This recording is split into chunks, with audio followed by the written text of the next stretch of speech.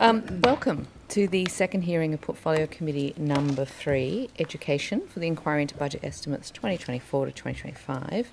I acknowledge the Gadigal people of the Eora Nation, the traditional custodians of the lands on which we're meeting today, and I pay my respects to elders past and present, and celebrate the diversity of Aboriginal peoples and their ongoing cultures and connections to the lands and waters of New South Wales. I also acknowledge and pay my respects to any Aboriginal and Torres Strait Islander people joining us today. My name is Abigail Boyd and I am chair of this committee. I welcome Minister Whan and accompanying officials to this hearing. Today, the committee will examine the proposed expenditure for the portfolios of skills, TAFE and tertiary education. I ask everyone in the room to please turn their mobile phones to silent. Parliamentary privilege applies to witnesses in relation to the evidence they give today. However, it does not apply to what witnesses say outside of the hearing. I urge witnesses to be careful about making comments to the media or to others after completing their evidence. In addition, the Legislative Council has adopted rules to provide procedural fairness for inquiry participants. I encourage committee members and witnesses to be mindful of these procedures. So welcome and thank you for making the time to give evidence. All witnesses will be sworn prior to giving evidence, but Minister, I remind you that you do not need to be sworn, as you've already sworn an oath to your office as a Member of Parliament. And I also remind Mr Disdar and Ms Reid that you do not need to be sworn, as you've already been sworn before this committee during this inquiry. But for all other witnesses, could you please state your name and position title and swear either an oath or an affirmation? And I'll begin with the first witness to my left. Good morning, everyone. Maroon El-Khoury is my name, the Executive Director for Industry and Investment at Investment New South Wales. Matthew Pearson. Hang on, you're going to do the oath or the affirmation? I swear that the evidence now about to be given by me shall be the truth, the whole truth, and nothing but the truth, so help me God. Thank you. Matthew Pearson, Relieving Executive Director, Training Services, New South Wales. I solemnly and sincerely and truly declare and affirm that the evidence now about to be given by me shall be the truth, the whole truth, and nothing but the truth. Thank you. Stephen Brady, Managing Director, TAFE, New South Wales. I swear the evidence now about to be given by me shall be the truth, the whole truth, and nothing but the truth, so help me God. Thank you. Julie Tickle, Chief People Officer, TAFE, New South Wales. I solemnly, sincerely and truly declare and affirm that the evidence now about to be given by me shall be the truth, the whole truth, and nothing but the truth. Good morning, Janet Scorer, Chief Delivery Officer, TAFE, New South Wales. I swear that the evidence now about to be given by me shall be the truth, the whole truth, and nothing but the truth, so help me God. Thank you.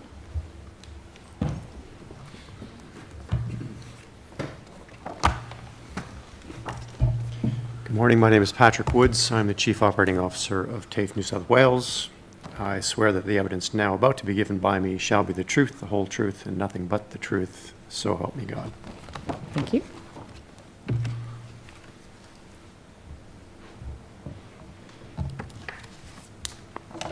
Margot McNeil, Chief Product and Quality Officer, TAFE New South Wales. I solemnly, sincerely and truly declare and affirm that the evidence now about to be given by me shall be the truth, the whole truth, and nothing but the truth.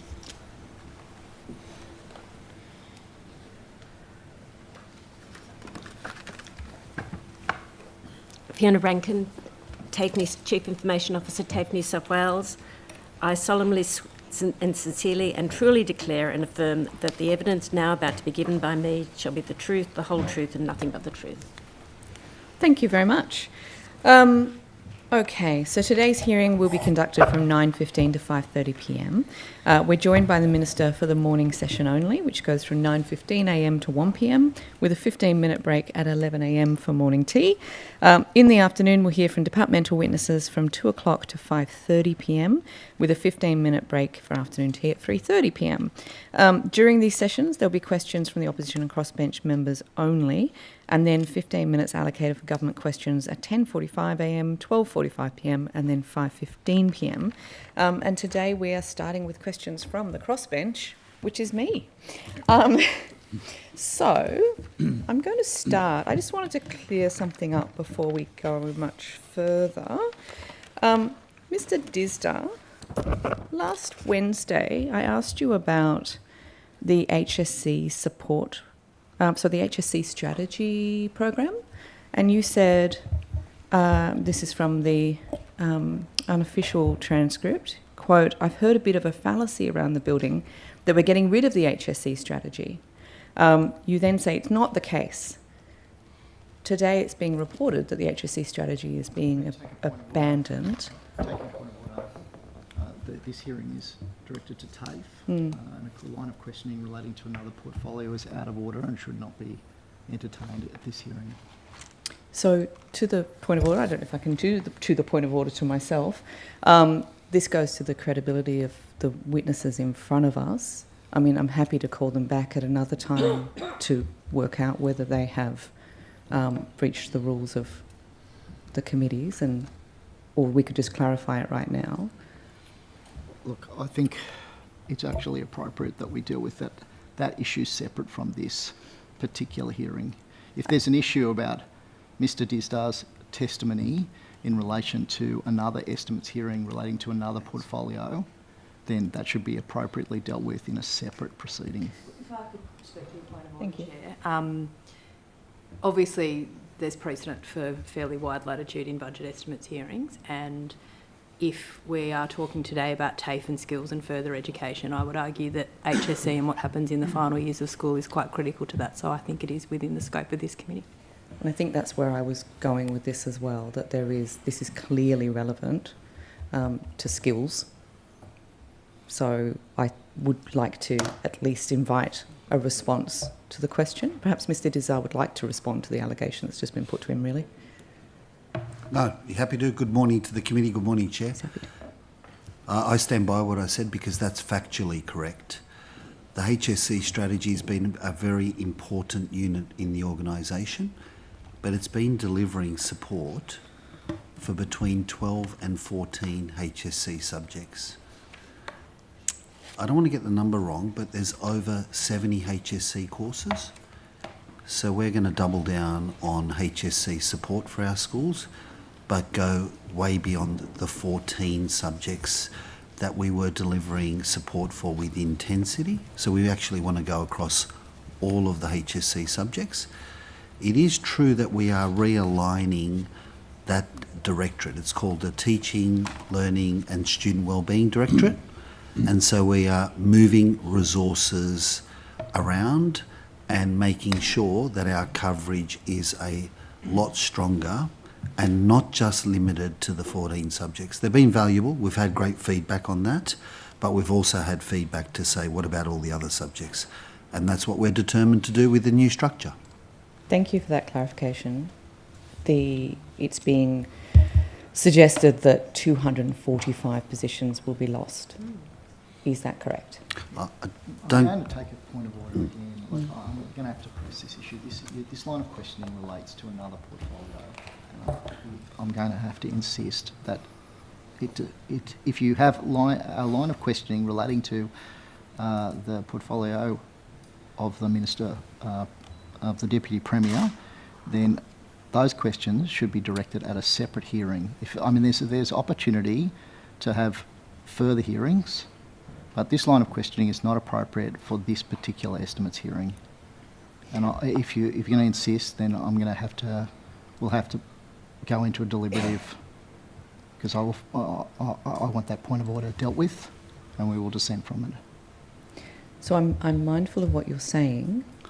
The witness is within their rights to say that they don't want to answer it on that ground. I'm not quite sure why you feel the need to... It's about whether you have a capacity to ask questions relating to another portfolio under the resolution of the House. This hearing is directed to the skills portfolio, not to the education portfolio, and the line of questioning needs to be contained to that portfolio. Out of respect for you, Mr. Diadam, and also because I am appreciative that I am the chair as well as the person asking the question, what I'm going to do is ask the clerk for advice and come back to this line of questioning if I believe that I'm on solid ground in a future round, and I will now talk about something else. Thank you. So, if I could ask to you, Mr. Whan, hang on. I understand that there was a case in February in relation to the unfair dismissal of, I think it was 3 members of the, free teaching staff in TAFE. It was a decision of the Fair Work Commission, so it's, for your reference, it's 2024, Fair Work Commission 383, Kildee and others versus the Technical and Further Education Commission. This decision was handed down on 13th of February, and under that decision it was shown that these 3 people were unfairly dismissed, and compensation has been ordered and they've been ordered to be reinstated. How much did defending that case cost? Okay, thanks for the question. Yeah, I will pass over for the specifics on cost, as I don't have that advice. It is a decision which TAFE was disappointed with. I think there was an expectation from taxpayers in New South Wales that public service appointments should be free of any suggestions of nepotism, and learners are expected to be taught by qualified teachers, and that was the core of this case. TAFE accepted the outcome and is complying with the orders made by the Fair Work Commission to reinstate the 3 former TAFE New South Wales employees. Can I just stop you there, because I understand you're reading from statement. It makes it hard to follow. Just the beginning there. Are you saying that TAFE still believes that it's done the right thing in a case that the Fair Work Commission has said they did not? Well, I might ask Mr. Brady to elaborate on that. There's certainly, I have to say, we do need to be clear that we are free of any of appointments which involve but the court, suggestions like this. I'll pass to Mr. Brady. I think we need to be very careful in a court of case involving individuals where it's already been found they were unfairly dismissed and unfairly treated. We need to look carefully at the reasons for those decisions, but I'll pass to Mr. Brady for that. Thank you, Minister. We accept that the Fair Work has made a decision and we're acting in compliance with that decision. Mm-hmm. We still stand by the reasons for the dismissals we made in the first place. We feel strongly that for a teacher to be standing in front of a classroom and in accordance with the requirements that we have under our regulatory frameworks, that teacher needs to be fully qualified. Sorry, can we just go back though? The Fair Work Commission found that there was no valid reason for these people to be dismissed, and you're now relitigating the point. I'm sorry, I started by saying that I accepted the decision of the Fair Work Commission and that we're implementing that decision. Okay, I wouldn't now add to the harm that's been caused to these people by continuing to restate the position, the unfair reason. Point of order, Chair. I mean, irrespective of the merits or demerits of those particular individuals' case, the witness is answering a question and it's not really your position to tell him how to answer the question. No, that's true. I will just caution you, though, in accordance with the procedural fairness resolution, not to cast adverse reflections on people, particularly where there's been a court case. Accepted. Thank you. How much did that court case cost to defend? I'll pass across to Ms Tickle, the Chief People Officer. I think we will take on notice how much the court case cost. It was a lengthy investigation and many people were called as witnesses and provided information on the case, but in terms of the amount, we'll need to take it on notice because I don't have it in front of me, Ms Boyd. Thank you. And if you could get me, I understand there was an initial investigation where a law firm was hired. If you could get me the cost of that as well as the cost of defending the case, that would be very useful. Has there been any consequences for those TAFE managers who were involved in this unfair dismissal? By TAFE managers, do you mean the people who made the decision to unfairly dismiss these people? The person who made the ultimate decision made that decision based on the investigation and the recommendations from the investigation. So there hasn't been any action taken against that individual, no, because they based their decision on the recommendations from the investigation. And is that standard practice to order an investigation of that kind into people that you have I don't understand, is that like if you sort of have decided that someone has been unfairly been incorrectly appointed or whatever the case was, is it then common to go and get some law firm to back up that decision? Is that standard practice for TAFE? It depends on the complexity of the case. So we use a combination of external law firms, and we also have some internal resources that carry out investigations. This one had, as I said, a number of people that were called as witnesses, and we often use external law firms to do cases like this, which, you know, are a little bit more complex. So I wouldn't say it's standard practice because each case is a single matter, and it depends on the circumstances. And is there ever any consequence for the law firm when they get it wrong? I mean, it depends, I guess, on what the circumstances are again. So we use law firms on the government panel. We have a variety of law firms that we engage when we need to for investigations. Thank you. Can you just confirm that those TAFE managers who were involved in that dismissal are still employed by TAFE? I'll need to take the question on notice because the person who made the ultimate decision is still employed by TAFE, but there were a number of TAFE managers you refer to, so I'll need to take on notice the specifics and come back to you. Thank you. Chair, I certainly would defend those managers. The issue with the court's decision was about the process, and certainly that's a problem, but I've been briefed comprehensively on what led up to this, and there was certainly strong justification for investigating the case. Have you read the decision? I've been briefed on the decision. Okay. Have you been briefed on the part of the decision where the judge, magistrate, I don't know for Fair Work Commission, had said very clearly that there was no valid reason. It wasn't just so there was two bits. There was there a valid reason for dismissal, and then if there was, or even if there wasn't, was it then done fairly, or was it, done in a way that didn't cause harm?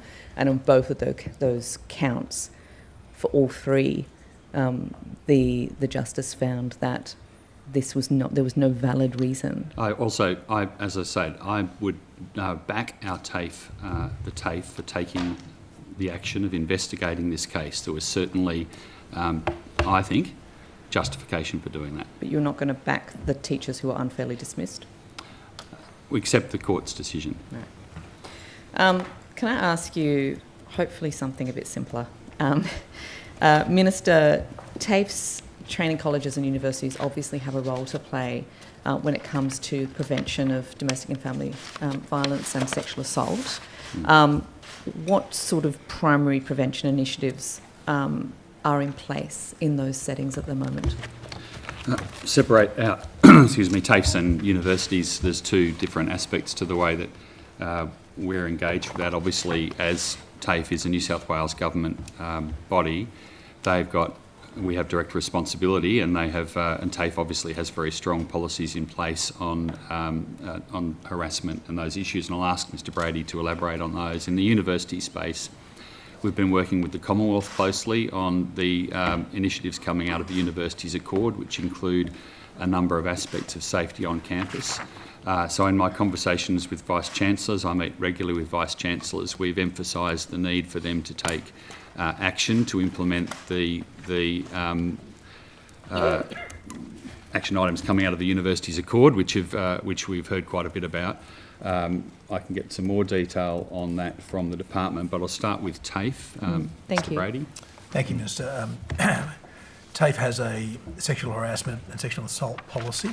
We've, in compliance with the requirements of the Public Service Commission, we've established that policy. It has two aspects to it. One part of the policy relates to staff and how staff are protected in the workplace, and the other is in relation to students. We publish those policies and procedures at the end of March 2024, and we take our obligations seriously under that. We are also a member of a working group contributing to the Public Service Commission's e-learning tool to help inform the rest of the sector, and that's due for release later in 2024. I might see if Ms Tickle wants to add anything to that. I think the only thing to add is part of that new policy is the positive duty obligations that organisations have. So we are continuing to raise awareness around positive duty. We have training in place for employees, and they do that training, particularly those who deal with students, and part of our student orientation and induction has some information about it as well. So that's probably all I'll add. So before we leave TAFE, can I just ask, so last estimates I asked whether, basically I said how many of the TAFE campuses would have on-campus counselling for people who have experienced, in that case I was talking about sexual assault, you came back on notice saying that the campuses with on-site counsellors varies. Do you not know how many campuses have on-campus counselling? Do you want me to? Our counsellors are across the state, so not every campus has a counsellor that works out of there all the time, but our counsellors move around campuses. So, for example, on the Mid-North Coast where I live, the counsellor looks after 3 campuses. However, all of the students and employees can access counselling because we have a counselling service that's available all the time. So I guess for employees that includes EAP, but for our students, our counsellors are available. Whether they're on the campus at the time, they can still book a phone consultation with the counsellor. So they always have access to counsellors, and we have counsellors across the state, regional, remote and metro campuses. Are there in-person counsellors? Like you said, on a Monday you can go to this campus, that sort of thing? Yes, that's right. So if the counsellors cover a couple of campuses, like the example I gave, they have regular hours that the students, it's actually on their door, and the students can book in to see them. And so then are you in a position to say that every TAFE has a on-site counsellor on some days of the week? No, I would not be in a position to say that. We would need to take that on notice and provide more information. But what I can say is that every TAFE campus and every student at TAFE has access to counselling. So whether it's in person or via phone or using Teams, which is our portal we use, every student has access to counselling. And I appreciate that, and that's good. But the nature of trauma from sexual assault is that people sometimes need to see somebody in person, or they're really not willing to take that step. Also people who are worried about security concerns and all sorts of other reasons. So can you tell me how many TAFEs don't have any on-site counselling? We would need to take that on notice and come back. Thank you. That would be very useful. Go on to the university side of it, Ms. Reid? Yeah, thanks.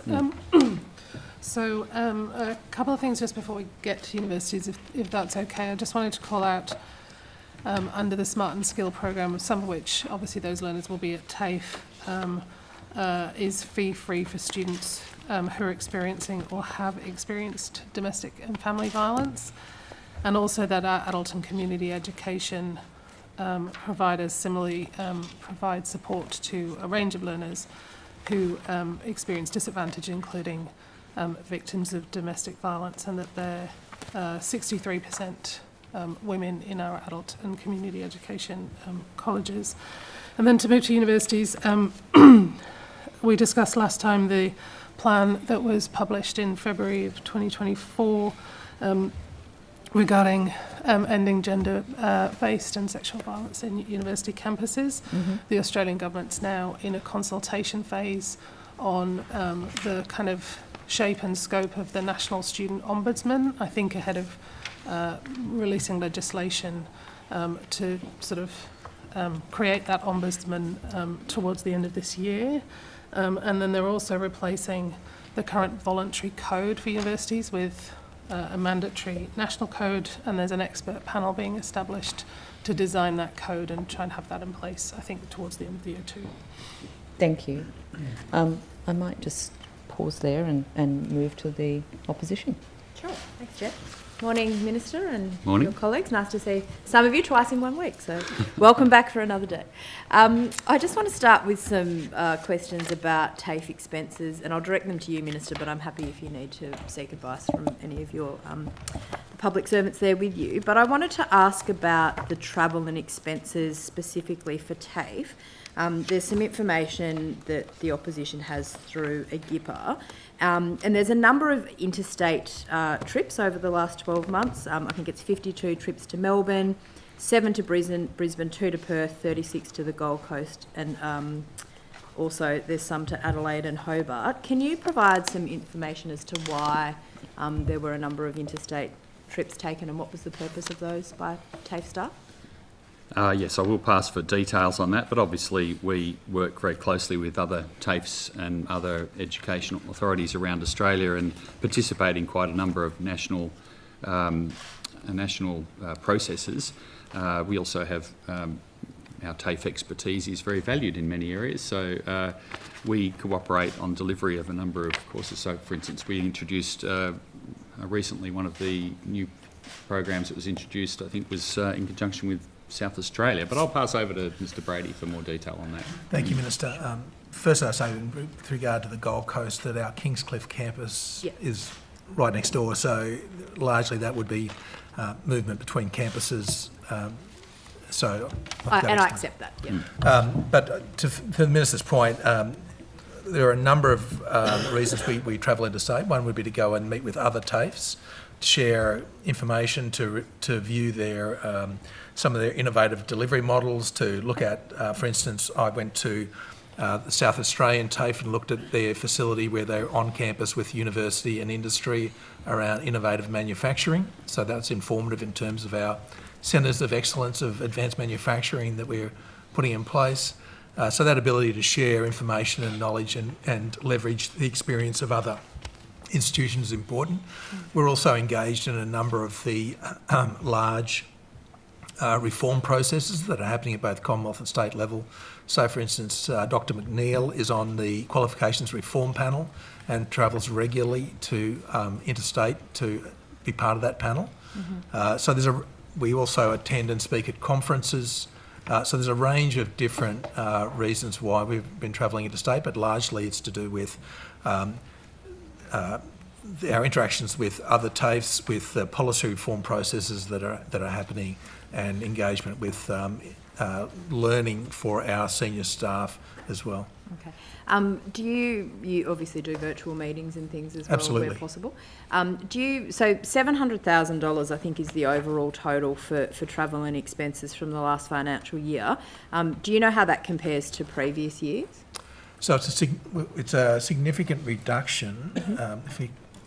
We have. I'm happy for you to provide on notice if you don't. Yeah, we might take that on notice. Yeah, just for the last couple of years, that would be good to know. Happy to take that on notice. And then just, Minister, you mentioned obviously that, TAFE's New South Wales's expertise is often, wanted to be looked at by other states as well. Do you have any way that you sort of evaluate or assess on the outcomes for those trips? Not specifically for me. The reporting that is overall budget. I approve all overseas trips, but not interstate trips, obviously. Okay.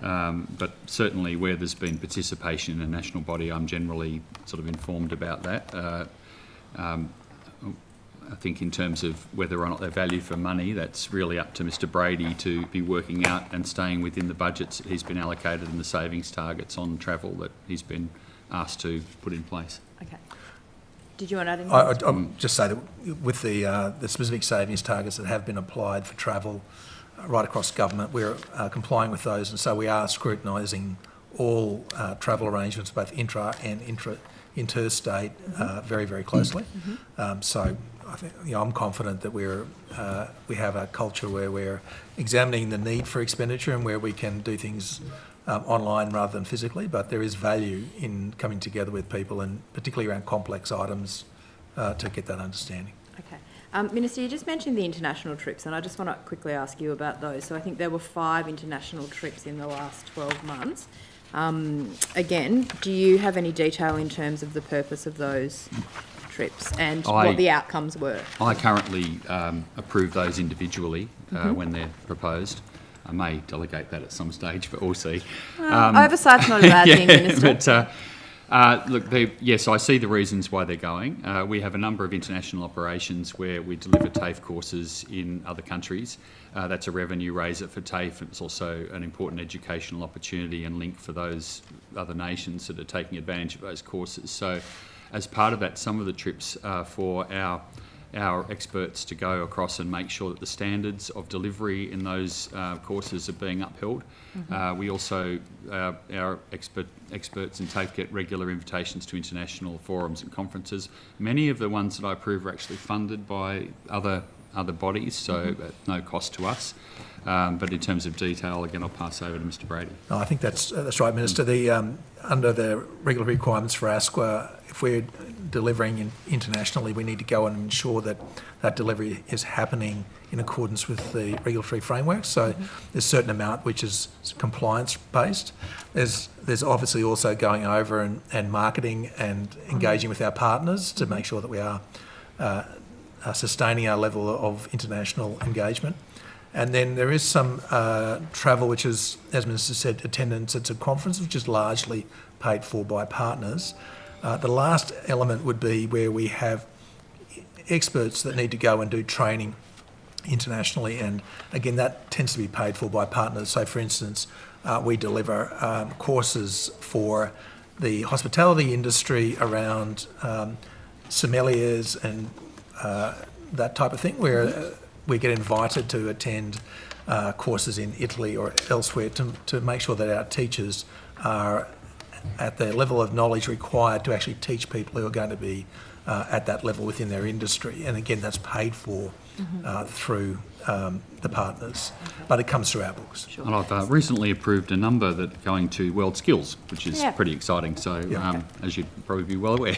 So can I just ask just for a bit of clarity? So that the information we have, I think there was 1 trip to Abu Dhabi and 2 to Shanghai for educational export. So is that going to look at the quality of the courses? Is that what was that about? And then Manila and Beijing, there's 1 to each of those in the information that we've been given through GIPA. So I think I have to take on notice what the purpose for each individual ones were. And could you also provide on notice, I'm interested, you just mentioned that, I'm sure everyone would love a trip to Italy to go and talk about wine, and I appreciate in all seriousness that it has a benefit of not being cheeky, but those that are overseas trips that are paid for by partners but obviously still go through TAFE, can you provide on notice the number of those trips in the last 12 months and who the partners were in that relationship as well? We'll do. Take that on notice.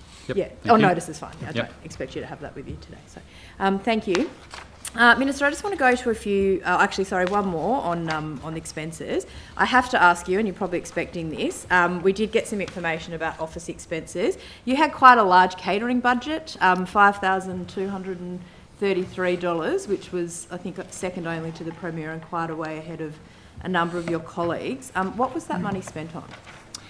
We had as you're probably aware, we have the Friends of TAFE in the New South Wales Parliament, and we hosted a Parliamentary Friends of TAFE event, which was in the Speaker's Courtyard. A number of members of all sides of the Parliament came along with 100 students, family members and teachers.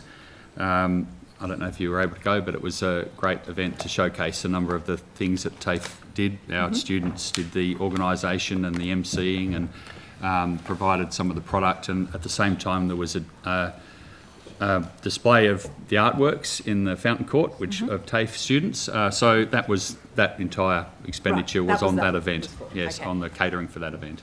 Would you be able to provide on notice a breakdown in terms of how much was spent on food, alcohol, and other costs, if possible? The expenditure out of my budget was only on food and the catering costs, not on alcohol. Okay, thank you, Minister.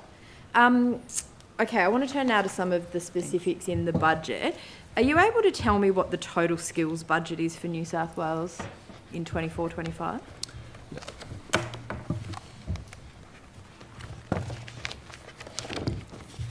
Just make sure I've got my correct. There we go.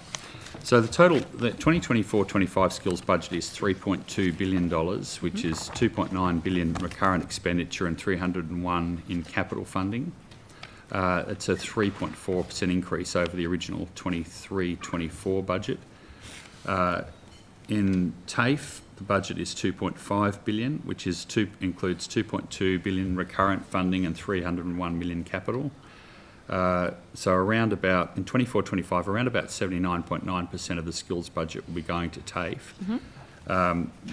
It's an increase over about 4.9% over the previous year's budget in TAFE, and our capital is around about the same.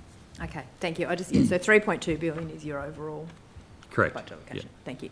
And then I wanted to ask about some of the capital works, just in the budget paper number 3. I don't know if you've got it in front of you, but page 431, where it lists the TAFE, just says capital projects various under new works, and I think there's an 88.4 million estimated cost, and the allocation this year is 22.6. Are you able to indicate which are the new capital projects that are covered through that bucket of money? I will, and in general, and then I'll pass over to TAFE to give you some more detail. But Yep. so the breakdown of the capital program for this year is around $90 million for the asset renewal program, 37 million for Digital Access Foundation. There's a specific 17.8 million for Kingscliff Campus, 21.6 million for Coffs Harbour Yep. Optimisation Project. Can I, sorry, Come back. I see that in front. So I'm you're really interested particularly in the new interested in works. the $90 million? Yeah, I'm interested in the new works. Yep. That's at the top of that, because all the others are listed on the table, and that's Yep. easy to see. Okay, I'm sure. just wondering what capital projects are in new works. So Or a lot of what will be a lot starting of the under that. work that we are doing is maintenance and upgrades of TAFE campuses. We have some quite serious maintenance problems that have been left in TAFE over the years. So a lot of that is going to maintenance programs. We are doing quite a lot of work in digital, so upgrading Wi-Fi in many of the TAFEs, which hadn't been upgraded since 2009. So there is a very large list of projects Can under I just that. ask, just on that, sorry, Minister, I didn't mean to interrupt you, but so Digital Access Foundation is listed as a separate item in works in progress. So is asset renewal program. Is that what the maintenance upgrades fall under? The capital projects, the new works. I'm just really keen to know which campuses or what that part is referring to, as opposed to works in progress. Ask Mr. Brady to elaborate on that. Thank you. Sorry, Ms Mitchell, could you repeat the number that you're referring to? So page 431 of budget paper 3, and up the top of the table under major works, it says new works capital projects, various over the course of the next 4 years. It's an $88 million total estimated total cost, and this year's allocation is 22.6 million. And I'm curious as to what falls into that capital projects 22.6 for this financial year. So the 88 million consists of a number of elements. One is there's minor works projects, which consists of a range of small projects, really. I'd have to come back to you with a breakdown of what that is. Okay. Do you think you could have that this afternoon, or We'll come back with what we can. Okay, that would be good. Thank you. I'll hand over now to my colleague. Thank you very much, Minister, officials. Thank you very much. Sorry, just juggling my budget papers. Minister, is the government still committed to the relocation of the Bankstown TAFE? The Bankstown, so it's relocation and then putting it back. Yes, we are still a part of the project to build a new Bankstown hospital, which will include on the site a new TAFE campus. There is quite a lot of planning that's been going on since I last talked about this at a previous estimates. TAFE has been very closely involved with health in planning what we need to have in the new TAFE building to cater for the courses that we want to continue to offer there in Bankstown. TAFE has also been looking at the options for the temporary relocation of the TAFE and looking at options within the Bankstown CBD area there. I think when I talked about this at my first budget estimates in this portfolio, talked about understanding that the people who are at the Bankstown TAFE for many of the courses that we had needed to have access in a very close proximity to public transport, so we're still very focused on that. Planning has progressed quite a long way.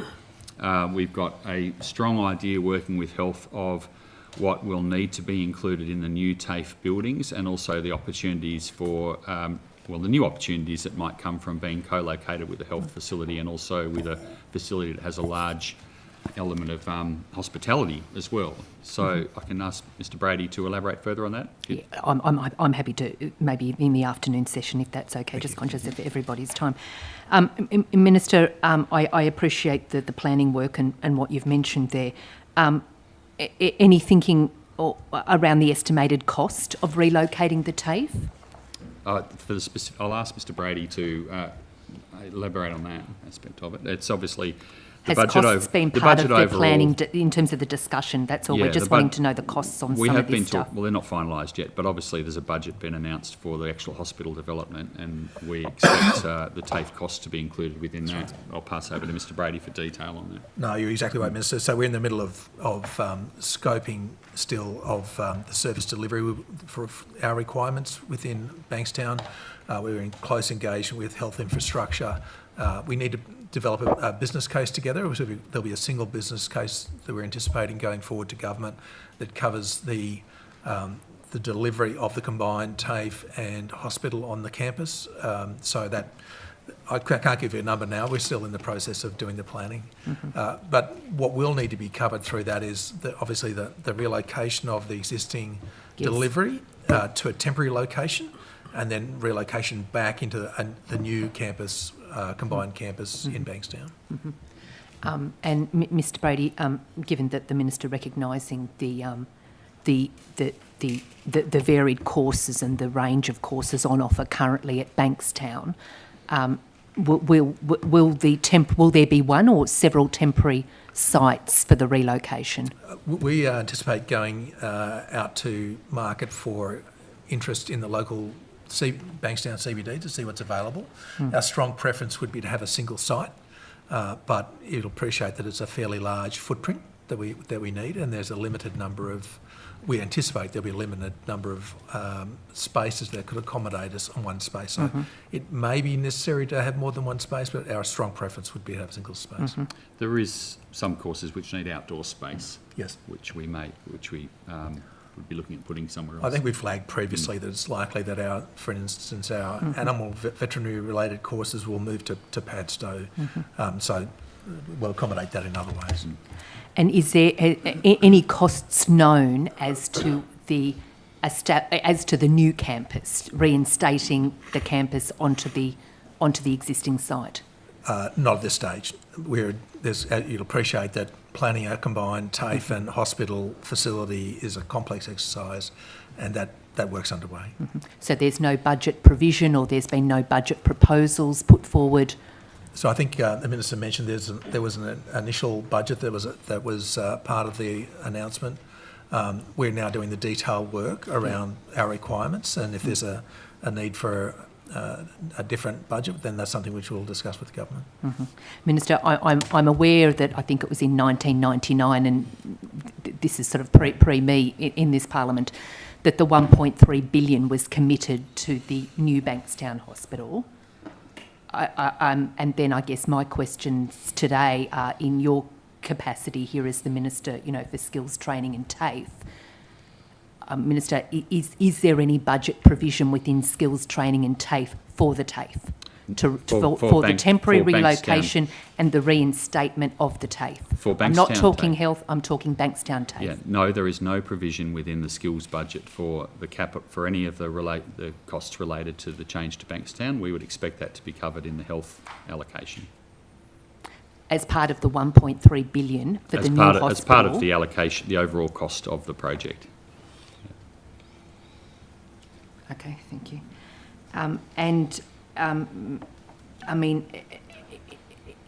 Is there any indication just for families, for students, the time frame on this? Not at the moment. Mr Brady might be able to elaborate on that, on what information we may have got from health about this, but we will be obviously planning to give as much notice as we can, but Mr Brady might have a time frame on this. Look, I think we're still working through that detail. I mean, the challenge is obviously for TAFE New South Wales is with our academic calendar, we don't want to be moving in the middle of a semester, so we very much will want to move and minimise the disruption on students. So that means that we need to be planning around that calendar.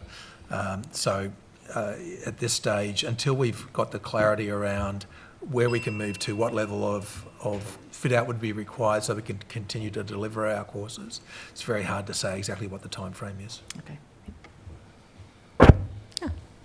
Okay. Minister, under the previous coalition government, the TAFE model was getting sort of less and less interactive with actual teachers, and it sort of resulted in a lot of curriculum, assessment materials and other things being outsourced. I understand that's now got to the point where sometimes content has no context in the classroom at all. Have you put in place any changes for that? Are there any sort of moves afoot to try and bring teachers back into curriculum development? It's probably a long and complex answer to this, but I'll start on it and we'll see how we go. We've obviously just undertaken a VET review, which is really seeking to set the direction for our vocational training in New South Wales. And a key component of that was about recommending that we look at the structure of TAFE so that it is able to better, and we are moving to a new operating model, which is designed to enable our TAFE to actually better interact with its relevant industries, but also to re-engage with local communities. We're in the process of that, but there's a number of elements of this TAFE, and I'll get Mr. Brady to elaborate on some of this, but there is a lot of complexity that I've discovered in TAFE for teachers in terms of the curriculum development process, because when you have a nationally accredited programs, it comes with a lot of admin that teachers have to do, and every time there's a change to an element of a curriculum or a qualification, that's actually quite burdensome for TAFE teachers. So there is a huge amount of TAFE teachers' time which is actually taken up in assessment, in ticking off on an apprentice's qualifications, I suppose, in changing their courses to meet changes that happen to the national standards and curriculums and those sort of things. And so a lot of what's coming out of the VET review will help us to simplify some of that over time and give teachers more opportunity to teach face-to-face in classes. Is the VET review finalised? Is it public? The VET review's been released a couple of weeks ago, the final report. It's pretty big. It's got... we had 6 recommendations in the first one, 21 in the second, with counted 61 different points in them. So there's quite a lot in it. We've also got some fairly... some of the systems which TAFE uses need to be continue to be worked on in terms of the admin that teachers have to go through. So I think there's some pretty big challenges there, but we'd certainly accept that there is a lot of complexity in the way that teachers have to go about changing, modifying curriculum. One of the elements of the VET review was to allow TAFE to trial being a self-accrediting organisation, and we'd like to trial that with the Centres of Excellence in Manufacturing. That I think recognises the complexity that comes out of the national process. Universities obviously self-accredit. TAFE hasn't been allowed to do that. But as the biggest educational provider in Australia, we think that it's reasonable for them to be moving down that path. So I think there's quite a lot to unpack. I'll ask Mr. Brady, he might be able to give a more concise summary than me. But I'll come to Mr. Brady in a minute. Can I just ask, because under the previous government there was a statement of sort of, I guess, of where they were going with this, which was, and it appears a lot through the e-tender records, which I find interesting. And the statement is, TAFE New South Wales is reimagining its approach to developing training product, moving to a multi-tier, multi-channel approach to ensure an improved and efficient approach to training product development at scale, which I take as shorthand for we're going to do a lot of sort of online courses. Has that approach changed?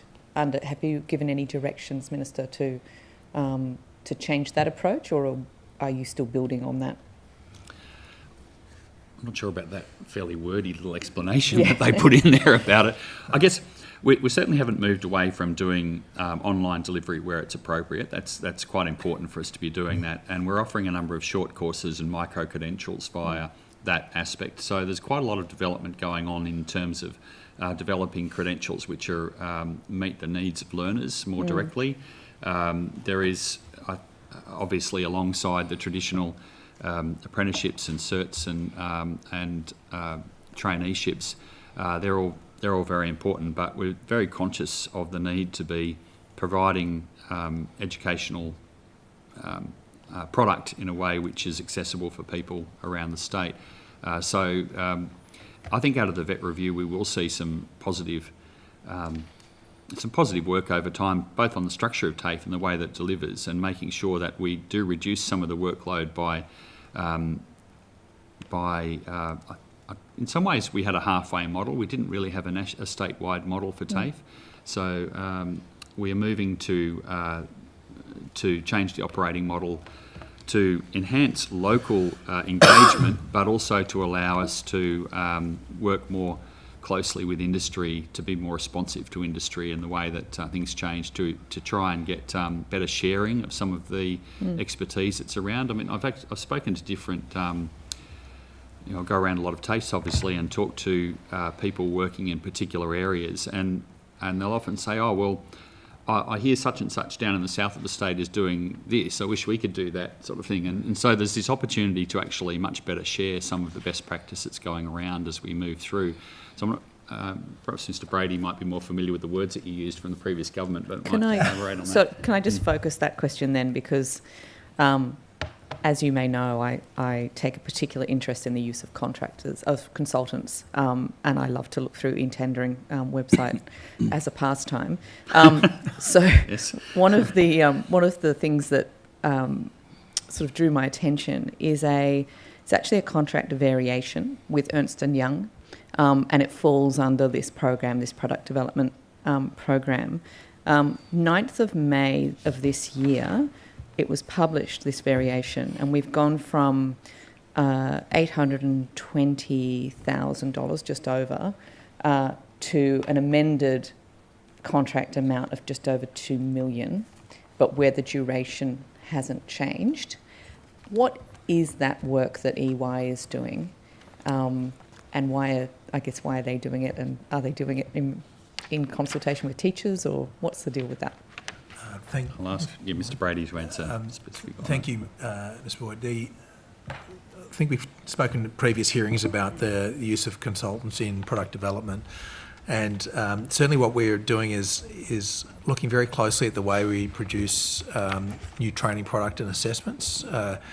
The challenge we've had in previous years has been a very high rate of change in the training packages coming through from the Commonwealth, and we had a centralised model of product development which struggled to keep pace, and hence having to leverage the use of external parties. We've been changing that model over the last couple of years, and our operating model actually accelerates that change to enable greater use of our teaching workforce. Our teachers are experts in their field, and we draw on them as subject matter experts, but beyond that, there is a capability within particularly some of our longer standing teachers who have a full teaching qualification to be engaged in curriculum development. And so the model we're moving towards is having a multi-tiered approach where very complex changes done within our central team using subject matter expert teachers, but the less complex changes we're actually leveraging those teachers more and more. Part of their duties is not only delivering teaching and assessment, but also delivering work towards curriculum development. And so I might ask Dr. McNeil to talk a little bit more about it, but what that's doing is enabling us to use less external resources. Why have we got double the amount going to EY then under this contract variation? I think if we explore that, you'll see that it's coming down, actually. Okay, but it's double from 9th of May to this year? I think we need the detail. Yeah, thank you for the question. Can you bring the microphone slightly forward? Sorry, I know it's difficult on the corner there. I'll move my chair in a little bit. Yes, as Mr. Brady explained, this has been a process for us where we're continually driving down our reliance on external partners, because we work very closely with them to make sure that we always have TAFE New South Wales subject matter expertise from the teachers, but also project oversight. I'll take the committee back a couple of steps though, because our primary requirement in the product development space is to make sure that the materials are going to be ready in the very complex environment that the Minister explained. So in some cases we have externally imposed changes to the training packages, which we need to respond to very quickly. We're not always able to do that relying on our internal sources of our teachers and our own internal project teams. Therefore, we rely on others. So if I talk about the training package changes, that's really only one of the sources of changes we have. So, for example... Can I just draw you back to this, though? Ernst & Young were hired... We had the original contract duration from the 1st of September 2022 to the 1st September 2025. We have an amended contract duration of the exact same time. Why was that 3-year contract worth $820,000 when it was first signed, and now, as of 9th of May, it's been up to $2 million? It would be because we have additional requirements to meet these changes. For example, where the building codes change for specific courses. And if Ernst & Young, they're one of the 31 providers on the panel that we have to work with us as external partners. But wouldn't that be a separate... So the way that I understand e-tendering to work is that there's a tender put out for a specific scope of work. If there was to be an expansion of that scope, then you would consider that as a separate thing. So it would be an additional amount that would go under an additional contract. You don't just... There's no explanation as to why this is just increased. I'll have to come back to the committee with that information on notice for the specifics about that contract, but it will be because of the external changes we've experienced. Right, in which case there should have been another contract process undertaken, or a registering on e-tendering of an additional amount. There's no explanation in this. Can I ask you then, there's another one here, to a Strawberry Solutions company. Again, we've got, this is a 4-year contract, or 3.5 year, from 1st of September 2022 to the 24th of February 2026. This one's gone from $460,000 to $2.2 million. So that's over 4 times the increase in value. Again, 9th of May, so both of these were registered with e-tendering on the 9th of May. How can that be such an increase under the same contract? Again, I'll have to come back with the details on notice, but it will be because we work with those external partners on the material development. Yeah, okay. Minister, does it worry you, the lack of transparency over these sorts of contracts? I don't think there's a lack of transparency in terms of us knowing what they're doing. I think that's pretty clear within TAFE. There's some jobs that we have to do. But in terms of you not being able to provide that information, we'll do our best to provide that information for you. Thank you. I'm hearing that some of the micro courses that have been generally well received, people like the idea of being able to do a micro course, have some sort of product placement or reference to... You mean advertising? Yeah, particular companies and things in it. Is that true? I'll ask Mr. Brady to answer that. I'm certainly not aware of that, Ms Boyd, so if you could provide us with specifics, we'd more than happily look into it. Okay, so that's certainly not the intention, though. No. Who has been doing those micro courses? Who's been creating those? Sorry, short courses, I think you call them. Well, TAFE creates them, but I suspect we do have partners in a number of them. Well, there's a range of different... so, for instance, in our Institutes of Applied Technology, we develop those in conjunction with industry and with university partners. So that could... an individual micro-credential could be developed by one of the universities, or it could be by us, or it could be a combination with industry. Although TAFE New South Wales, we develop our own micro-credentials as well in other areas. So there's a range of ways in which they get created. Okay. Are you able to provide me, perhaps on notice, with the 31 providers that you have creating these products, and how much each of their contracts are? This is along the lines of the EY Strawberry one we had before. Okay. Yep. That would be really useful. And when we're talking about, again, it's a welcome thing to have online courses and to have that that option for people. I think the concern comes when people feel that that's replacing face-to-face teaching. What effort is made, particularly with these online courses packaged up by other sort of providers, to make sure that they can be I guess, adapted for the particular needs of the region that they're being delivered in. So even simple things like, places with high levels of, called communities and First Nations communities, what's done to sort of adjust the curriculum? Yeah, well, I will hand that over to Mr. Brady in a moment, but we're certainly very conscious of the need for additional support for many parts of the community and wraparound support. It's a very strong focus out of the vet review, and it's been a strong focus of government policy and for the whole training sector, not just TAFE. So we made a significant change in allowing people to combine the assistance if they are in different disadvantaged groups rather than only being able to access one element of assistance. So, which is really important in terms of enabling wraparound support for people. Obviously, in terms of delivery, we're also very conscious of where things are being delivered and what the markets are. And I understand people saying that they don't always like online delivery. Some people love it, some don't. But it is designed to extend our availability rather than replace. I'll ask Mr. Brady to elaborate on that. Thank you, Minister. I think it's important to appreciate that there are a range of different delivery modes that we use.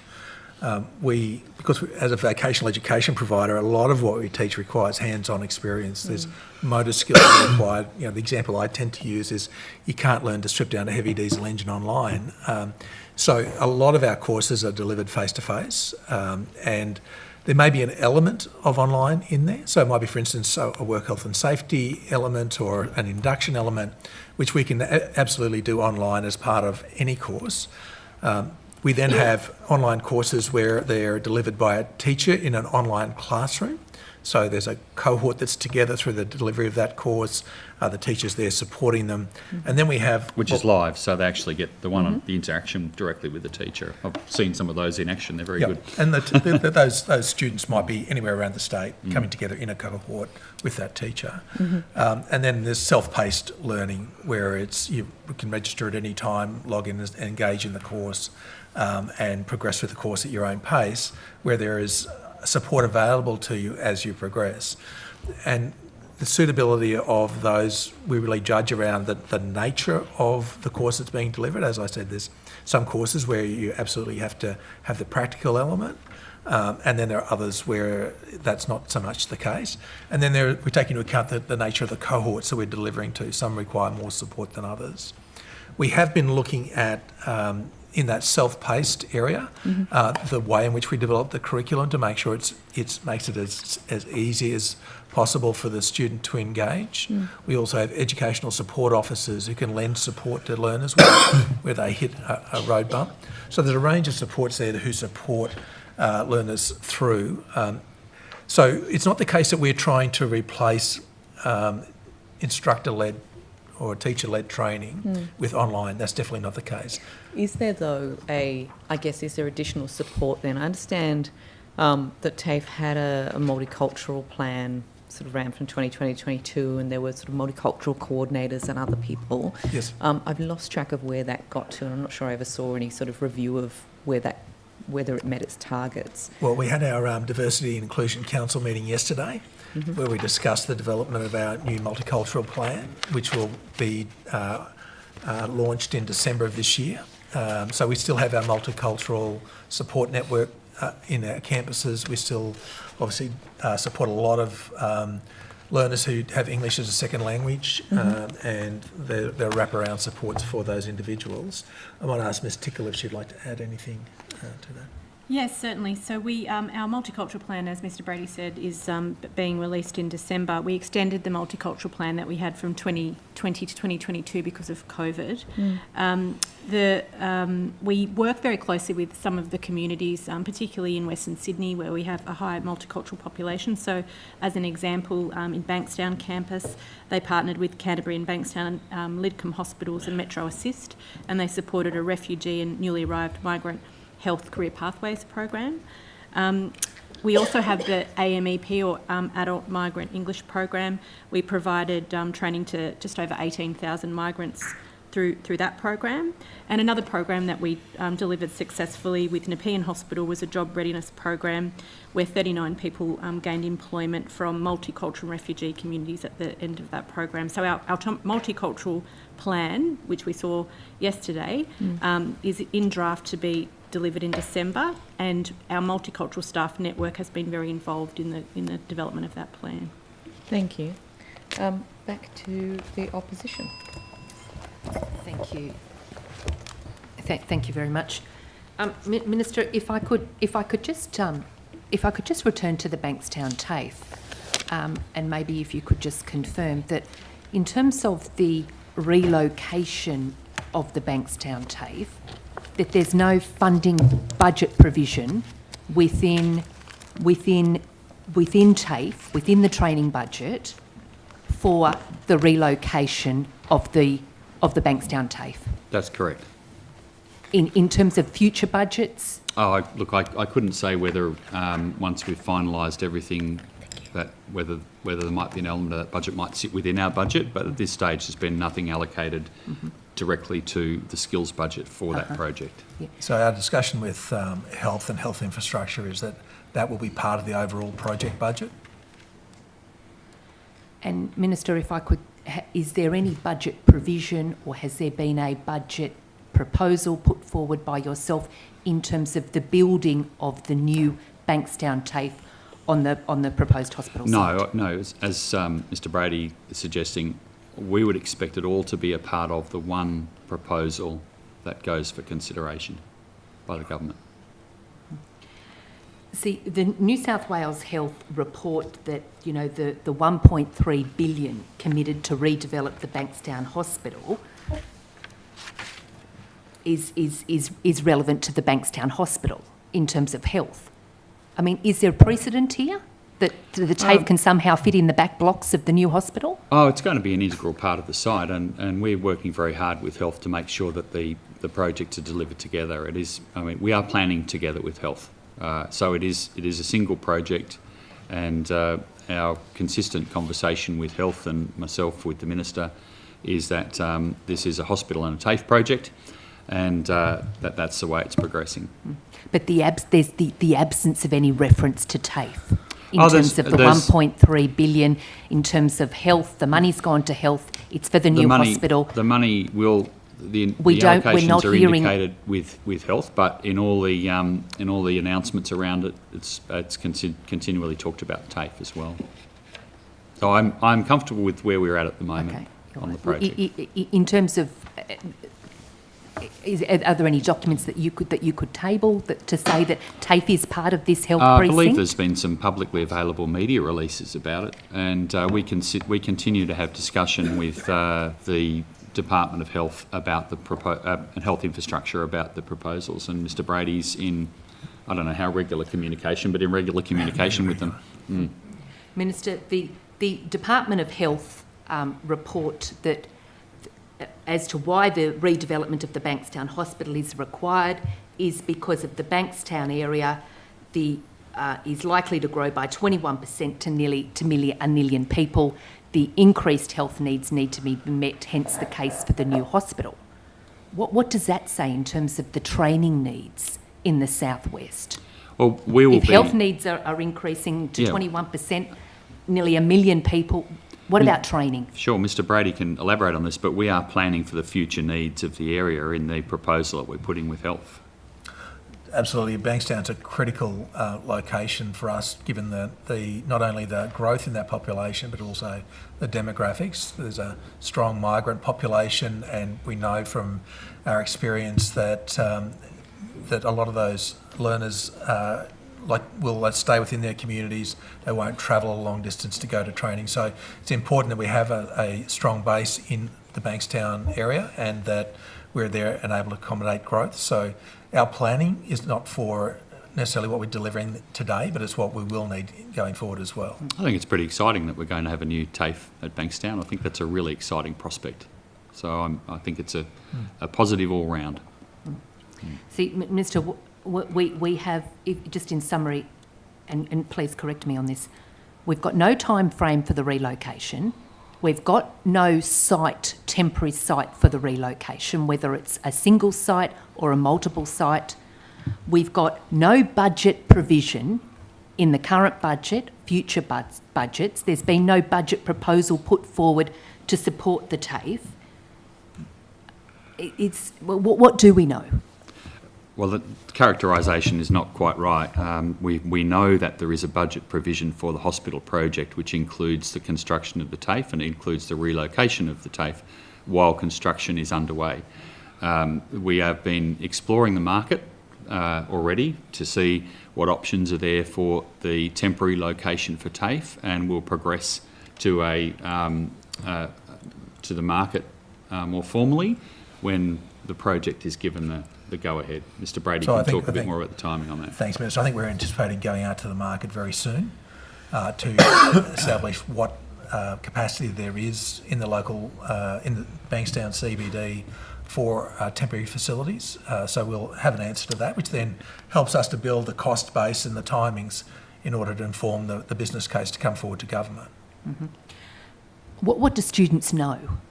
So we've communicated to students that the fact that there is the project. We've communicated our commitment to the Bankstown CBD, and that there will be a relocation and temporary facility, and that more information will be made available as it comes to light. Mm-hmm. So in terms of the 88.4 million here in the budget papers that was going to be in terms of new works. It does not include Bankstown. So Bankstown TAFE's not part of that? No, it is not. No, and I wouldn't want it to be, because we'd want lots more in our budget if we were including Bankstown. So I'm comfortable with the fact that it is going as a single project with health. Is there a precedence here where we've got money committed to a new hospital and then all of a sudden it's going to include a new TAFE campus? Well, it's not all of a sudden, because it's from day one when the government announced that the Bankstown site, we've talked about it being a new TAFE as well. So that's been very clear from the government's original announcements on this, and it's been consistently clear from my discussions with the Health Minister and from TAFE's discussions with Health. That's correct. Any precedence, Minister, for this? I'd have to ask others if there's certainly precedence for co-located facilities. I'm not sure of the single budget approach, but... Well, look, I think given that the intention is to build the hospital on an active TAFE campus, we have to take a whole of government perspective. We know the importance of the Bankstown community for health, but also for skills. And so taking a single view and a single business case is the only sensible way that you could do this, because otherwise health needs that land in order to be able to build its hospital, and we need that land in order to be able to deliver skills in Bankstown. So bringing the two together is the sensible way forward. Okay, thank you. Minister, if I could ask you what the latest might be relating to Gosford TAFE. The Gosford TAFE project has had a business case done for it, but the government hasn't decided to fund that at this stage. So Gosford TAFE, that wouldn't fall in that 88 million bucket of money included in that we're to learn about? No, that's not included in that. Is there any? Do we have a time frame in terms of the Gosford TAFE? Look, it's I'll ask Mr Brady to elaborate, but no, at this stage it's not funded by government. We have a business case which is there, but at this stage it's not funded to progress. No, it's exactly as the Minister said. The business case, as you'd be aware, is predicated on moving on to the old Gosford Council Chambers site. We have agreed with the Council to extend the arrangement we have, which potentially gives us access to that site. So that remains open consideration for government. We are looking whether there are other ways we can shape the timing and cost of that project, but we still believe that it's an important business case for TAFE New South Wales. Minister, at an earlier estimates, you reported that you expected to give certainty on the project. I can't yet. Is there anything you can elaborate on that? No, I can't yet. I'm sorry about that. So, Minister, did in terms of trying to gain certainty on this, was a budget proposal considered? I'm not going to. TAFE? I'm not going to go into any considerations in Cabinet and ERC. Suffice to say, we have extended the option with the council on the site, and we'll continue to talk within government about the project. Mm-hmm. Have you held discussions with the council relating to the proposed site? I haven't directly, but TAFE has continued to negotiate with council over it. That's right. Mm-hmm. Have you held discussions with the member for Gosford? I think she's been rather vocal and supportive of this. I have certainly been talking to the very strong advocate, Yep. the member for Liesl Tetch. Mm-hmm. Yeah. What do we know about sort of the student cohort on the Central Coast in terms of the training needs? I'll ask Mr Brady to elaborate on that. We have a number of facilities on the Central Coast, obviously, and there is growing demand there. Yeah. We have a couple of challenging areas. Arimba is one which is where we have a TAFE as well. We are going through a process statewide of attempting to plan for our future needs in TAFE on the basis of the skills that we know are going to be needed over time rather than historical provision and availability of teachers. That's going to be a process which is really important to planning delivery, localising, making sure that we understand the local communities and their skills needs over time. And it's actually quite a big change. So the Central Coast will be a part of that. We've done some significant planning in terms of thinking about Gosford, but we're also thinking about what to provide at the other TAFE campuses in the area. We're about to start work on a new facility at Wyong. It's my understanding. So animal care facility animal care facility. Well underway. So there's a number of things we're providing at on the Central Coast, and perhaps Mr Brady can elaborate on the planning for future needs there. Thanks, Minister. So we're very much trying to take a view that all our infrastructure and digital capabilities should be driven by our training needs. So we're taking a longer-term planning approach where we're looking at not only what we're delivering there today, but what will be needed into the future. That takes looks at all the data that's available to us from NCVR, from ABS, etc., from a top-down perspective about what's driving training needs analysis. We're then engaging with local communities around what's required in those local areas and planning as a network of campuses. So, for instance, as the Minister said, we've got the Gosford campus, we've also got Wyong, Arimba in that area, and how do we deliver the skills required across those sites.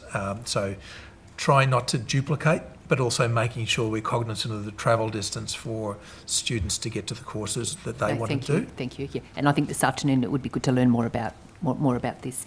But so Minister, just in summary, in terms of the Gosford TAFE, so we've got a growing student cohort there. We've had investment in terms of universities and other training facilities, but we've got no budget commitment for a new TAFE at Gosford, no time frame. I can confirm at this stage we have no budget commitment for the TAFE, for the relocation or new TAFE at Gosford. Mm-hmm.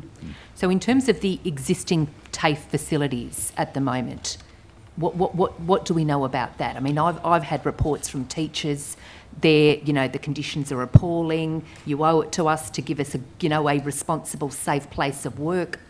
We know that campus, like many, was allowed to run down significantly under the previous government, and I am certainly also hearing that it is an old campus and have you visited the campus, Minister? I have not visited that current campus, no, at this stage. But Mr Brady can elaborate on that.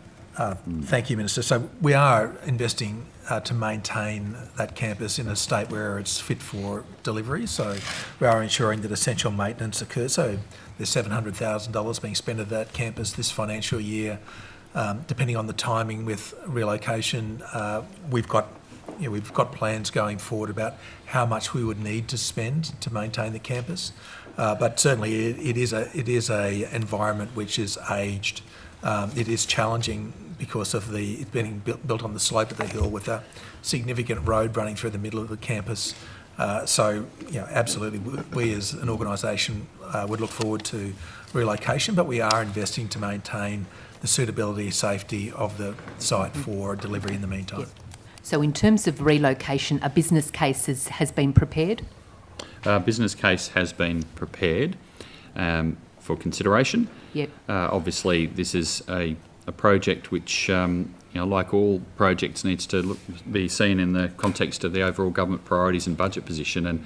And to be very clear, there was no forward allocation to this project made when we came into government, even though I understand there'd been some community discussion about it. There was no commitment had been made to it. Mm-hmm, mm-hmm. And I'm aware of the work, and hence, like the member for Gosford, that the member for Terrigal's been very active on this. The member for Gosford and the Minister for the Central Coast have certainly spoken to me extensively about this project and are very strong advocates for this project, and I'd expect that they would continue to be. I've heard the member for Terrigal talking in Parliament, but he certainly did not get an allocation of funds to get the project going when he was a part of a government. Mm-hmm. Okay, all right. Thank you. So just in terms of next steps, in terms of Gosford TAFE, it's sort of on the list under review. We have extended, as Mr Brady said, we've agreed with Council to extend the option over the site, and that enables us to continue to talk about whether or not the project could fit into the government's priorities in the medium term. Mm-hmm. And just in terms of budget allocation, would Gosford TAFE then fall under, in terms of sort of budget, would Gosford TAFE fall under new works? If we were to, if there was an allocation to it, it would appear, I suspect, with its own line item, because it would be a very major project, but it's not in there at the moment. Mm-hmm. Mm. So Minister, on one hand, we're just propositioning that if there was a commitment to the Gosford TAFE, that possibly a line item, how it would be addressed in the budget, but when we come to Bankstown TAFE, there's nothing. Oh, very different projects. I mean, let's be really clear about this. If we're building a new TAFE as TAFE on a block of land that TAFE owns, and it appears in our budget, the Bankstown project is a project that's being done jointly with Health, and we've made it very clear from the outset that that is the way the process is going. It'll have an allocation for the project overall, and that we've been absolutely clear about that. Mm-hmm. In terms of the materials or the agreement or the references that you've made between that, the 1.3 billion for the new Bankstown Hospital will include the new Bankstown TAFE. Could they be made available to the committee in terms of the materials, the agreement, the reference? Well, we will take on notice the public information that's been provided and provide anything that information and any other information we're able to release at this stage. Minister, is it fair that students and families in the southwest feel like the Bankstown TAFE relocation in the Bankstown, in the hospital precinct, is a downgrade? A downgrade to TAFE? That would be totally unjustified. A downgrade to unjustified. the campus? No, I totally reject that. It's a great opportunity to get a new TAFE. Yeah. A fantastic opportunity to get a new TAFE. We will have an entirely new building. We'll be able to really leverage on the opportunities of being on the same campus as a hospital in terms of our health. TAFE is really critical in the provision of health training in New South Wales. We'll have the opportunity to really work directly with the health campus. We'll also have some other really interesting opportunities we can explore in terms of hospitality, for example, because the hospital will inevitably have a number of hospitality businesses and activities going on. So I think there's some fabulous opportunities. I think people who are interested in the future of the Bankstown TAFE should be really excited about it. Very positive. Sorry, Minister, but just to pick up on that, you've said in answers to my colleague, you don't have a separate budget. You're not quite sure exactly how much you'll get from that health funding. How can you be confident that you're going to be able to offer everything that you're saying when you actually have a zero budget allocation? As with all projects, there is a process of doing planning and then going out and getting cost estimates of how much it's going to end up as.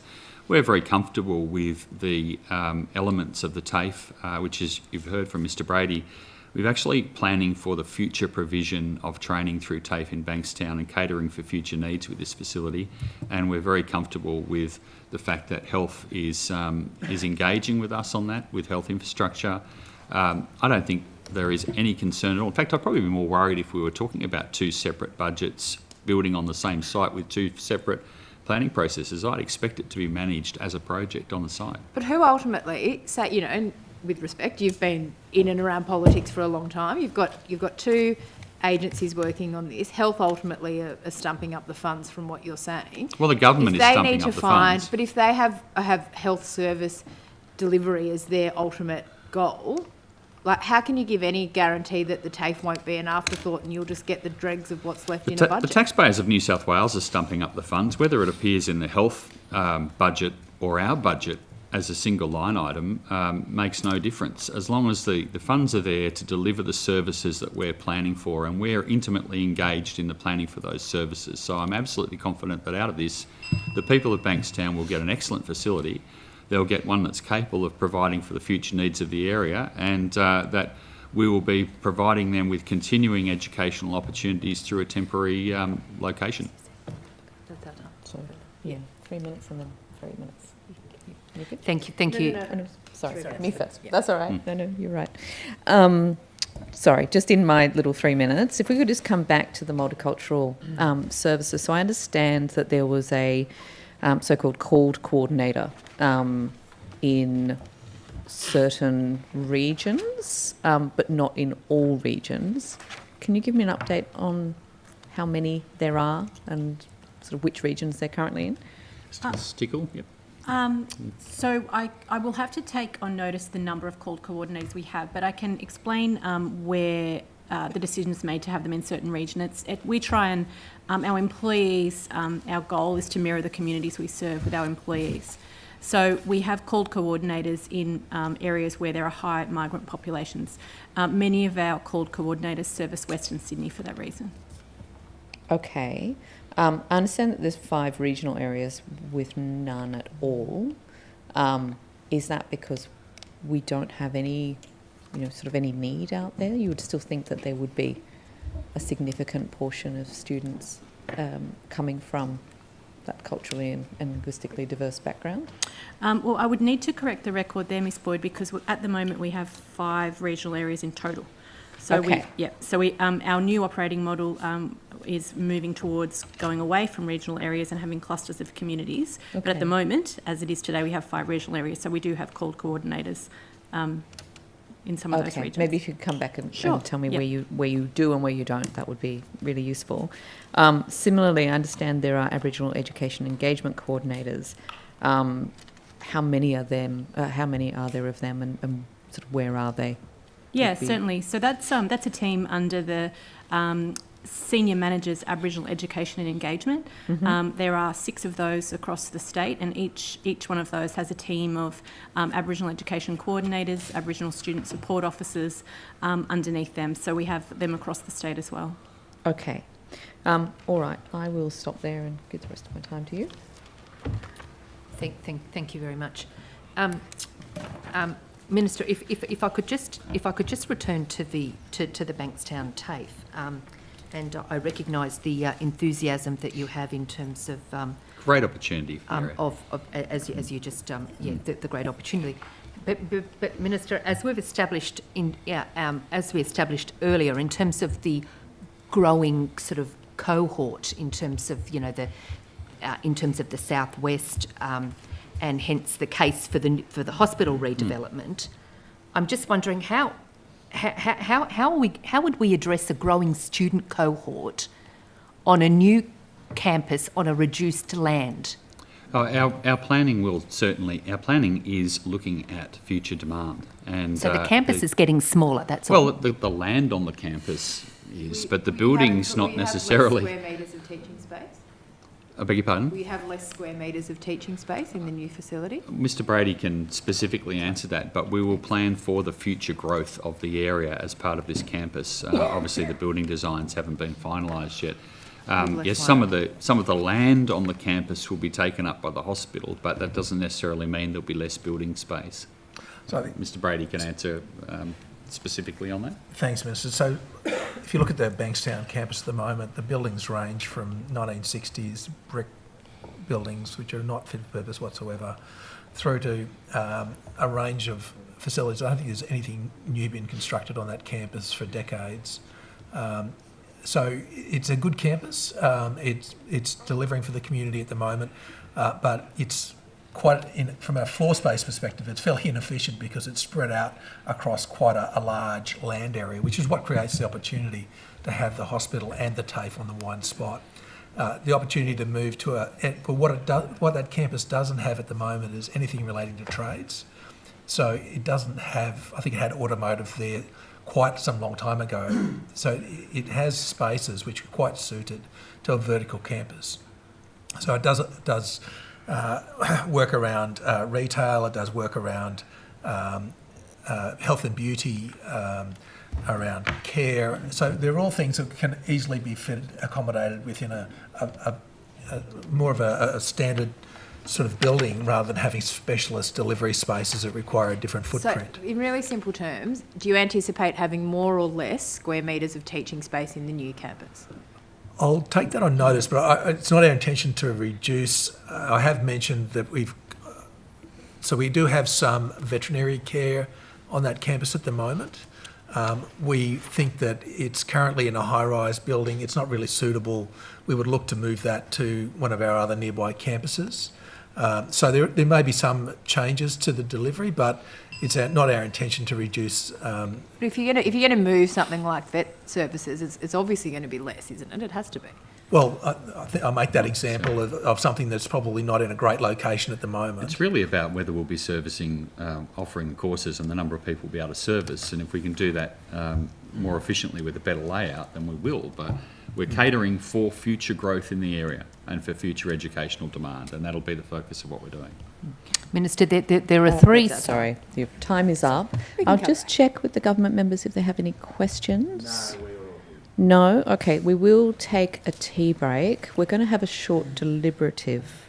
So if we could just clear the room for that as well, that would be great. And we'll be back at 11:15.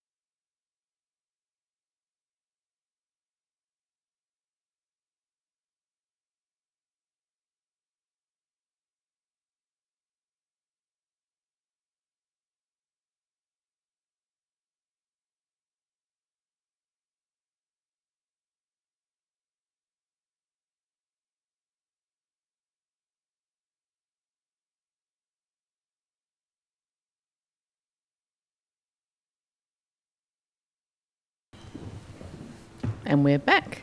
Excellent. Thank you for returning. I'm just going to come back to you, Mr. Disdar, just briefly. It's been reported today that the New South Wales Education Department is proposing to axe 245 positions. Is this true? No, it's not quite accurate representation. I think if you're referring to today's article, it's referring to a division in our department, a very important division called Teaching, Learning and Student Wellbeing. We have begun a consultation process with our staff and indicated to them that we're making changes to that division. Mm-hmm. They're very important changes because they come off the back of a new plan for public education, as well as this government's priorities that, as Secretary, I need to be able to meet. And so we wanted to remove duplication of resources. Mm-hmm. We wanted to get better alignment of some of the areas, and we're moving some of the areas to other areas in the organisation. But in terms of what's quoted in the paper, I think it said something like 245 positions. Mm-hmm. I just put it on record that there's 140 of those positions or thereabout that are vacant, that are not filled, that were temporary, and we will look at consolidating those. So they are not people that are already in roles. The paper also may not have picked up that in the in headquarters, Mm-hmm. what we have is roles called non-school-based teaching staff. Mm-hmm. And so these are teachers that come from the field, merit selected, and they're always predominantly temporary appointments. They're for a year to upwards of 3 years to provide their expertise in areas that are needed. And then those people have a permanent position in the department because they're teachers in our system or executive in our system. So they go back to those positions. So we're not looking at what the number was that was quoted in the paper. We're looking at having a strong division in these areas, in curriculum, in student wellbeing, in inclusion and wellbeing, in specialist programs, in teaching and learning. And Chair, for the record, I want to back in the comments I made at the education budget estimates hearing. They are accurate. We are looking to expand our HSC support. So just to clarify then, so you say that 140 of the 245 potential positions were vacant already? I'm rounding out numbers. Okay. Does that mean that there's 105 positions potentially going to be lost then? No. How many positions are at risk? So there's about 245 positions of paper quotes. I'm saying to the committee there's about 140 of those that are vacant. So I'm saying there's about 100 roles that we're looking at. Yep. Some of those roles are lift and shift. We grab the team. How many? Yeah, well, let me unpack for the committee. We grab the team and we move it to another area. For example, if you would like an example, in that division currently, we have people that are supporting government preschools. We now have an entire division called Early Childhood Outcomes, led by Deputy Secretary Mark Barakat, who you met at the last estimates. So we're picking up that team and moving it to the Early Childhood Division so that we're aligned with all the work we're doing around early childhood. Another example is that we've got Aboriginal Education Curriculum Officers that are currently in this division that we're picking up and moving it to the Aboriginal Education and Communities Division so that they're aligned and working simultaneously. But all up, there's only about 30 roles or thereabouts. If I've got it wrong, I'm happy to come back on notice because I don't want to get the number wrong. But there's about 30 roles across that entire division where we'll be working with individuals around their placement. Are they teaching roles? Is that 30 teachers? It's a mixture of teaching and non-teaching roles. Okay, so it's not proposing to axe 245 positions, it's proposing to axe about 30 positions. No, well, 245 was quoted in the paper. I'm on record as saying 140 or thereabouts are vacant, are not utilised, are not required. I think it's really important that you get a balance right between the support arm, how much roles you've got in the headquarters, compared to what you've got on the ground. The committee may or may not know, this is in annual reports, but just 4 years ago, the headquarters was 5,635 positions. And in 4 years, it went to 8,000 positions. So it grew enormously off a backdrop where we've dropped 25,000 enrolments, and we're wrestling with what a teacher shortage looks like. So I make no excuse for wanting more of our expert practitioners on the ground, serving our children daily in classes, but I also want to get the balance right with the support that I provide, and I think this model does that. Okay, but in the previous estimates, you said the HSC strategy was doing a great job. Yes, and it is. having those teachers not in the schools but actually supporting all of the other teachers was making a huge difference. So how does that then gel with you now saying that these people need to be not doing the HSC strategy but doing something different? Yeah, I think that's a fair question, Chair. I stand by the HSC strategy. It's been doing great work. Right. But I've also got an entire arm called curriculum. And so we're moving the HSC strategy into the curriculum area because you get duplication. What you've got is you'll have an individual who's in charge of stage 4 and 5 history in the curriculum team, which is years 7 to 10. And then you'll have another arm that was doing the HSC history. Yeah. So we're able to bring it all together under the curriculum arm and make it easier. Okay. Plus, I just said earlier in the morning, I think it's important if you get this detail, and I've just had it confirmed. I said we were looking at, we were delivering 12 to 14 subjects by way of HSC support. Yep. We're going to expand the number of subjects we support. Okay. Sorry, because I'm genuinely confused. So please believe me when I say I'm genuine in my confusion. Yeah. You said that the HSC strategy was great and wasn't going anywhere, but now today we've heard that actually you're not having the HSC strategy anymore in terms of having these people sitting in the department supporting teachers. How do those two statements go together? So let me maybe simplify it, because, I know when you're talking about a large division, the operational arm can get a little confusing. We are going to keep our HSC work. We're going to expand the number of subjects we support, and we're going to move that in alignment to an area called curriculum in that division. Okay, but with fewer people. So just finally, can you just confirm from what you were saying, pardon me, what you were saying before, that we're looking at around 30 positions across the teaching and learning division that will be made redundant? We're not looking at making them redundant. We're looking at working with 30 positions and whoever those relevant people are around what their placement in the organisation will look like. And if it's not available in the organisation, what it would look like across the public service as well. Okay, I'm going to leave that for now. I don't profess to be any less confused, but I will leave that for now. Thank you. Well, sorry, I tried to, I live it operationally every day, so I tried to simplify and make it understandable. I'm happy to unpack further if I haven't been able to do that for you. I'm not choking on my confusion. I'm just choking on the pies we ate at morning tea. They gave me vegan pies and they were delicious. They actually were. So they were Really? genuinely. Well, you kicked us out of the room, so I didn't get to try them. There's probably still one over there if you want to. Oh, No, thank it's you. all right. Might be a Okay. bit cold now. All right, let's not do a culture war over it. So, can I ask you, Minister, I understand that there was a learning technology services team that was sitting within TAFE that got made redundant just before the financial year. About 99 positions were scrapped. Can you give us any information on that and the process that was followed?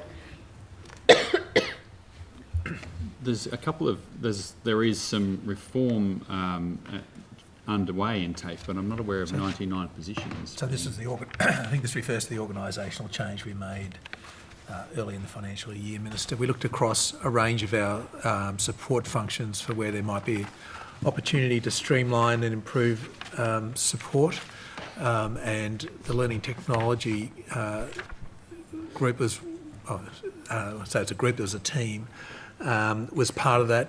They'd been doing some work around some of the support services. We've just reorganised to ensure that other teams are supporting the teachers. We found the opportunity to streamline and reduce cost. Okay, so 99 people did lose their jobs? Sorry, it wasn't 99 people in Learning Technology Services, Mr Tickle? Yep. Certainly. So that change was consulted with employees between the 26th of June this year and the 16th of July. There were 63 back office employees impacted. 42 of those permanent employees are going through a declaration of excess process. However, all of those employees are going through the government mobility scheme at the moment. So as you would know, the government has a scheme where public servants are going into a mobility pool, and if suitable, they're offered positions in other areas of government. So far with that particular change, we have placed 5 people, and 8 further people out of that 42 permanent employees that were declared excess or were to be declared excess are going through that process to be placed as well. Of the 63, so that was the 42 permanent employees, there were also 9 temporary employees and 12 employees that were, they're still with us, but we moved them back to substantive positions. The team that you referred to, though, Ms Boyd, is Advanced Learning Technologies. Okay. So that this plan was made up of those people, but more people as well. So there weren't 63 people in that team. And what that team did was they provided technology support, as in their name, advanced learning technology support. So, for example, they did a lot of work when we had COVID and we had to get all of our teachers to use the Teams platform and that sort of thing. We made a decision that we no longer needed the focus on advanced learning technologies. A lot of our teachers are using that technology very well now, and we have other parts of the business that support our teachers with the technology. So, for example, in our each of our teaching teams has a dedicated group of people called Skills Teams Education Excellence Specialists, and they also support the teachers with technology. So it's not that we've removed technology support for teachers in this change. Okay, I understand that. I've seen some of what that team was working on, particularly the virtual reality stuff, which seemed to be incredibly useful. Everything from learning to swim to, sort of other sorts of services that would help people, particularly people who are coming to Australia as migrants and a bunch of other people. So does that mean then that sort of technology development isn't going to be a feature of TAFE anymore, or why was I don't understand why it was scrapped. It's not my understanding that we're dropping any functions at all in this process, but Stickle can elaborate on that. Yeah, that's right. No, so we're not ceasing virtual and augmented reality in our delivery. No, so not only those people did those technologies. Okay, I understand that Meta donated 1,000 VR headsets to that team. What's happened to those headsets? I'm not able to answer that question. I'm not sure if you can. So I think they're in a range of different parts of the organisation. So the courses that have already been developed using virtual reality, they're being used. I remember seeing at one of our CLCs I visited that they're there demonstrating the online delivery of that virtual training. So they're a range of them are in use. I couldn't account for whether the full 1,000 are at the moment. I have to take that on notice. 1,000 was the 1,000. Yeah. I understand. So this 26th of June, 16 July consultation period for these redundancies. What happened? Is that a standard period of time for someone to be told that they've been made redundant? What does that consultation look like? I wouldn't say there's a standard period of time. It depends on the complexity of the change plan and what's being proposed. The consultation process for this particular change plan was with those impacted employees, and they were given the opportunity to provide, the impact that had on them, obviously, and the impact that it had on their work at TAFE. So the period of time was adequate for the size of the change plan, with 63 people impacted overall. Okay, and how many, I guess, under that 8-week mobility period? Will everyone, who will be out of a job by the end of that? Will there Yeah. Sort of how does that work? Yeah, so it's still in progress, so I couldn't tell you what the end result will be. But as I said, we've got 6, so there were 42 people that were to be declared excess. They're in the mobility process at the moment. 6 have been confirmed place, and we've got a further 8 out of the 42 going through a placement, the placement process at the moment, and it looks like they will secure a role in another agency. But it just depends in terms of how that process ends for those people. As to how many at the end will be made redundant. So there's about 34 of them that don't necessarily have a... Well, they're in the process at the moment, so it doesn't mean that's what we've got so far. It doesn't mean that the others won't find a place in another agency. They're going through the process at the moment. Okay. All right. Thank you. If I could turn to something a little different. I've been hearing quite a few concerning stories around lack of accessibility in universities for people with disability. And in particular, I was told of one university where their sort of, student collective had bought a bunch of temporary ramps, like little ramp things, so that they could loan them out to people in wheelchairs so that they could actually get into rooms that had little steps and stuff. What is being done to make our universities fully accessible? Has there been an audit? What is the department doing? Well, to start with, we don't. Obviously, the universities are established under state legislation, but their governance is up to the universities. They operate independently to the state government. We don't have a role in running the universities per se or setting those sort of standards. We do. The federal government is the main regulatory body for the universities, so they would be working with the universities on setting standards in place. Obviously, I would expect universities to be living up to the sort of standards we expect of every institution in our state, and indeed access rules which exist in many of our planning instruments. So I'm not aware of detail. So what I'm saying to you is that we don't have a day-to-day involvement in telling universities what they should be doing in that space. Perhaps Ms. Reid might like to add. I might just add while Ms. Reid jumps in. Minister's spot on. They're administratively autonomous, but that doesn't preclude them from relevant legislation on work health safety grounds, for example, for their staff and their students. Yeah. And obviously they've got total responsibility for the teaching and learning. So just like I would in my space for public schools, I'd have to make whatever adjustments were required at a particular school. If there was to be a new build, like I've indicated in previous estimates, I'd have to make sure full inclusion and accessibility was available there. But I'd have a footprint that goes all the way back to 1884, so I'd have to also make adjustments. So the same would apply to universities. I think if you do have particular concerns, I think they should be. We should bring them to the attention of the Vice Chancellor of each of those universities. I'm not sure if they'd be across what they are, and I think. The whole state would expect, what reasonable adjustments were needed to be made. Yeah.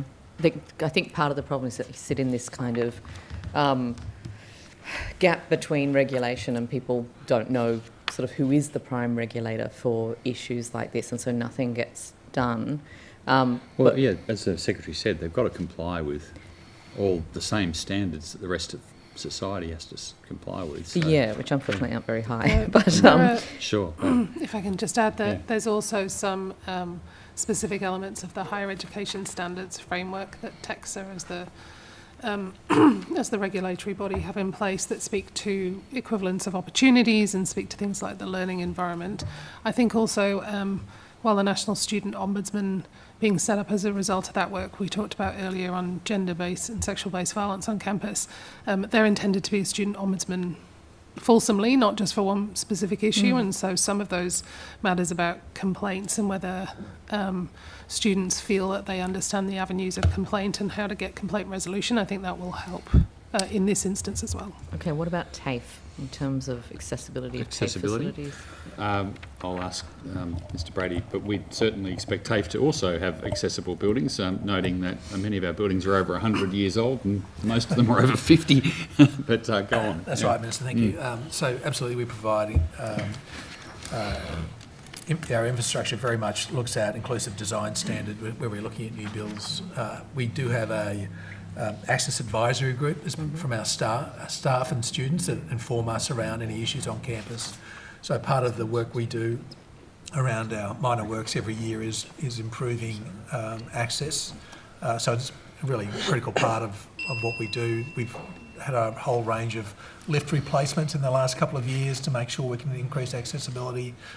We have a diversity inclusion council, as I mentioned earlier, where we have our chairs of our employee resource groups who are leading our staff in the inclusion space, come and report directly to our executive around issues. So we make every effort we can to ensure that our staff and students with disability can get the full experience, the same as every other staff and student member.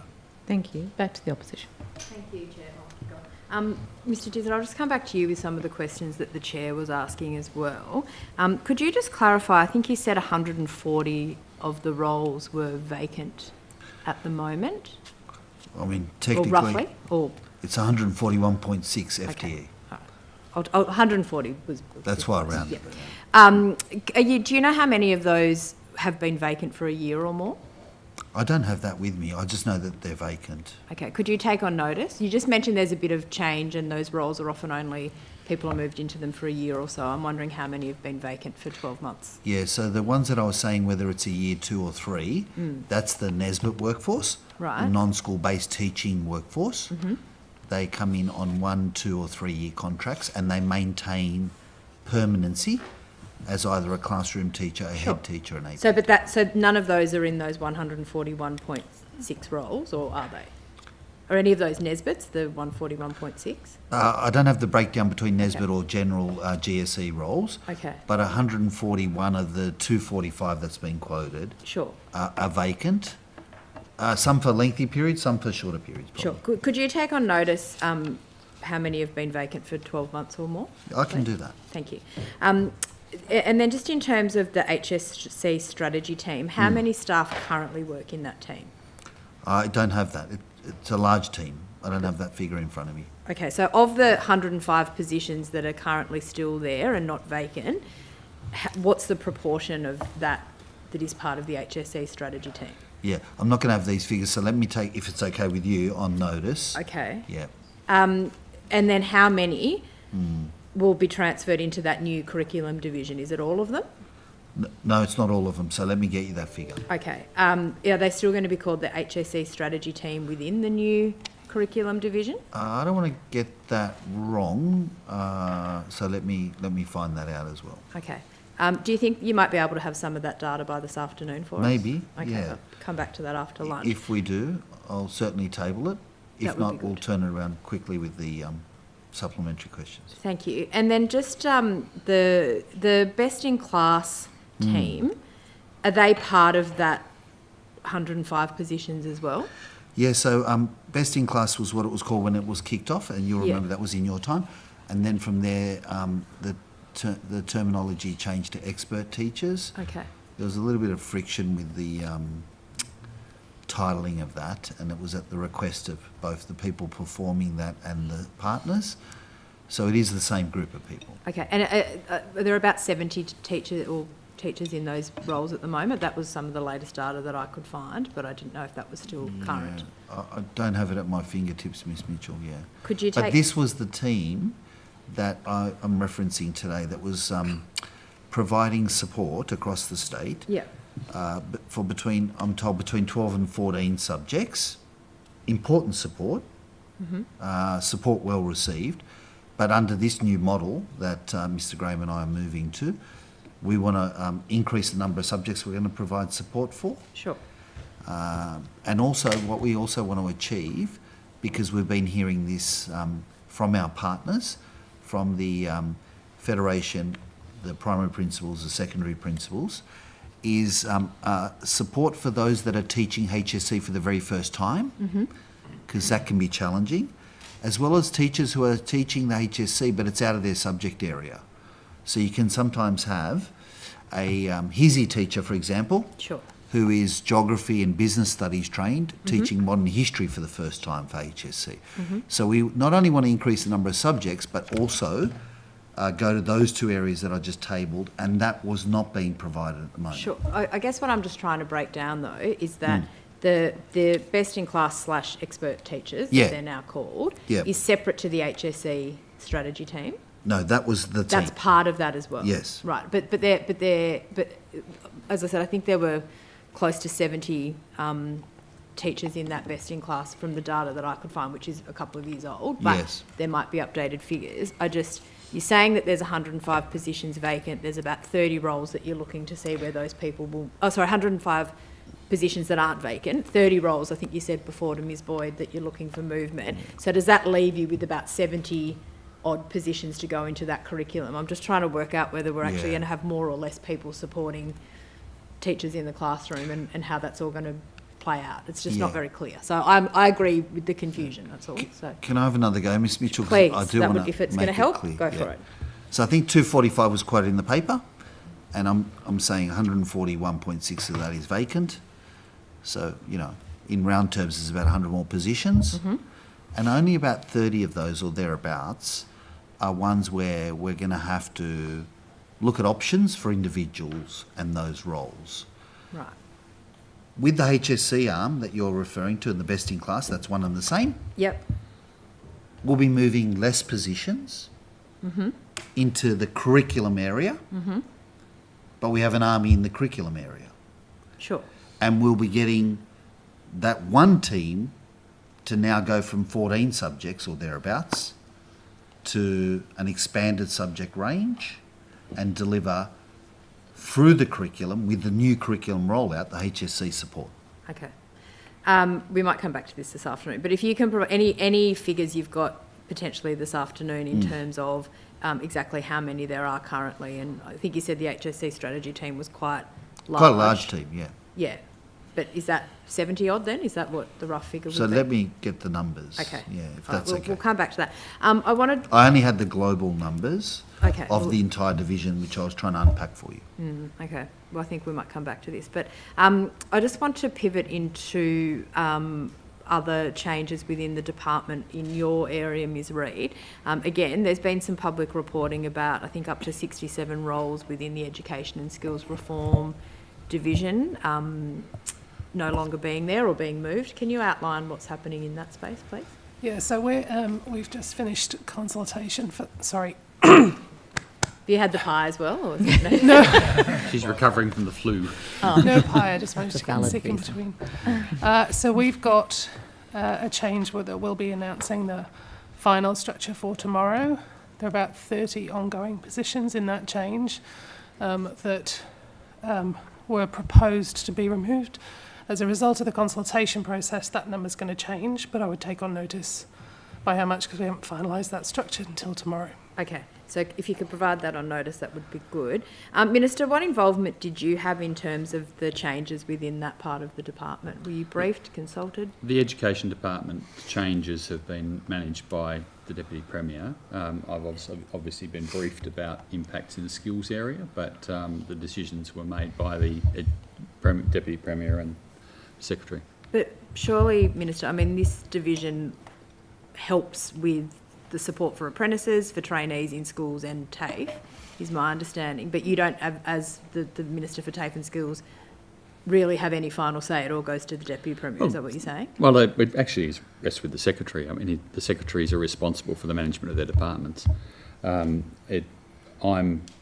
I've been informed about the arrangements in the department. I'm confident in the quality of the work that's being done there and will be.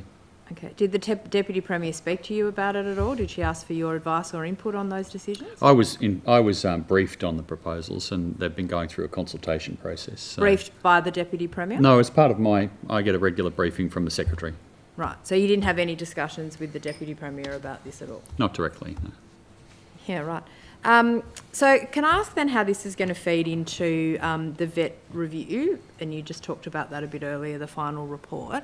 Obviously, there's a number of recommendations, as you rightly said, but there's some that talk about better integration between schools and SBATs, NESA, what you're doing around HSC, subject choice and how you can better support students with careers advice, and I think there's about 3 or 4 recommendations that go to that.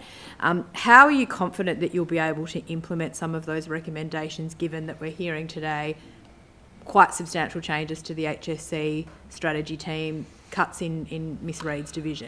Is that concerning to you at all? I'm confident that we have the team in place that can help us to deliver the vet review. I've got no concerns about that at all. I mean, the department's structure in terms of the way that it focuses itself on the job is very much moving to implement the government's policy priorities, which is what we want it to do. The vet review offers a number of really important challenges for us, and you've highlighted some that I've been particularly keen on as well, in terms of the links between high schools and vocational training. And there will be elements of that where, for instance, you'd be aware of the Education Pathways program and the REAP programs. They're not everywhere in the state. There's some great work in there. We'll be working through the vet review and our response to the vet review to see how we can better deliver programs that do make those linkages, how we can make more consistent, I guess, the links between high schools and vocational training. It's not particularly consistent around the state at the moment, so we do need to make it so, because we do, as we know, need 9 out of every 10 high school graduates to go on to some sort of further training, and 4 out of every 10 of those to be in vocational training. So I'm confident that we haven't responded to the vet review yet. We've still got to do that work. There is a lot in it, but I'm confident that we will be able to get that very strong focus. I do have the Secretary and the Department come to see me at least every fortnight to update me on how things are going with the skills side of the portfolio, to address any issues. It's a very good process, and I'm confident that we'll be able to implement some of those really important recommendations out of the vet review. And I'd love to talk some more about the vet review if you want to ask me some more questions about it. But I'll hand over firstly to. Don't worry, I've got now some that I've for had you. some water. The 2 programs actually that the Minister just mentioned as part of this change are coming together. So the Regional Industry Education Partnerships team has been sitting with training services. They connect industry and schools together, looking for opportunities for schools and school children to understand sort of local employment opportunities and what's in their local area. And then the Educational Pathways program, currently sitting in a different part of the department just because of my area, just because they grew up at different times essentially. So we're bringing those together so that schools get a kind of single coherent all back in offering. under your area. Yeah, so in that instance, no change to the numbers in the Regional Industry Education Partnerships team, but they're coming together with the EPP team. Okay. So they can deliver that kind of more consolidated, more streamlined services for schools, and so schools don't have to know, do you do this, do you do that? Yeah. They can just look for one part of support from the department. Okay.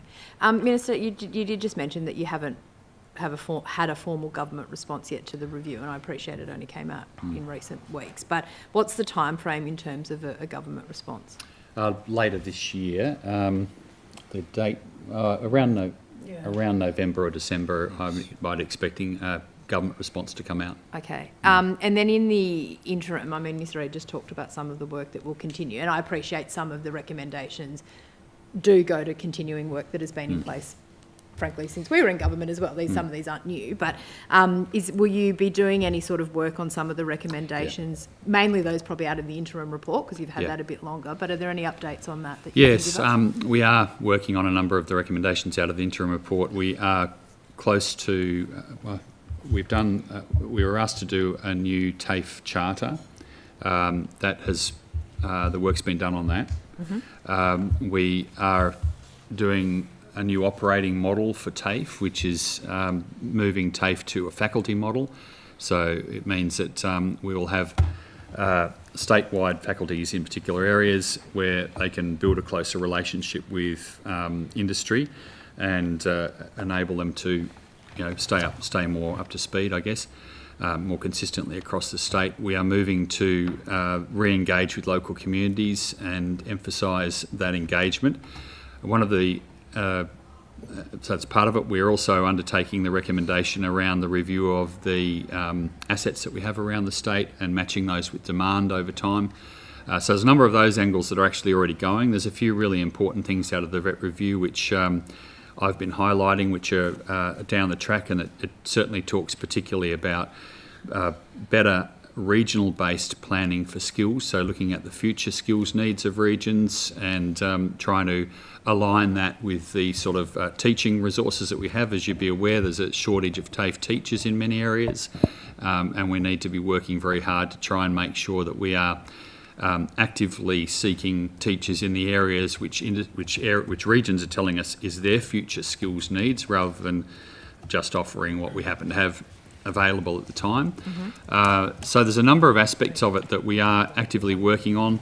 There is work that we're undertaking on most of the other aspects of the interim review recommendations at the moment, and with the final review I'd say that we'll be able to divide it up into a few different categories, being things that we can respond to immediately, things where we need to do a bit more consultation, and I'm sure you've had a look at some of the recommendations. Some of them need a little more work to determine how you actually go about implementing them. So I think we'll be able to split it up into three sort of categories. Okay.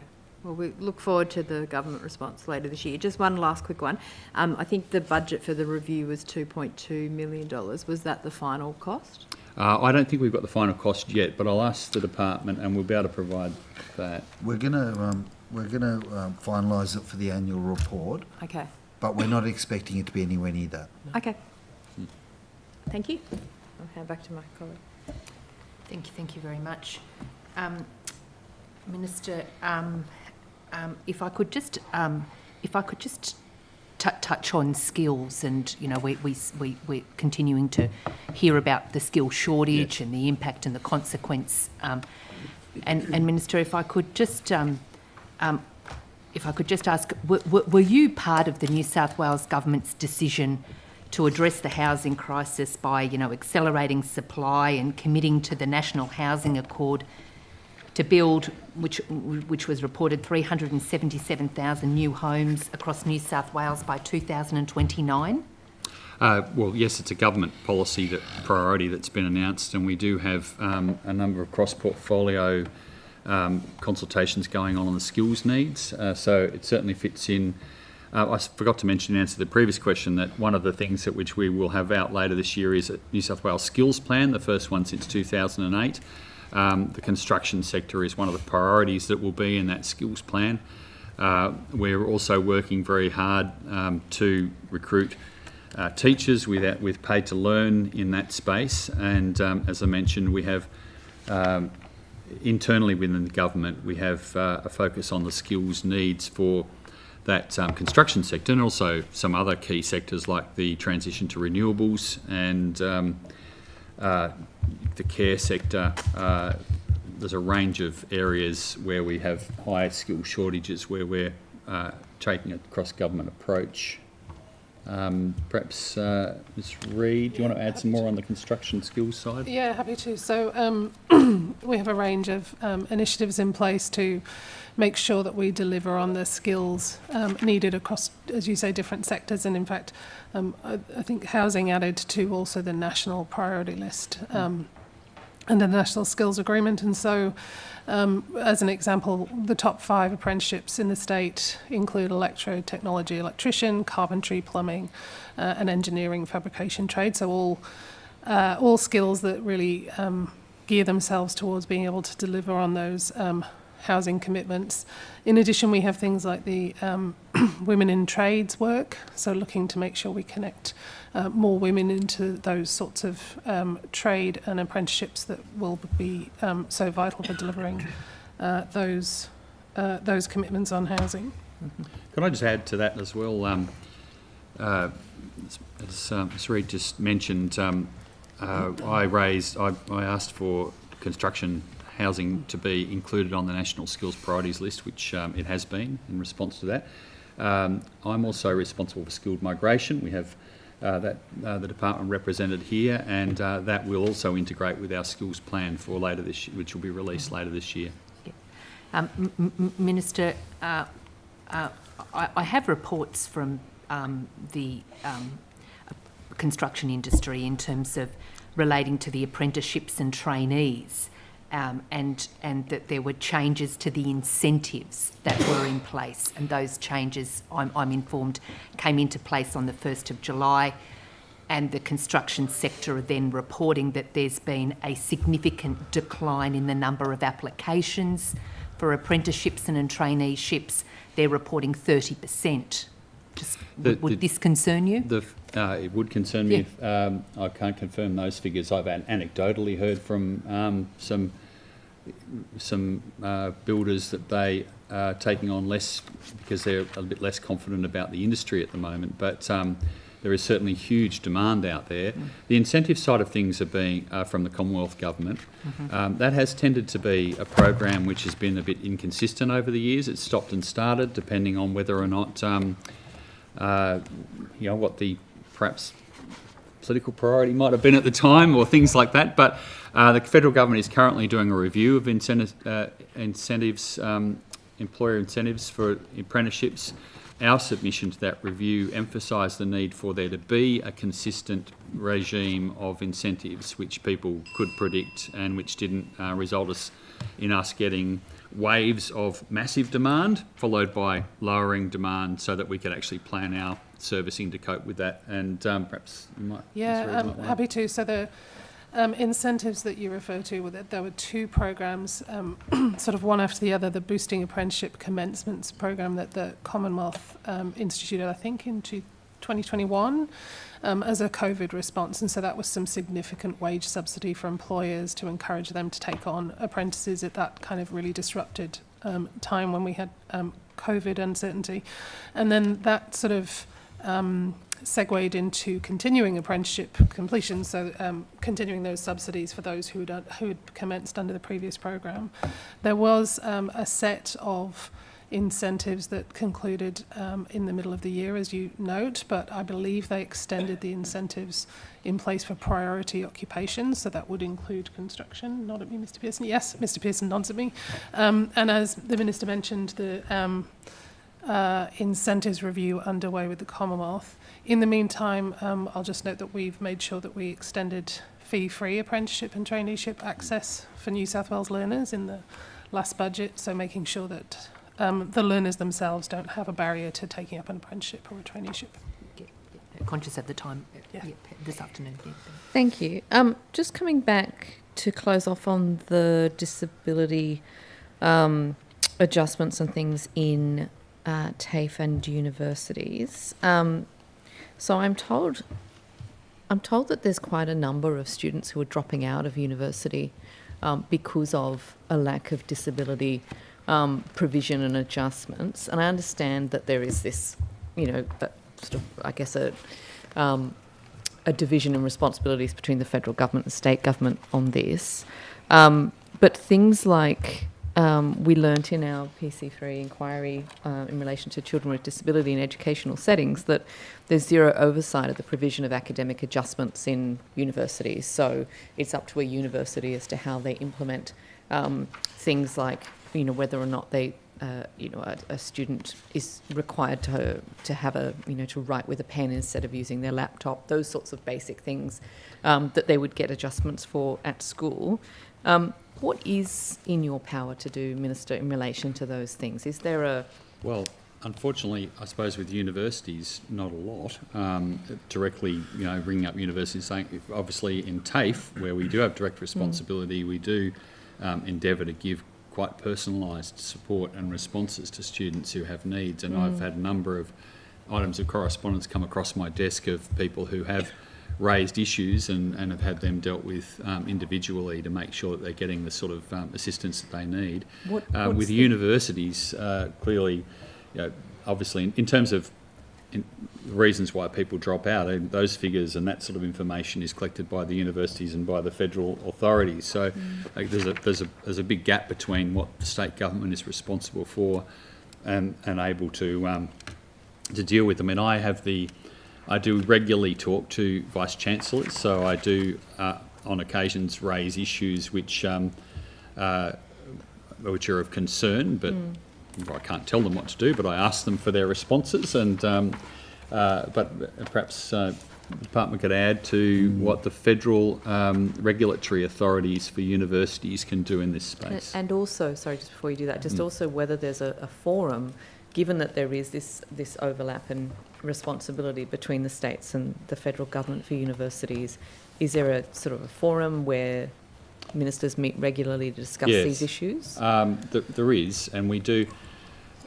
I guess going back a step there, there's obviously, I mean, the universities, the 10 universities in New South Wales are established by Acts of New South Wales Parliament, and so some of their governance comes to us, and 2 positions on their boards are appointed, and we have diversity as a very important element on those, and educational backgrounds as an important selection criteria that we put in place on those. But in terms of the Commonwealth, we do have ministerial councils where we discuss things like the Universities Accord, the implementation of that, where we talked about the safety on campus issues and the work that that was being done in that area, and what state governments could do to support. But as I say, it's a very limited engagement that we have because of the federal authorities. But there is regulatory authorities at a federal level who have the capacity to make more, and there is going to be what's the position that's been created? National Student Ombudsman. National Student Ombudsman, sorry, but the Commission and the Tertiary as well. Education Commission. Tertiary Education Commission, which is going to be created as well, which may be able to have a role. But I guess what I'm asking, though, Minister, is there a capacity for you to advocate to your federal counterparts in relation to trying to close the gap on disability? There's certainly capacity to advocate, and if there's information which is showing, I haven't seen any figures that you're talking about, but I'd be more than happy to see them and raise the issues. I also just wanted to add, I know the vice-chancellors in New South Wales would take the matter very seriously, because they carry the responsibility for the full teaching and learning sequence, which starts at course offerings and content, but goes to enrolments and progression and completion and awards. So they would take the matter of meeting student and staff need by way of adjustment, I'd suggest, very seriously, and that's why I think they would welcome if you've got information on particular sites or particular student experiences on particular campuses, because I think they'd be alarmed to hear that there are students that are dropping out and not raising these concerns for these concerns to be met. It's not my experience when working with vice-chancellors that they wouldn't take this matter seriously. So I just suggest, Chair, if you do have particular instances for particular unis, I think they'd really benefit from being made aware. I'll give it a whirl between now and next budget estimates of writing to them all with my list of examples. And then just one other mechanism, they know and they're fully aware that their annual report has to be tabled in Parliament, and so meeting student need is an aspect of that, and it is those annual reports are audited by the New South Wales Auditor General, so that might be another angle as well. Thank you. Can I ask you, Mr. Disdar, just in relation to the 30 ongoing roles being cut potentially from the HSC strategy team, how many temporary roles? I understand they're the permanent ones, but is that team, how many sort of temporary contractors are there in that team? Yeah, Chair, I just gave the global numbers for the division. Okay. I don't want it to be confused with the HSC strategy team. I don't have those numbers. Miss Mitchell asked for those too. If I've got those this afternoon, I'm happy to table them. But this is a very big division. Yeah. And this division has the following areas. It's got curriculum, it's got student wellbeing, it's got inclusion and wellbeing, it's got student support and specialist programs, and teaching and learning. It is the largest division in the organisation, and then the global figures, the paper referenced 245 positions. Yeah. I'm letting the committee know today that the 141.6 of those are vacant. So that leaves, I don't know, I'm rounding it out, 100 positions. And of those 100, we're of the view that there's only about 30 that will need to case manage. And the 141.6 that are vacant, Yes. Is that work currently being done by temporary contractors? No. No, so that work's just not being done. It's just those positions are vacant and have been vacant for some time? No, because they haven't necessarily needed to have been drawn upon. Okay. That entire building, called the corporate headquarters, Yep. has gone from 5,635 to 8,000 in 4 years. And we've had a commensurate drop in enrolments at the same time with a teacher shortage. So, you know, some of those roles have remained vacant because they're no longer required. Okay. Yeah. Thank you. I have to hop over to the other estimates, so I'm going to give the rest of my time to the opposition. Thank you. If I could just pick up the issue of the skill shortage, and sort of where we left off, that we had established that there had been a 30% decline in apprenticeships and traineeships reported by the sector. And Ms. Reid, I thank you for your comments on that. Minister, just in light of the skill shortage and the housing, the National Housing sort of Accord and the quotas and what New South Wales is set to deliver in terms of the number of new constructions, is there anything that you as the Minister can do to make it easier for employers to take on first-year apprenticeships and boost commencement rates? Firstly, I think the 30% figure came from you. I don't know Yeah, that no, we didn't confirm that. We Okay. don't have a figure along those lines. But Just confirm there what the confirmation of a decline was noted. we haven't seen a decline in our enrolments in TAFE in those areas. In fact, I think they're some of our most popular courses. I think they're still very strong. I think there's a distinction between trainees and apprentices. So in the apprenticeship side of things, we are obviously working very hard to try and promote apprenticeships, and that's part of the importance of building the links between the secondary education and vocational. It is challenging. Now, you'd be well aware, I'm sure, that part of the challenge is making sure that parents you see the value of these careers for their young people, so that they're also encouraging their young people to go into what are fantastic and well-paid careers and with great long-term prospects. And that's part of our ongoing work. So I'll come to your question about the costs and things in a moment, but obviously some of the things that we do with links with schools through the Pathways program and the REAP program, and also the YES program. There's a range of things where we're trying to give young people experiences so that they can see what those might be like, building on the old work experience programs that have been around. As Ms Reid said, we've extended in the last budget the fee-free, completely free apprenticeships. We're working on our delivery around the state with TAFE to make sure that we make it as easy as possible for people to access their courses. And that means we certainly recognise that for many areas of the state we have barriers of distance. So we work with apprentices and employers around block release and elements of their course that they can do without having to come physically. We have the Kingswood IAT, which specialises in construction, and that's working with tertiary institutions and industry to design courses which can help us to overcome some of the skills needs and respond more quickly to the skills needs around the state, and that's a really important model. So in terms of that side of things, we don't provide financial incentives for employers to take on apprentices. That's more in the realm of the federal government. That's not, we wouldn't have the administrative, I suppose, ability to do that, because that's more in their space.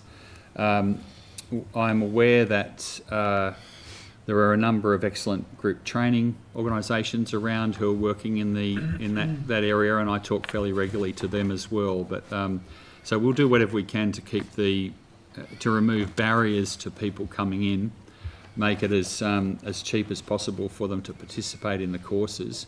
We are still seeing really high demand in the carpentry and electrotechnology, but as you say, and as we know, the demand in the community keeps going up, and that's obviously because there is a huge amount of work being done on infrastructure, as well as a big demand in housing, as well as an increasing demand in the transition to renewables, all calling on the same skill set. So we will be working very hard to try and address that, and at the same time we have quite low unemployment. In fact, in Monero, where I represent, second lowest unemployment in the state of 1.2%. That means that there's a lot of people out there contesting the same market for those young people. And I guess one of the focuses out of the VET review, which I think is really important for us over time, is I talked a bit before about our help that we give to people who are from disadvantaged backgrounds or less able to access education. And the VET review has a strong focus on how we can improve that, so that we're continuing to access that base of people who might otherwise not go through and complete skills training. Can I just give an example with the government is working as a whole at the moment on the RESs with the renewables, recognising that there is a massive demand in that electrotechnology space and civil construction. And a part of what we're trying to do there is ensure that we're working with industry through our upcoming manufacturing centres of excellence, but also with local communities about how we get up front and in the communities and overcome some of the barriers that might be there to getting apprentices. So, for example, is there better use we can make of group training organisations when projects tend to be only a couple of years, so that they can transition from one to the other and those sort of things. So we're very actively working in those spaces at the moment. Can I just also add, Ms Merton, for the Deputy Premier, he's also charged us with the election commitment to deliver an additional 1,000 apprentices and trainees across government, and to reverse, under the government at the time, there was a decline in those apprentices and trainees in government from 2.8% in 2019 to 1.7% in 2022.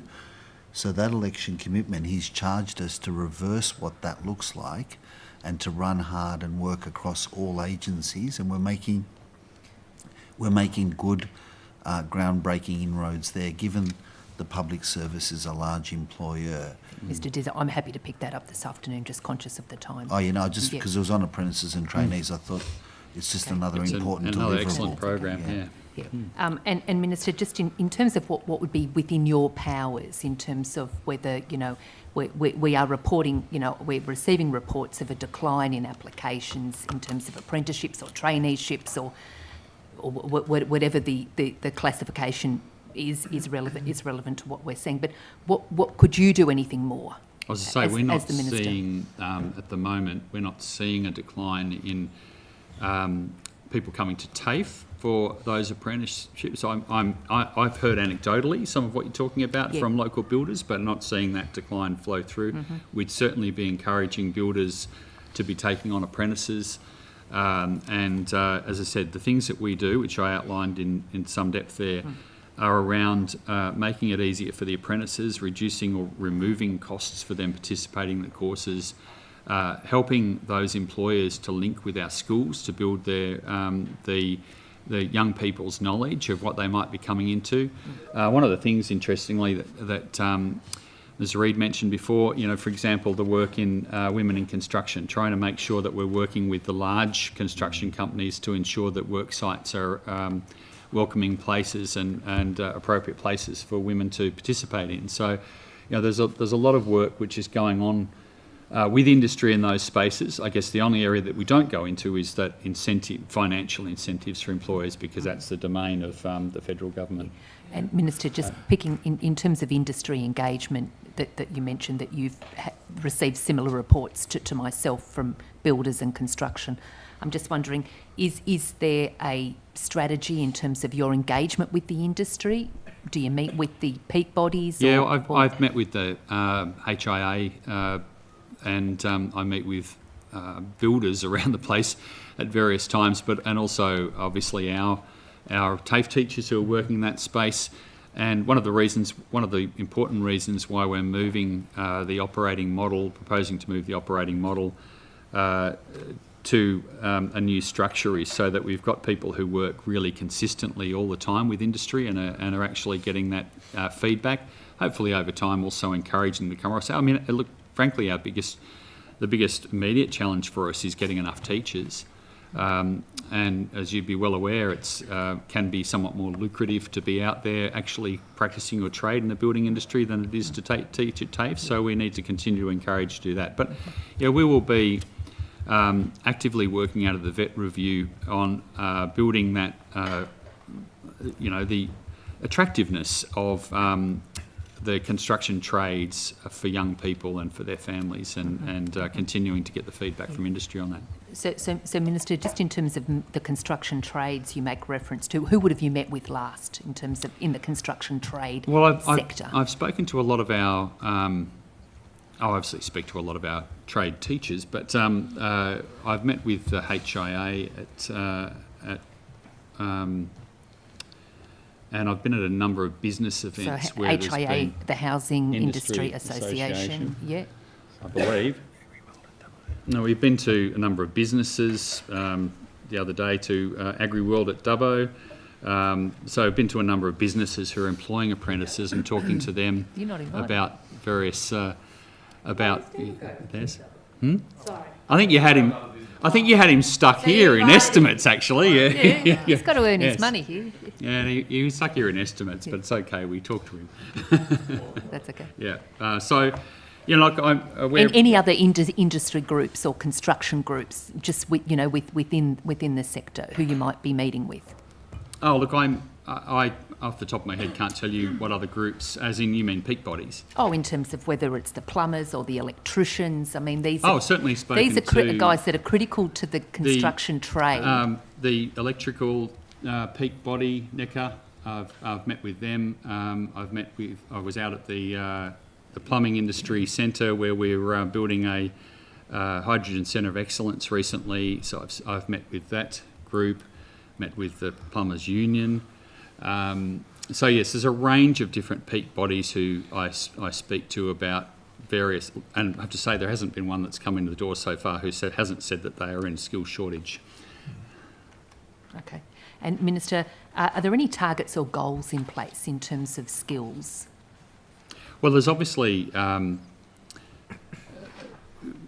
of the VET review, we're obviously trying to set ourselves up with a structure which can actually service the future skills needs. And what there will be in the skills plan, which, as I said, will be released later this year, will be a series of measures which we report against.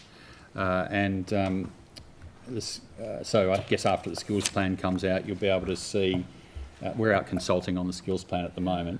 And do you want to add? Yeah, there are already targets in place on things like the industry skills legacy program. So we talked about women in construction before, trialling new higher targets in that space, and then also having ongoing targets as part of that program. And then the draft performance and wellbeing framework that was released as part of the New South Wales budget proposes some particular targets in the skilled outcome piece of that includes, I think from memory, people employed after training and also Certificate 3 achievement. And then finally, just in the national space, the outcome framework that's intended to sit sort of alongside or underneath the National Skills Agreement is something that we're developing across states, territories and the Commonwealth, and I think that's due to come to ministers towards the end of this year. So that'll also give us a kind of national lens on some of those targets too. Mm-hmm. Thank you. So confirming the skills plan later this year? Yes. Yep. Yeah. Okay. Thank you. Towards the end of the year, I'd probably say. Yeah. At this stage. Yeah. Minister, if I could just ask about the domestic manufacturing centres of excellence. Yep. I understand in the 2023 election campaign, New South Wales New South Wales Labor promised to create 3 manufacturing centres of excellence. Minister, just checking what progress might have been made relevant to the Western Sydney Training Centre? Yep. I can tell you that you can expect something quite soon announced on that. When we talked, actually, We'll be there. We talked earlier on. Actually, you asked earlier on about the $88.4 million in the budget papers for works. That includes an allocation of capital for the manufacturing centres of excellence. How much? 65.8, which is state and federal funding. Do you have the breakdown of what's state and what's federal? Of the No, not that we can on notice, maybe? take that on notice. And that's obviously, we're not building grand buildings for this. It's going to be mostly about the courses that are being provided. So there isn't a large capital budget for this. It'll mainly be for equipment and fit out and things. The focus for these is very much about the course offerings and working with tertiary institutions and business and industry. So there'll be there's a recurrent aspect to it. We are linking in very closely with the federal government on these projects, and you will start to see some announcements quite soon. So sorry, Minister. So you said 65.8 of the 88 that I asked about earlier. That's all. That's obviously all a state allocation, is it? That 65. No, that includes some federal money. Right. So there's 3 proposed locations. Correct. Yeah. Is that for all 3, or is it just the Western Sydney one first? That's all 3. Okay, and it's 22 million's allocated this financial year, though, from what I asked about earlier. So I'm just trying to work out how that. Yeah. Over what years will that 65.8 be available? If only 22 million. That's capital. So obviously the recurrent cost Yeah. is on. No, but as well. the capital that I asked about earlier for new works, which was 88 million over 4 years, you're now saying 65 point something is part of that. Is that right? That's correct. Yeah, but it's only 22 this financial year, 22 million in the budget papers. So how much of that 22 will be going to these 3 centres, and what's the breakdown? 20.6 million of that is for the manufacturing centres of excellence. Okay, and then do you have a breakdown of how many for Western Sydney, for Hunter and for Illawarra? How much of the capital? Yeah. We'll take that on notice. Okay, thank you. Sorry, Rach, keep going. Thank you. Thank you very much. Minister, just in terms of progress relevant to the training centres, what is currently in place? For the manufacturing centres of excellence? Yeah. Yes.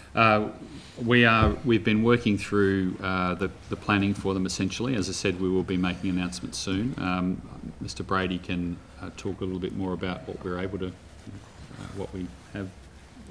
Thanks, Minister. Elaborate on that. Certainly, we've done quite a lot of work around the educational models for the Centres of Excellence, drawing on our experience with the Institutes of Applied Technology. So through these centres, we're looking at a combination of skill sets, some of it relating to traditional apprenticeship programs, but also going beyond that to look at higher apprenticeships. So we've worked closely with industry to understand what are the new types of skills and skills combinations that they really need in a rapidly changing manufacturing environment. So we have 2 streams of higher apprenticeship. We're seeking accreditation from TEXA at the moment. These higher apprenticeships will give qualifications at the... Sorry, accreditation from who? Sorry. TEXA is the higher education regulatory body. Okay. For Hansard. Sorry, thank you, TEXA. Okay. And so we're seeking accreditation for those higher apprenticeships at the moment.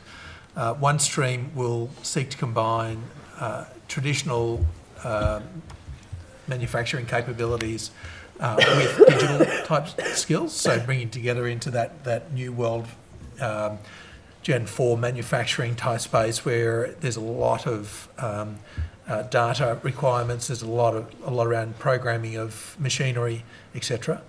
In the other stream, we're looking at bringing in more T-shaped skills, so bringing in some of the leadership and critical thinking skills that you need in a rapidly changing environment. So we've worked closely with major organisations in industry to design those courses to make sure they're meeting their needs. So that's the second, on top of the apprenticeships, that's the second type of educational model. The third will be partnering with universities and industry to develop more micro skills, micro credentials, so that people who are already predominantly in industry will have the opportunity to upskill and move and advance their knowledge base to meet those changing needs that are occurring as technology in particular impacts in manufacturing. And in terms of sort of student numbers, when the centres are sort of operating, do we know anything about that? I think it's about that. Can I? My memory is yeah. we're aiming at 1,000 a year, but we'll come back to you and confirm that. How many, sorry? 1,000. Across all three, or? Yeah. I believe that's right. Yeah. Look, can we come back and confirm? Yeah, that's fine. But I'll confirm that. Yeah. So in terms of time frame, and I appreciate there's some initial capital in this year's budget, but when would you anticipate these 3 centres to be up and running? What's the time frame you're working We're on? anticipating our first enrolments at the beginning of 2025. Okay. In all 3 at the same time, or is there a staged delivery approach? Let me come back to you on that as well. I think there is some staging in terms of the timing, but there will be some core units which will be applicable across all 3. Okay. And then just picking up on what you said, Mr. Brady, just about the educational modelling. I mean, I'm assuming that there's the intention to do slightly different courses at the different Yes. centres based There's on a- industry connections, etc. Absolutely. Yeah. So can you provide any information around what sort of conversations you're having with industry in each of the 3 and where you foreshadow those linkages to be, made? Certainly, we've held roundtables in the Hunter, Illawarra and Western Sydney with industry, universities and really explored what are the training needs that they see in their local areas. And so those centres will have a focus that meets those needs. So in Western Sydney, we see a very significant advanced manufacturing base, and so it'll tend to target that sort of direct manufacturing elements. When we're thinking about the Hunter, there's obviously the transition of the Hunter economy due to energy changing. So it will be manufacturing based, but it'll be focusing in on what are the manufacturing needs in a transitioning economy, particularly around green energy. And then in the Illawarra, there are a range of industrial drivers in the Illawarra. There's still some very heavy manufacturing down there that's advancing with technology. We've been partnering with large organisations such as BlueScope to understand their needs. There's quite a bit of defence manufacturing happening down in the Illawarra as well. So the focus there will be around manufacturing, heavier manufacturing and defence. Thank you. Thank you. If I could,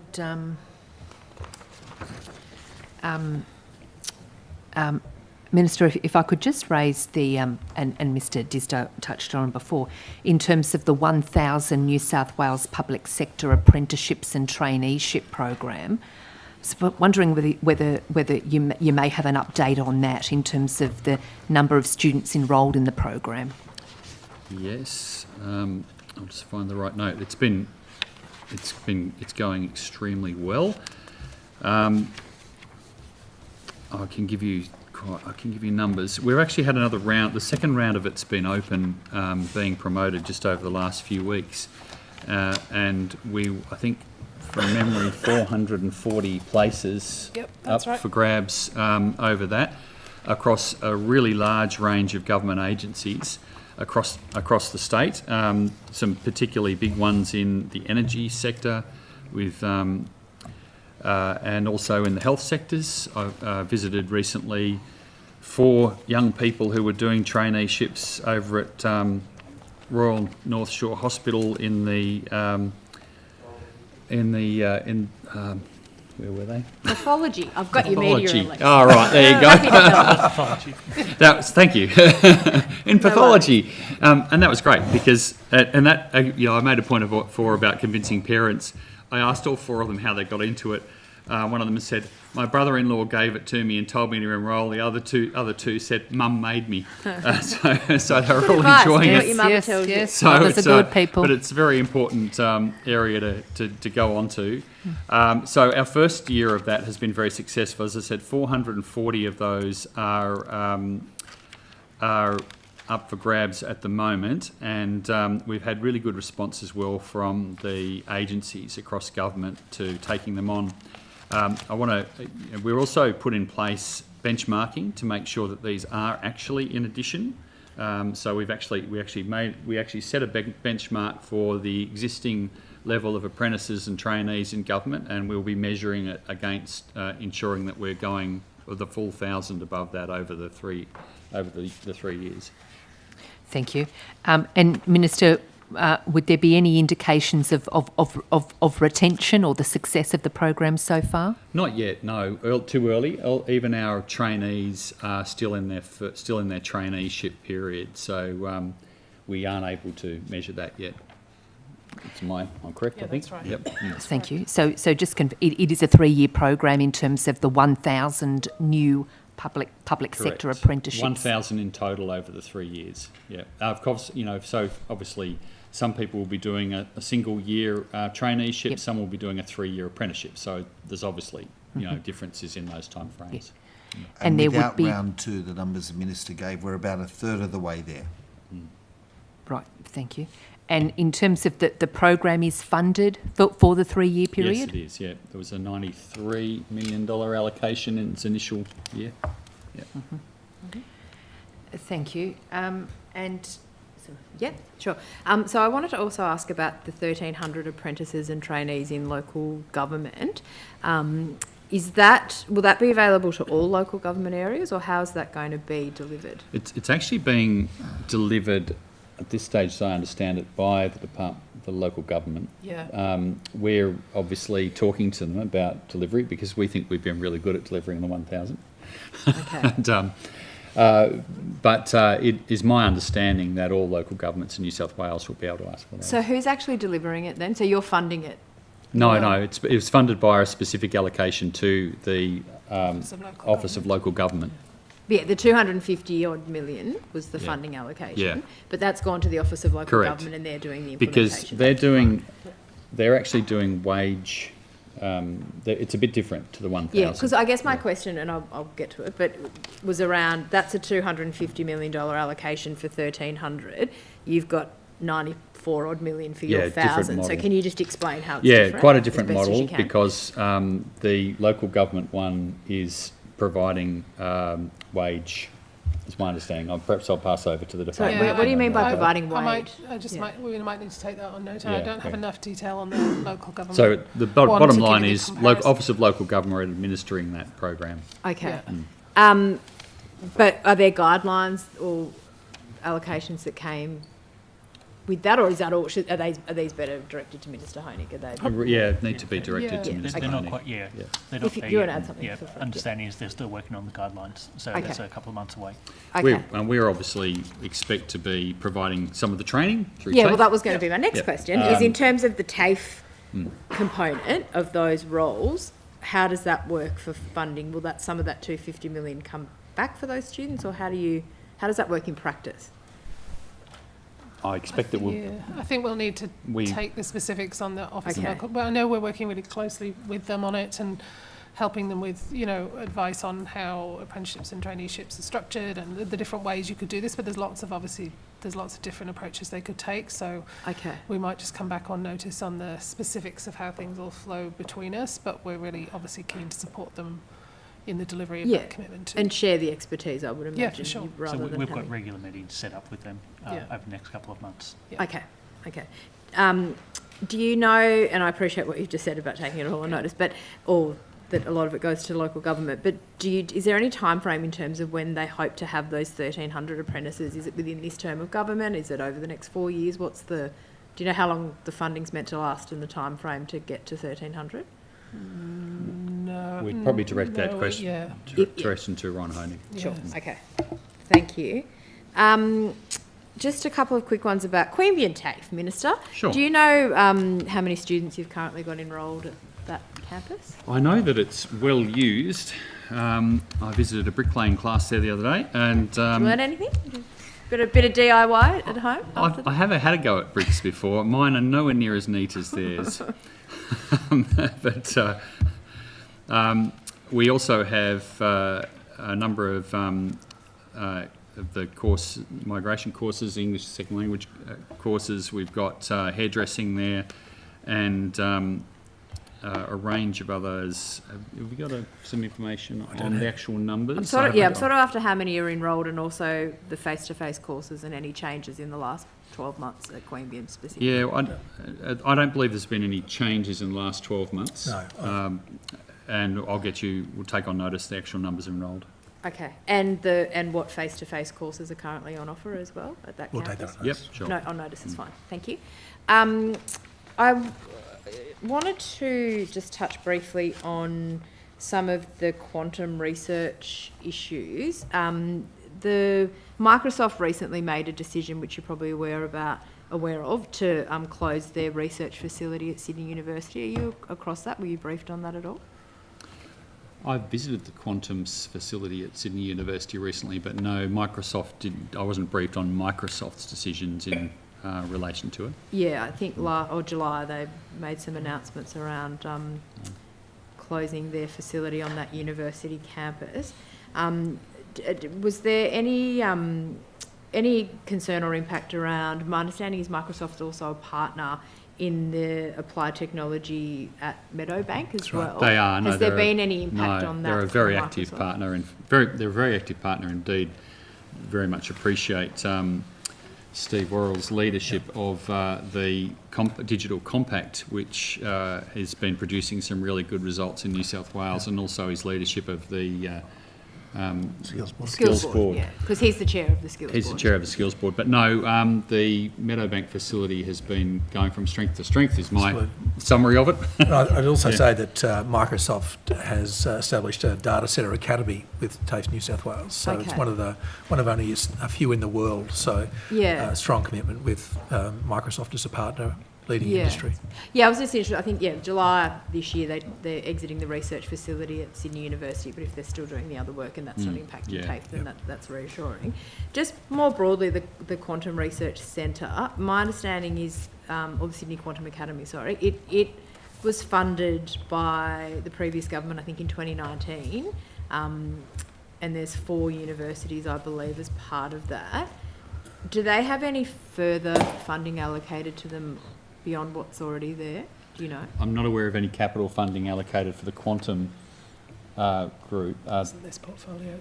Sorry? I don't think the funding was part of this portfolio. I think it came it was 15.4 million in 2019. My understanding is they're just getting I think they got a 12-month extension, but they're not sure of ongoing funding. But who would that fall under? It's not something that's been raised with me by them. Okay. Ms. Reid, who you just said you didn't think it was part I don't think it's us. I think it might be the chief scientist. Okay. But we can.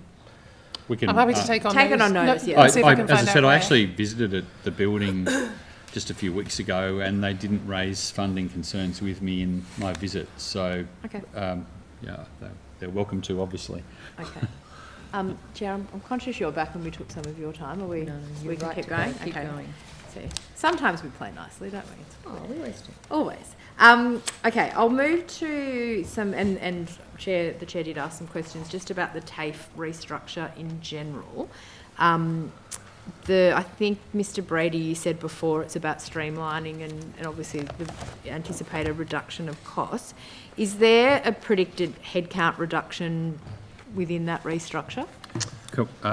Or Minister, whoever's happy. Yeah, look, there's two processes going on. There was the change to the operating model, which was a bit different to the questions that were being answered before about overall headcount. So I just want to be completely open about that. Sure. The change to the operating model is about changing the way TAFE operates, putting in place a structure that just was focused on industry, as I've said before. There is some changes to staffing that go along with that. There'll be more teachers and less in some of the administrative side of things. Sure. So is it a 200 headcount reduction in support staff? I've seen that figure. Is that No, accurate? there was No, there was a figure which was reported overall.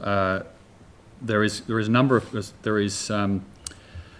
out of the operating model, 664 positions directly affected, but so they go through and fit into new jobs. I'm expecting, from the information I've got at the moment, and consultation is just concluding on this, so people have had the opportunity to raise issues with the mapping of their job match to a new one and all those sort of things. I'm expecting that there'll be a net of around 80 employees who are eventually affected by this, losing their job, but a lot of other employees who actually had their jobs changed or their section changed or who they report to changed. Okay. Just as part of the restructure. And with those 80, I think, Ms Tickle, you were talking before about seeing whether there's positions for them within other government agencies. They would fall into that category as well. They will also go through that, the established mobility provisions that the government has. Okay. And then, again, mainly administrating, accounting, IT roles. Is that what you're talking about when you say sort of non-teaching based stuff? Is that the... We'll go to Ms Tickle for that. Yeah, sure. Sure. So just to clarify, there's 664 positions impacted and 505 employees, so positions and employees is different. Impacts means that they can be reappointed, their role can change, or they can go through a placement process. So that's the whole descriptor. So there's 239 less positions proposed, which is a net reduction of 80 employees.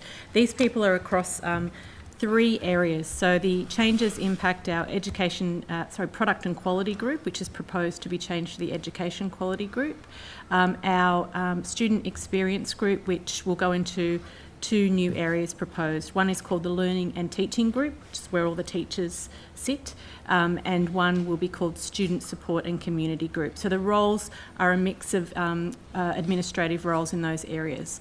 There's no teachers planned to be reduced. In fact, we're adding 14 more head teachers through this plan. No teachers or frontline student support resources. So that includes education support officers and assessors. So there's no reduction planned anywhere there. Okay. And then in terms of the sort of 80 odd employees that you expect to be impacted, and I appreciate what you said about trying to find them other positions, do you have a breakdown in terms of how many of those are regionally based versus metro? Yeah, so we have just concluded consultation, as the Minister said, on the 23rd of August. So we're currently going through all of the feedback. So it's unclear where those roles will eventually go from, if they in fact do, because they go through mobility. We've got 156, I think, learning locations across the state, and really high percentage of our roles are location agnostic, so you can do the role from anywhere across the state. So it's really hard to tell in terms of what the end result will be, but we have just under half of our employees working in regional and remote locations at TAFE. So certainly there are some roles that are in those numbers that are impacted that are regional, but in terms of what ends up happening, we can't answer that yet because we're still going through all of the feedback. And the reason we're doing this is to set TAFE on a path where we can be more efficient providers and hopefully grow over the future and provide more education. I got pretty consistent feedback from people that the model that we had before wasn't very practical, including from some of your colleagues who complained to me about their local areas.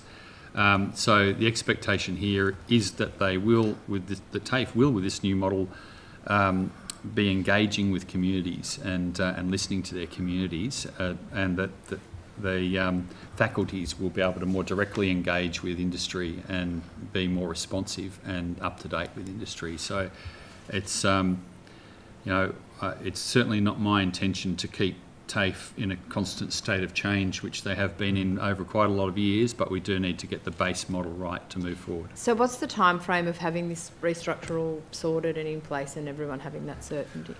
So Ms Tickle is saying our consultation with staff just finished last week. 23rd of August. 23rd of August. We're waiting on the final feedback from our unions, which will come in tomorrow. We'll consider that feedback, and then I think we've had over 4,000 pieces of individual feedback, so there's a bit to get through. We've been working our way through that. Our intention is that we will be able to have finalised the placement processes, etc., so that we can step into first term of 2025 with the new model in place. Okay, so day one, term one next year is what you're working towards. Okay. And then this might be linked, but I think there were some changes in June in terms of pausing recruitment on non-teaching roles. Did that tie into this restructure? Is that why that happened? I'm happy for whoever. Ms Tickle. Yeah. Sure. Sorry, I just looked straight at Ms Tickle. I apologise, Minister. That's all right. I should have directed you. In June, we talked to our employees about pausing recruitment on a couple of areas. One of those areas was in casual teachers, because we've been undertaking a workforce stabilisation program and moving many of our current part-time casual teachers into permanent and permanent part-time employment. So we really wanted to make sure that we were maximising that opportunity and pause where possible recruitment of casual teachers. There was no pause or stopping of any permanent or permanent part-time teachers. In fact, we were ramping that up. But in other areas, there was a pause requested in terms of looking at our resourcing. So this was certainly not directly related to the operating model, but it's certainly, we often do this to get, take stock of the resources, make sure that we've got them in the right areas and that sort of thing. So there was not a freeze on recruitment, and I do want to make that clear for the record. What we instead said is that more consideration needed to be taken by line managers, and we escalated the approvals to higher executive management to make sure that we were putting the priority recruitment first. Okay. And that consistent with the government's priority, which is to reduce insecure employment and get more teachers into permanent positions, more TAFE employees into permanent positions, and we've been getting a really positive response to that. Do you have any data, Minister, on how many you've converted from casual to permanent or temporary? I can tell you that in a percentage terms, we've gone from June 22 having 50.8% permanent in our teaching ratios to now 57.8%.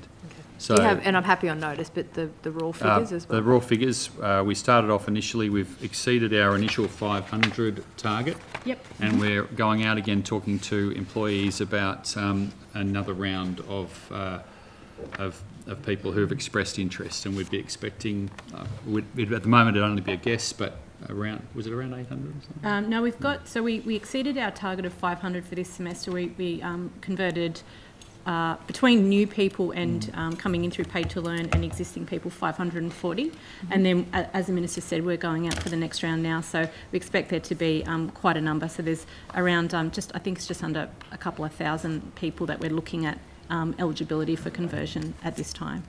That does bring us to 12. I didn't have a clock to tick down. 45. So I know. I will just check if the government members have any burning questions. No. Butters does. Very thorough. Thank you very much, Minister, for your time. And that thank you to all the concludes team who've questioning worked with very you hard. today. Good luck with And we'll see the rest of you at 2:00. Thank you.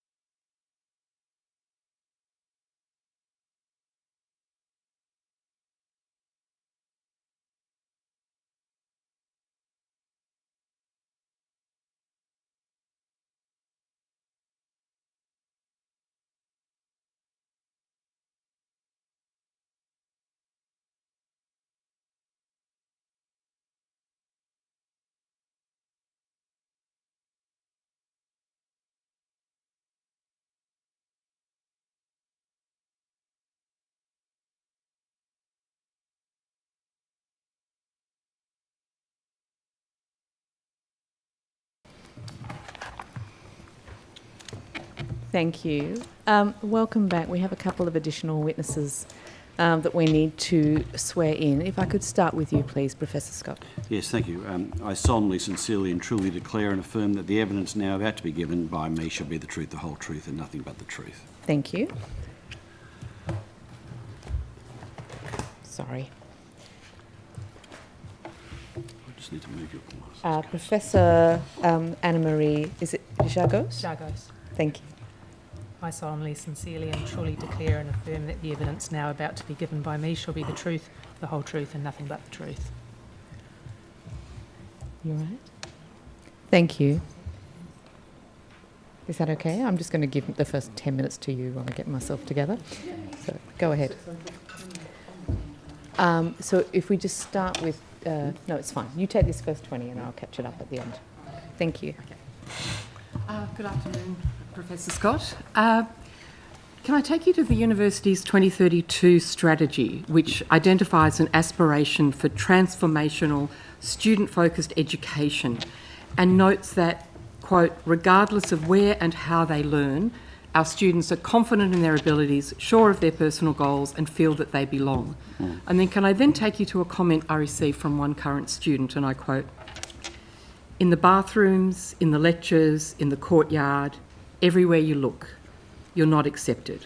It's hard to speak up and try to hold a conversation when it feels like the institution you believe in and require support from betrays you. Is this the transformational education that the University of Sydney aims to provide? Well, thank you for your question. The University of Sydney is committed to providing a transformational experience for every student who elects to study with us.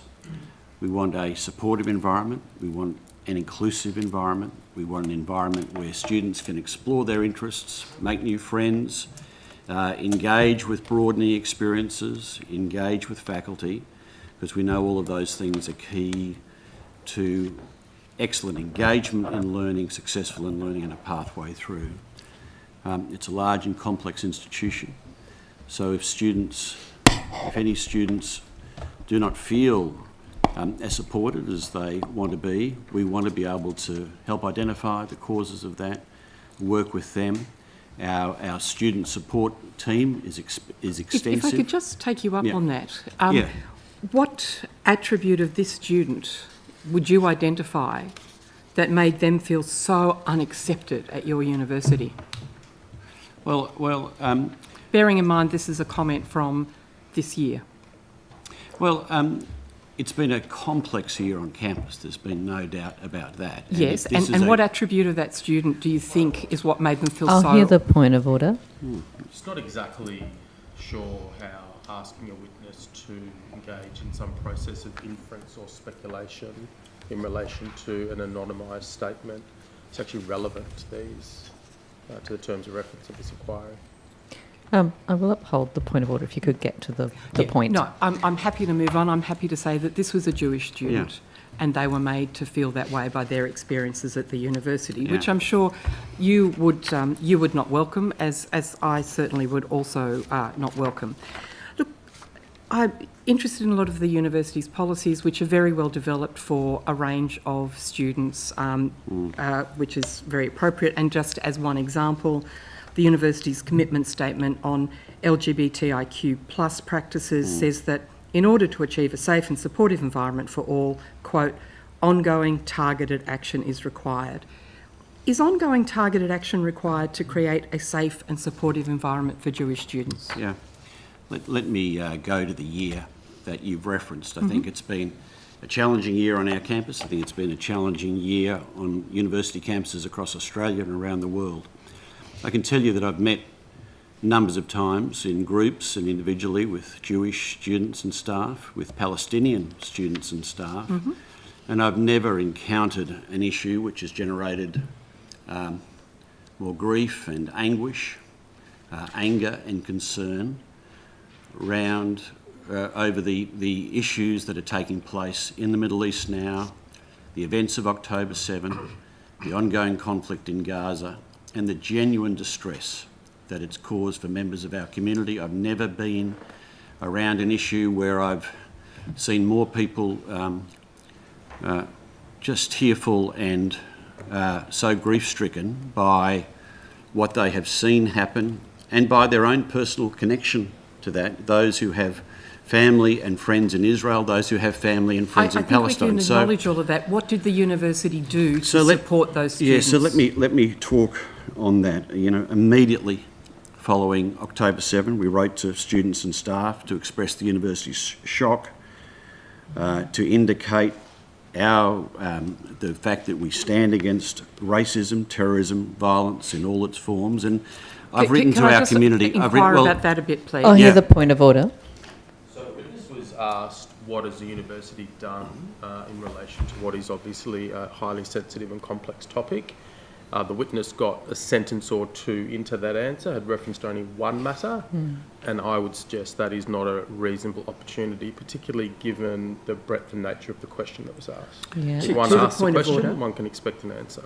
To the point of order, I was seeking to elucidate part of the answer that I was given so that we could tease it out more fully. Yeah.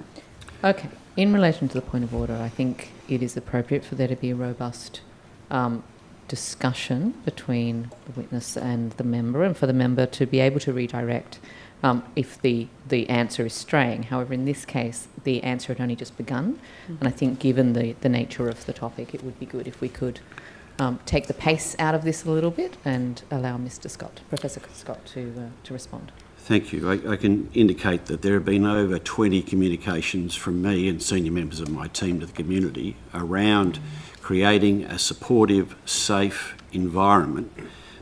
Since October 7, we've identified and emailed students of Palestinian and Israeli citizenship. We stood up an incident response team to manage what was a complex and evolving situation.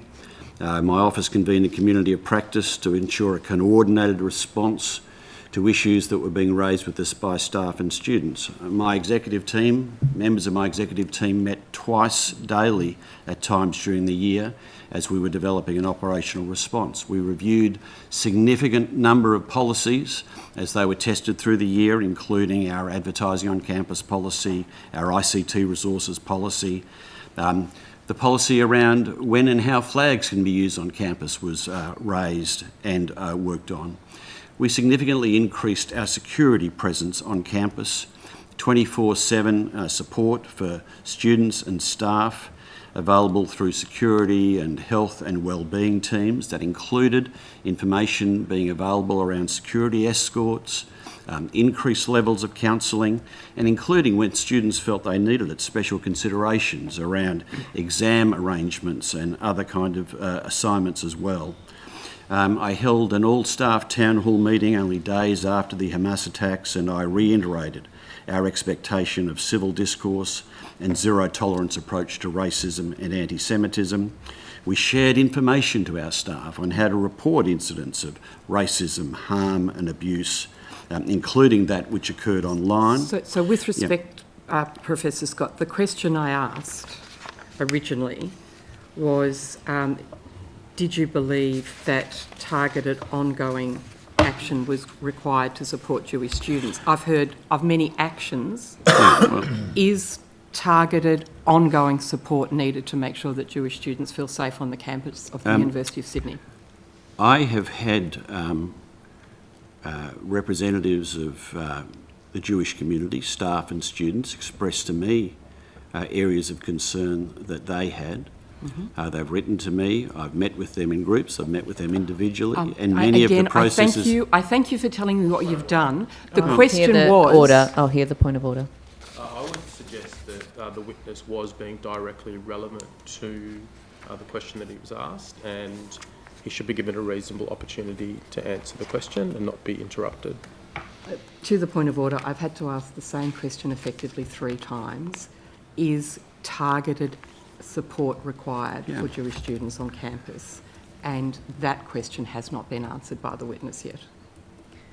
We do have plenty of time, so let's try and take a breath. But with that feedback, Professor Scott, if you could respond. I think I would have thought it's inherent in the answer that I've already given that Jewish staff and students express concern. Many of these initiatives that we implemented were in response to issues that they had raised that we then investigated and we then responded to. And one of the things that you put in place was, I believe you said, security escorts?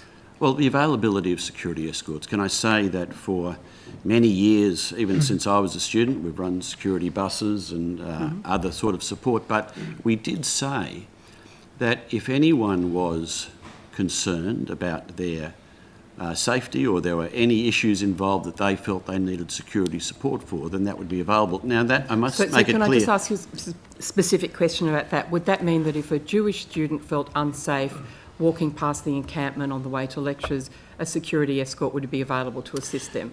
What it would mean, without getting into specifics of it, this was a service that was not just available for Jewish students, but any students, and many of the issues that I've outlined about concern. Would any student who felt unsafe walking past the encampment be able to ask for a security escort so that they would feel safe walking to class? Well, I believe that they would be able to talk with our security, and if that was a feeling of some support that they needed, then I hope our security team would engage around that if necessary. But you can't tell me that that's what... Perhaps I could just jump in and add here.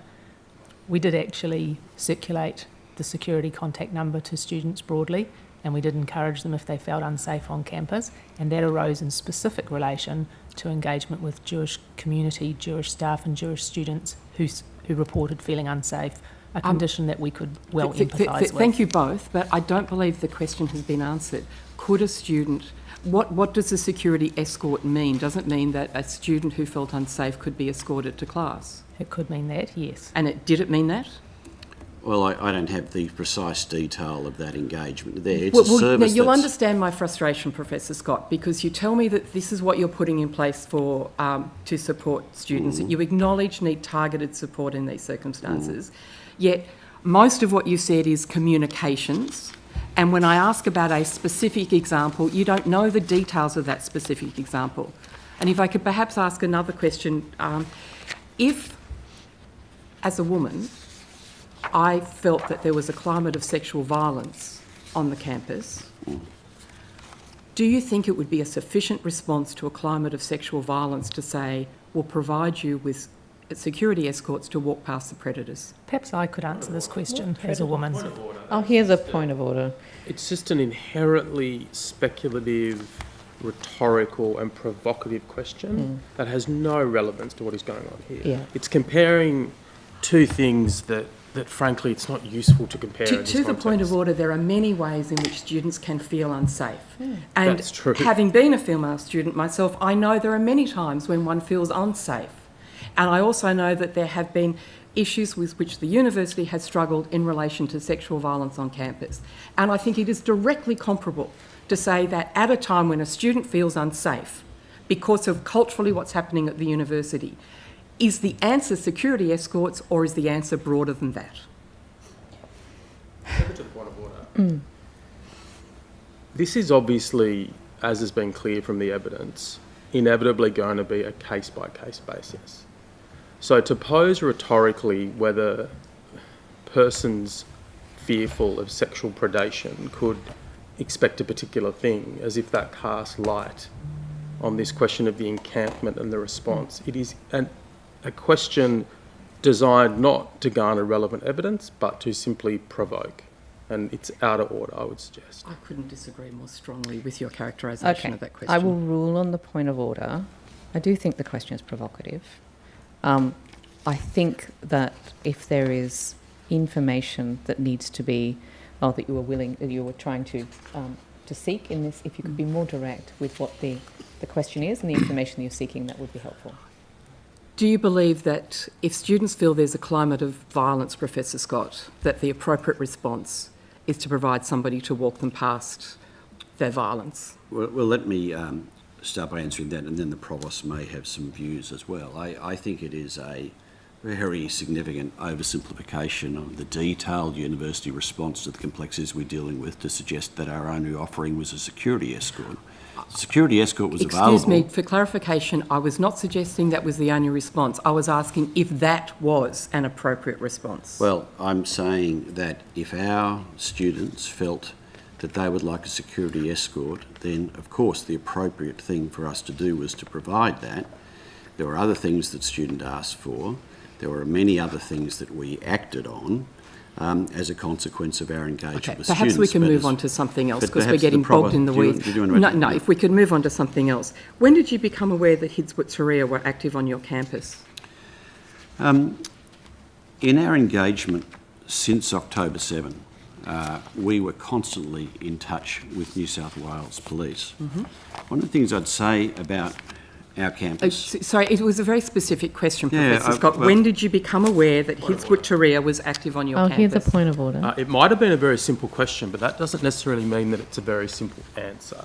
And the witness was a sentence or two into the answer, and I suspect there was about to be a bit of nuance in the answer because it's not a simple answer, even though my friend might think it's a simple question. I would suggest that we allow Professor Scott to answer, and then if you feel he hasn't answered the question properly, you can ask again. Since October 7, the University of Sydney has been in constant contact with the police, and the safety of our community has been our absolute top priority at all times. One of the issues we had to deal with on the encampment, in particular, is the porous nature of the university's environment. There are 28 entry and exit points to the University of Sydney campus. As far as I understand it, we are anything but a gated community. And so we were aware at the time of the encampment that some of our students and staff were there, students and staff from other universities, but also outsiders around that. And that's why we had this ongoing engagement with the police to constantly seek assurances from them about the external influences that they understood that might be on our campus. And we were assured by police that we would be notified by them about any extremist, violent or radicalised behaviour of groups on campus that we needed to be aware of. In early May, we received a phone call after a rally suggesting that Hidswood Taria may have been a presence on campus. This was referred to our security team that is in constant contact with the police.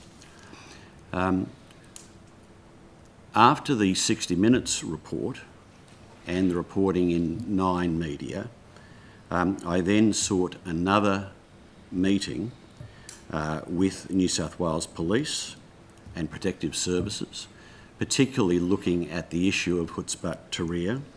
And in the briefing that I received then, I explicitly raved Hidswood Taria, and we sought and received assurances about being notified on any relevant information on the encampment that related to extremist, violent and radicalised behaviour.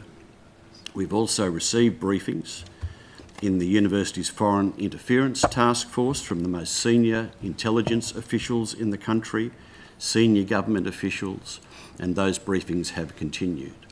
So if there is concern around Hidswood Taria or other groups that have had that may have been at different times on the university premises, we have engaged with the group that is expert on any of these groups, and that is New South Wales Police, Counterintelligence and other national security agencies. So you acknowledge that Hidswood Taria were active on campus? No, I have not said. If you pay close attention to my answer... Order. So you're saying order. that Hidswood Taria was no, not or, on campus? Order, No. because there was a... Sorry, we'll hear the point of order. Clearly the witness was attempting to respond to what also occurred to me as being a mischaracterisation of his previous answer, and he should be able to do that, particularly on a topic such as this that my friend is seeking to wade into. Perhaps I could get the direct answer to the direct question that I asked. Were Hidswood Taria active on campus? Well, Professor Sorry, Scott, I a will yes or just, no would suffice. I will just rule on the point of order. The witness was just half a sentence in before. Again, if we could just try and take some of the heat out of this, we have plenty of time. We don't actually, with respect, Chair. Well, no, you do, because I was going to give you more of my time. But Well, thank you. Maybe You're I'll very kind. rethink that. It's very kind. So if we could just allow Professor Scott to respond. Thank you. Of course, I've seen the reports of Hidswood Taria's presence on Australian university campuses, as I recall the 60 Minutes and Nine Media reports. And as I indicated, there was a phone call that raised the question as to whether in fact they were on campus. I put the question to police and authorities when we met with them after that report about Hotspot Tahrir. There was a general conversation about Hotspot Tahrir's activity in the community, but what I took from that meeting was again the assurance that if we had things we needed to be concerned of around extremist violence or radicalised behaviour of groups that the police and intelligence units were aware were around campus, then they would let us know. I would say about Hotspot Tahrir, as it's a question perhaps for Parliament in some respects, if this was a declared terrorist organisation that was illegal, if the Parliament had declared Hotspot Tahrir an illegal organisation, then of course they would be banned from campus. They are not. And so therefore there is no, as I understand it, limit on how that group can operate in protests and rallies, in encampments, in other such activities anywhere in around the city or around the state, or as I understand it, anywhere in the country. So if they were on campus, there was no mechanism in a sense for us to stop them being on campus, as they are not a banned group. The key test for me, which is the way we continue to frame it with police and intelligence authorities, was were they concerned about extremist, violent or radicalised behaviour with groups that were associated with the encampment that needed to be aware of, and we were repeatedly assured that they were not. Thank you. I'll just ask some questions and then I'll hand back when I'm done with my questions. I guess, so I obviously come from a different perspective in relation to the encampment, and I understand that there was a difficult set of decisions that needed to be made by each university. You know, different universities were dealing with very similar issues. Was there coordination between universities to sort of share approaches, or is there a forum for that? Yes, there are a number of groups that would meet and discuss these matters.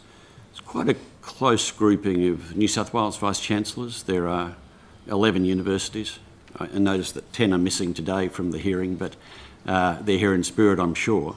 And so we would meet amongst New South Wales Vice-Chancellors and talk about what was taking place in different universities. There was an encampment at Newcastle. The University of New South Wales was on semester break at the time the encampment started, so they clearly didn't have one.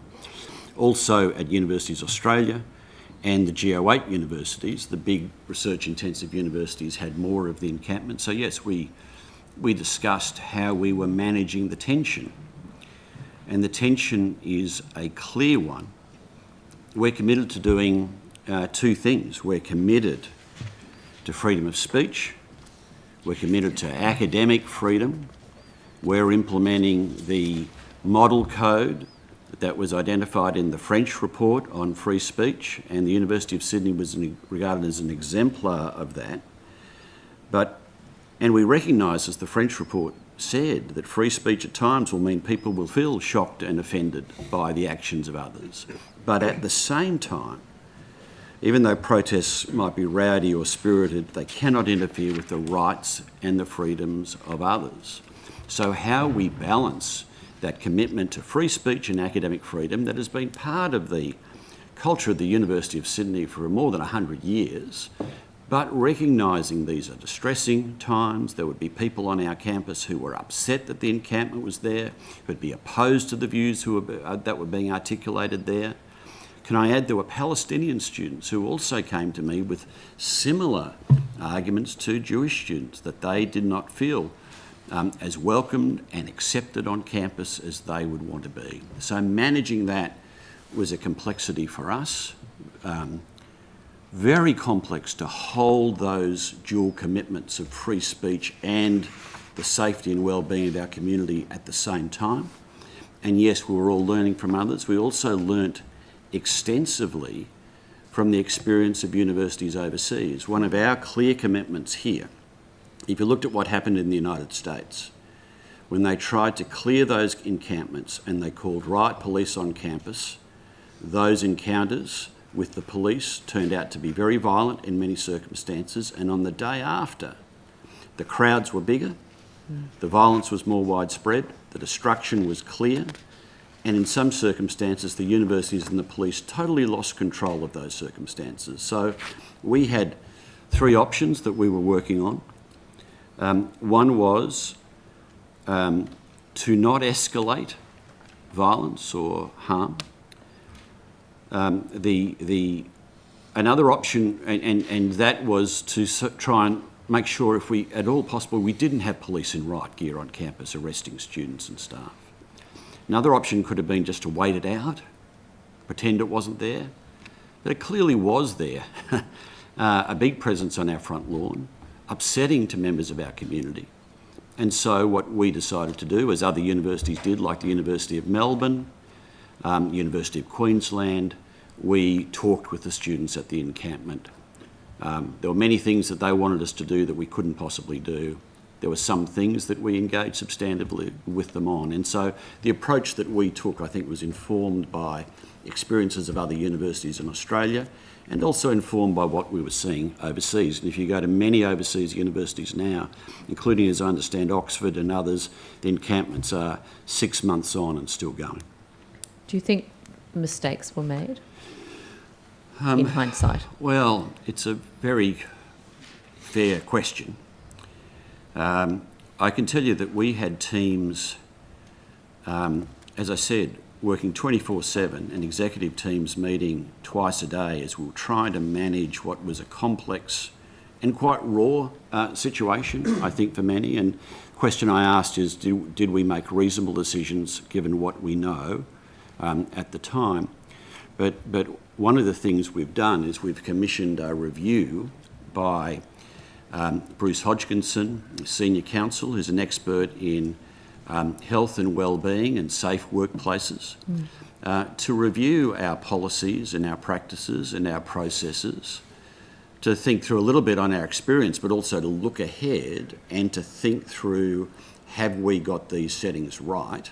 Are there things that we can learn from this experience that can help us make sure that we can try and manage, I think, this tension that does exist between free, robust speech that is a hallmark of a university, but also an environment where all feel safe and affirmed and included, psychosocial safety, if you like.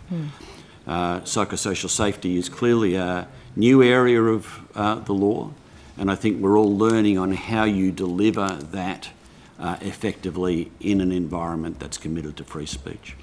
Talk about free speech as being the sort of the consideration on that one side, but I guess a lot of students involved with those encampments would also view what they were doing as expressions of solidarity with people who weren't having solidarity expressed with them by the major parts of the mainstream media, etc. And so I guess that's the other tension, isn't it, when there is, it's not just free speech, it's also symbols and showings of solidarity. Was that considered as part of that I think process? that's one of the reasons why, and I appreciate that well-meaning people will disagree on this, but it's one of the reasons why we felt that this protest, which was a different style of protest, I'll talk about that in a minute, fell into broad traditions at the university. If you go back into the university's history, big crowds, protesting conscription, the Vietnam War, nuclear disarmament, apartheid in South Africa. There's a long tradition. Political economy at the University of Sydney was an issue that students protested on, the way we were teaching economics. These are all issues that there is a long tradition of protest. And so, of course, students I spoke with on the encampment, many of them, some of them had family in Gaza. They knew people in Gaza. We have people in the university who've lost family in the Gaza conflict. They, of course, I think were often so genuine and heartfelt in their grief of what they were seeing on the television sets every night. And I think they also felt a solidarity with the student movement around the world and And often you've seen that at universities. Students around the world are protesting, they wanted to be part of it. And so what we needed to say to them was, you are able to protest, there are rights and responsibilities that come with that. And part of the responsibility of exercising that right to protest is exercising that right in a way that does not infringe on the rights and health and well-being of others in the university community. I would say as well, I think the nature of the encampment was a challenge for us. You know, the protests, you know, at lunchtime in the quadrangle, these are well known to us. Encampment, you know, coming back on, really on the back of the Occupy Wall Street original campaign and others that have followed, different. We're not set up for 24/7 protests. We're not set up to be a campsite at night. There were health and wellbeing questions that we were aware of for students who were camping over. We didn't have facilities set up for them to camp overnight. We were worried about fire risk at times. We were worried about health risk for them at times. We had significant security in place for them too. And so managing all of these complexities to allow free speech to happen, to protect the broader community, to protect those who are in the encampment, to make sure we understood or, you know, appreciative of the challenge that was created and that we did not always know who was at the encampment because fundamentally it's a public space. These were all things that the leadership team were engaged with around the clock for some months. Can I ask you what the demands of the encampment were? Yes. Let me talk to those. It took some weeks for the encampment to kind of articulate those, and that reflects that there were numbers of different groups up there. Student Representative Council, a number of other student activist groups, the Muslim Students Association, and they finally, you know, I suppose, did come together on some demands. And I can tell you that some of those demands we simply could not agree to and didn't agree to. They wanted us to cease university partnerships with universities in Israel, to cut back on the ability for our academics to work in exchange with some Israeli universities. They wanted us to stop student exchanges with Israel. All of those things we felt fundamentally worked against the commitment we have as a university to work in partnership with global universities, to allow our academics freedom. And we are a great believer in the opportunities of students travelling, seeing the world, and taking advantage of those kinds of partnerships. But there were some things that we did do. Yeah. They did ask us, and they were targeting defence and security contracts that we had in research. And we said, no, we're not going to scrap those. But one of the points they made was that our defence and security contracts were not as transparent as they felt they should be. And as we looked into it, and we agreed with that. If I looked online at the information that the University of New South Wales or the Australian National University put up, far more detailed than the University of Sydney. So we agreed to be as transparent as we can be around our defence and security research contracts, and that information is now going up online. There was also a question about the money the university has invested in endowments and our future fund and other matters that earns an income back to the university. It asked, well, is some of that money invested in defence and security industries? And we said we appreciated there wasn't transparency around that. And so we did what a number of US universities have done. We said we'd put together an eminent panel. There could be student representatives on that or staff representatives on that to look at that defence and security investment and to provide advice to the University of Sydney Senate that finally determines that investment policy. So Dr. Simon Longstaff, the head of the Ethics Centre, is heading that committee that's doing that review. We have a number of other eminent Australians who are business leaders from the military and student representatives too, who are providing that review, and that review will take place by the end of the year, and we expect that that advice will go to Senate, and then Senate will decide. So on the negotiation, as you would want, there was kind of detailed and substantive engagement around the substance. There were some things that we felt we couldn't do. In the interests of the university and our key principles, there were other things we could engage in, and they were the things that we agreed to do. So in terms of the weapons manufacturer,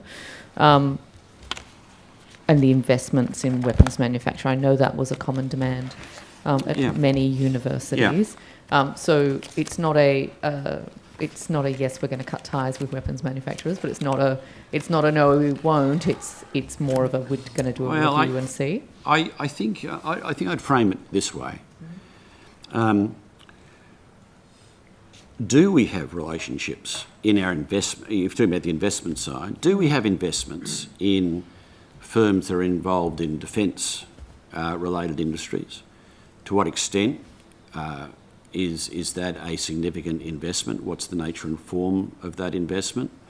What have other universities done about that?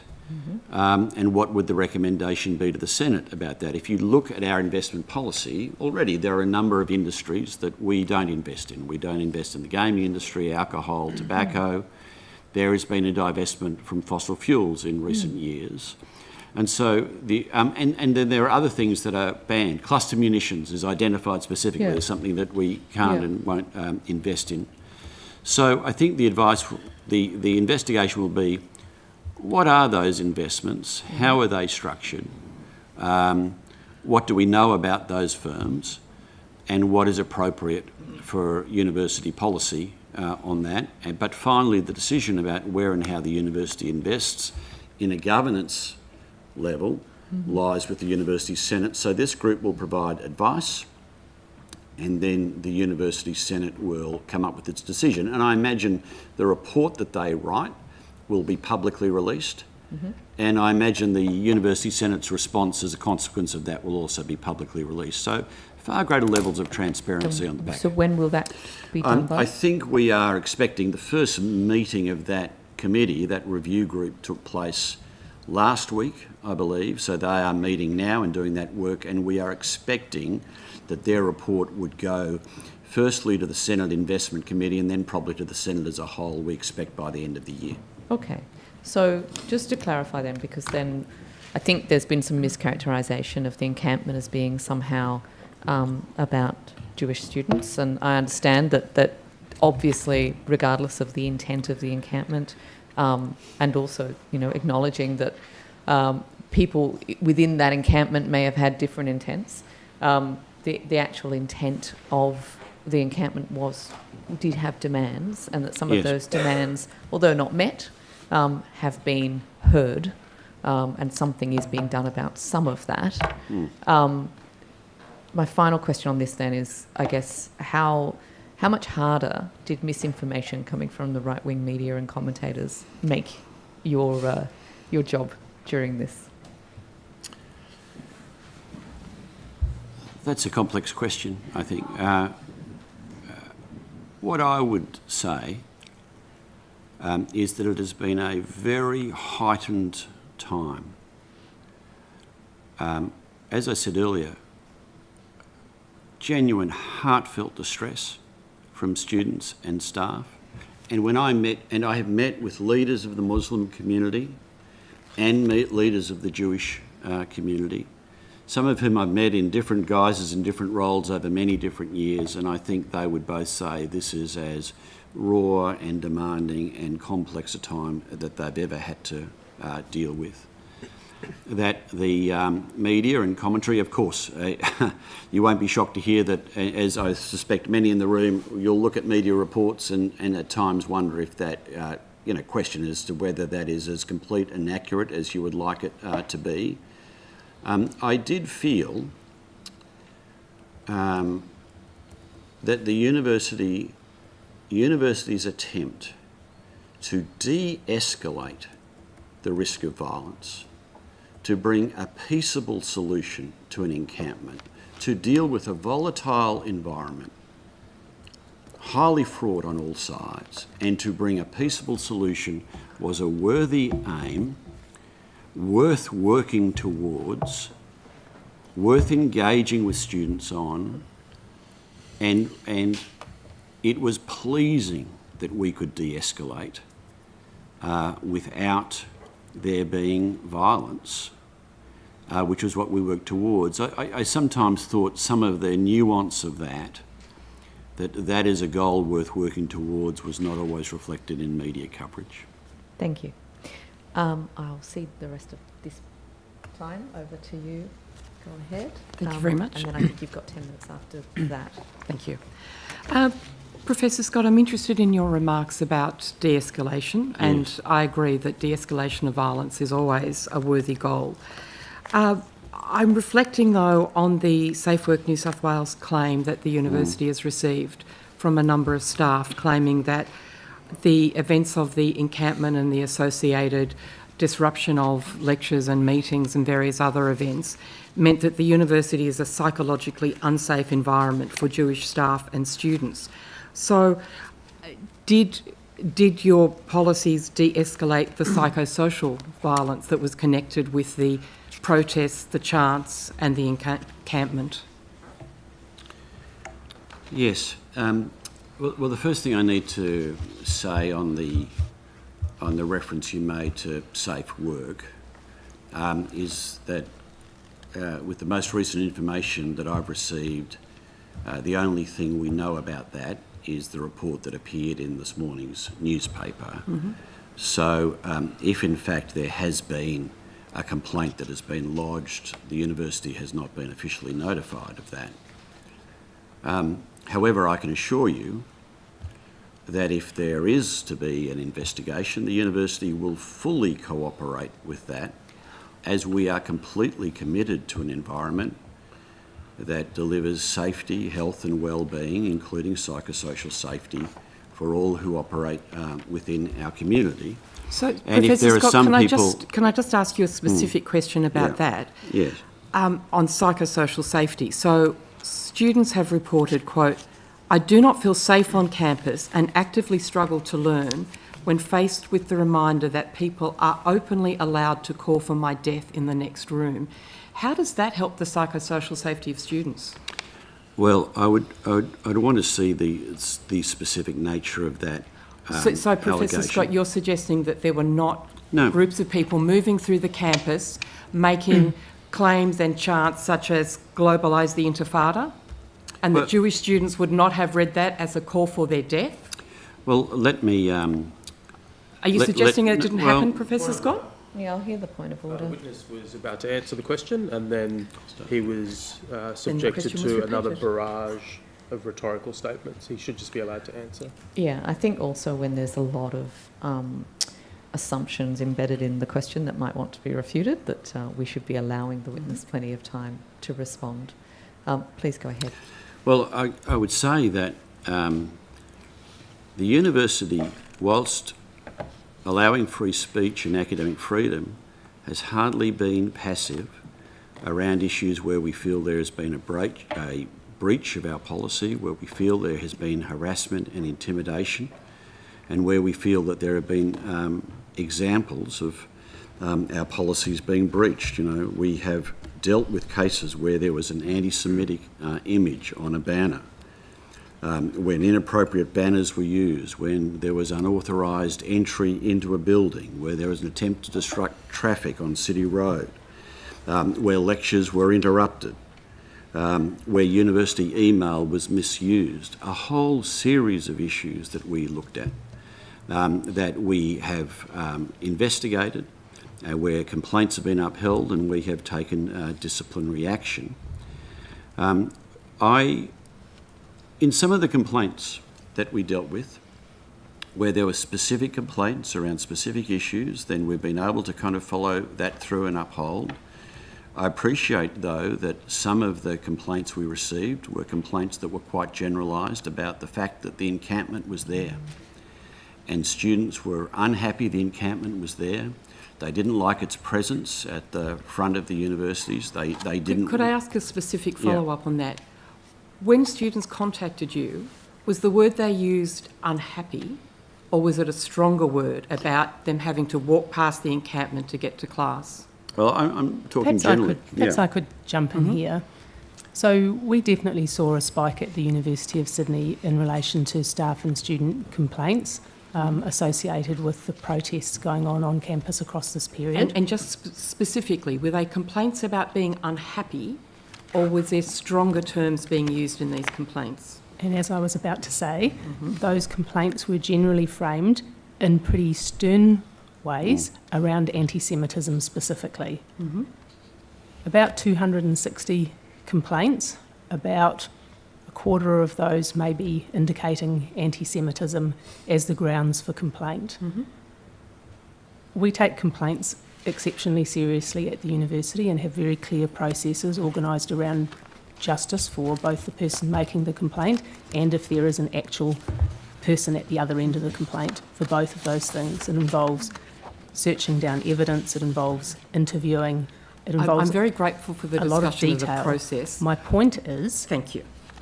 that what we found in the large majority of the complaints that used the word anti-Semitism as the grounds for making the complaint, that the entire basis of that allegation rested on something like there was a protest, there was a pro-Palestinian protest, there was a Palestinian flag displayed at the encampment.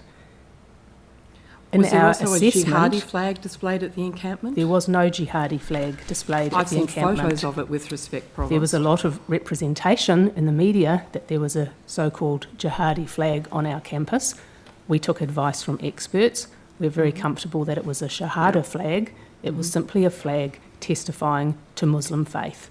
It doesn't breach any of our protocols. In fact, it goes to the heart of our commitment to diversity on our campus. That, however, suggests the kind of inflammatory environment in which we were operating, in which people, sometimes organs of the media, would claim that all types of terrorist activity were being represented on campus, which was blatantly untrue. Were there people walking through Eastern Avenue chanting slogans such as "Globalise the Intifada"? I believe there might have been exactly that slogan. And what do you understand that slogan to mean? So there is some wide variety of representations and interpretations around such slogans.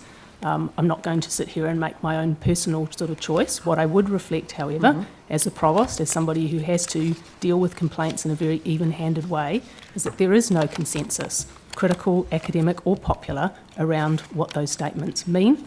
And people have very heated interpretations of them, which are often and unsurprisingly shaped by their personal histories.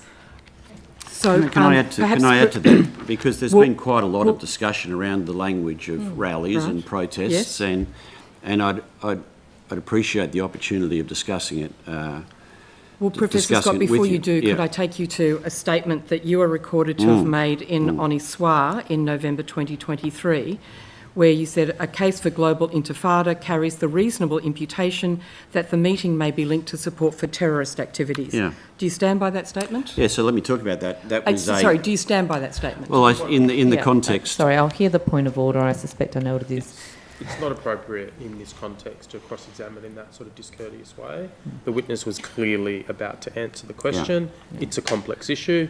He should be allowed to expound It's a upon it, I simple would question. suggest. Do you stand by your statement? Okay, I uphold the point of order. If we could just, again, take the heat out of it and allow the witness to respond. Yeah, there was, in the days after October 7, a rally was attempted to be organised by what I recall was an unauthorised group, an unofficial group at the university. The rally was the call to global intifada. It was accompanied by an image of a tank crossing over the border into Israel on October 7. The university's leadership, and I believe also the university's student union, came to the view that the juxtaposition of the language and the image seemed to be inciting terrorism, supporting terrorism, invoking a support around that. It was the two together that we felt at that time was inappropriate. And we had made it clear, I had made it clear in notes to staff, in emails to staff and students, that we did not believe that free speech extended to supporting acts of terrorism and to supporting Hamas. And so therefore we cancelled that meeting. There was some criticism in some circles that we cancelled that meeting. We did so unapologetically, but it was the combination of both that seemed particularly powerful and manifestly inappropriate, hence our decision. So Do you believe that the words globalise the Intifada could be reasonably interpreted by a Jewish staff member or a Jewish student as suggesting a call for personal violence against them, their loved ones, their families? Yes, some Jewish staff and students have expressed to me their concern around phrases like Intifada, and the other one that has been much discussed is from the river to the sea, and they've found them deeply offensive, deeply concerning. And so in terms of free speech, does that raise concerns for the university's free speech policy? If somebody else finds something deeply concerning and personally threatening, does that then not call for a free speech discussion? So let me address that, but I'll be keen to engage the Provost on this issue as well. That's why I said publicly and regularly that I really wish these phrases not be used. If they are causing such distress to some in our community, it would be my wish that they not be used, and the fact that we then have to deconstruct them and to debate their history and their meaning and their context. And when some people find it very distressing, I said I prefer that they not be used. However, and I think this is very significant, I think it's very significant for members of Parliament to reflect on this. I cannot find a jurisdiction in the country that has banned the use of those phrases. Those phrases are used With respect, Professor Scott, are you hiding racism and anti-Semitism behind the cloak of the law? No. What is your responsibility to the safety of students? I'll hear the point. Also, your time is up. That's not a question. It's a discourteous rant, I would suggest, and it should be ruled out of order. Can I address I'd appreciate the opportunity of addressing the issue. We're in the situation on some of those that there are rallies that are held on weekends here with thousands of people surrounded by New South Wales police where those phrases are used and no action is taken. Those phrases will be used at rallies that have appeared outside this Parliament. No action is taken, and no action has been taken because lawmakers have not come to a view that that represents hate speech and that language should be banned. The complication around having a different standard, free speech being less available at a university than elsewhere in the community, is a challenging confrontation of the traditional view, which would be that there is more licence for free speech at university than elsewhere. This is why university vice-chancellors wrote to the Federal Attorney-General seeking advice on this matter and wondering whether in fact lawmakers at a federal level or state level want to intervene precisely on this matter. But let me reinforce that there is not a jurisdiction in the country that has banned these phrases. That's not to say that there may not be some circumstances where we would take action around that. I could see a scenario where if Jewish students were standing together and they were being targeted and surrounded by protesters citing these phrases, that would feel direct and intimidatory and possibly anti-Semitic. Targeting and if Jewish students are sitting in a classroom and this is coming past them. And in classrooms, interventions in classroom, when protesters intervened in classrooms and attempted to take over them, we took action against those students. We have suspended students from the university who have disrupted protests. Right. Can I order? Can I ask a question on that as well then? Because I think what you're saying is the very sensible position that words such as those really do mean a different thing depending on the context and the circumstances. It's not as simple as just saying that particular words are, as we've just heard, somehow racist when they mean a completely different thing to a different bunch of people. Is that what you are trying to say, that there's context around this? Perhaps I can come in here if that's okay. I think there is always context, and that it's very useful to think about what the context is. I think the Vice-Chancellor has given a couple of examples where context determined a decision in relation to a juxtaposition of image and words. The other piece that I would say here, however, that's also been very exercising of the university leadership is that in times like these, when certain student and staff demographics feel particularly anxious, as if a hostile world is facing them, I think we have made every effort to listen really carefully and non-defensively to what they're saying. Now, this does not take us away from our absolute commitment to academic freedom, which is core to a university. But I think when we hear from our staff and students on both polarised sides of this conflict that they feel less confident coming onto campus than they have previously, we listen hard to that, and it affects us, and we feel like that's not right. So we have also done a lot of work outside this very formal complaints-based system, which we have to have. It's sort of more of a judicial kind of piece. There's also a hugely important cultural piece, and we have done so much work in this space before and after October 7 in terms of trying to take seriously our responsibility to educate our students about how to talk about issues where you have conflicting, maybe even contradictory viewpoints, about how can you extend empathetic understanding to someone who stands for something that you don't stand for. We've got online and face-to-face training for students. We've trained a lot of our tutors and a lot of our student peer mentors who deal with large numbers of undergraduate students. We've launched this semester a kind of a civic campus initiative, which is pulling together expert academics to really put our heads together and say, what does a contemporary 21st campus want to stand for? It will not step away from academic freedom, which any academic will passionately think is the absolute heart of the university. But around that, what can you wrap in terms of a culture where people are more culturally capable and competent? In a society which seems to be rapidly polarising, how can a university try and deliver on its social mission by holding that intermediate space of deliberative conversation that is respectful, that can listen empathetically, that can bear to tolerate a view that is not your own? And as old as I am, I have to say that task is way harder than I ever thought it was going to be.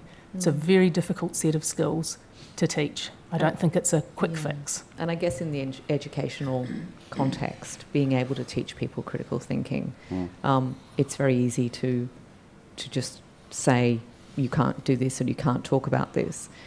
My experience with young people in particular is that they're very good at having nuanced conversations about things. I'm going to move to a completely different topic in the time that I have left. I wanted to, just because I have the opportunity of having you here, ask you, Professor Scott, about the university's approach to people with disability. So we just had an inquiry where we looked into the experiences of children with disability in educational settings, and that did cover some aspects of university and TAFE and other experiences. And as part of that and following that, I've had a lot of students come and contact me from Sydney Uni as well as University of New South Wales and UTS in particular, saying that they have students leaving quite at what they call an alarming sort of rate because of a lack of,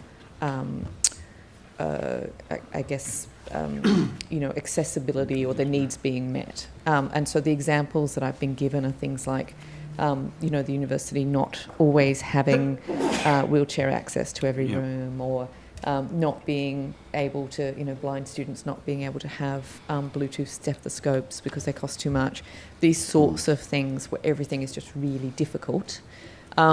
I was asking the Minister about that this morning, and it seems to be that that's primarily, universities are governed primarily by the federal jurisdiction, but when it comes to these sort of anti-discrimination provisions, they're state-based.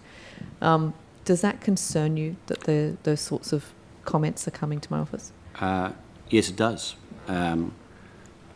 Central to our 2032 strategy is that we are a truly diverse community. We have a number of initiatives in place to drive that, and students with disability are absolutely central to that. We've got a disability inclusion action plan that is currently underway with a series of initiatives that are in place. Flexible working arrangements, reasonable adjustments for staff with disability, support for students in the classroom with disability. we remain fully committed to this. We measure our number and our data. You make reference to our physical infrastructure. That is challenging, I must say. 30% of the University of Sydney is heritage listed. We have some brilliant, bright new facilities where disability access will have been centrally built in to all of that construction and that planning. The retrofitting has been more extensive, but when we are doing retrofitting, certainly disability access forms part of that. And through our Senate People and Culture Committee, there's a detailed monitoring of numbers of students with disability and staff with disability and the flow and pattern of that over time. I'd say that I don't think I've seen data that indicates that we've had flight of students with disability or staff with disability away from the university, but we're not seeing the growth at the level that we'd want to see, congruent with levels in the community. I'm not sure if the Provost wants to add to that. I would say that since 2013 we've had a very robust sort of multi-year physical infrastructure plan to, as Mark says, to bring up much of the heritage architecture, which is largely done by quite physical things like ramps and wheelchair hoists and the like.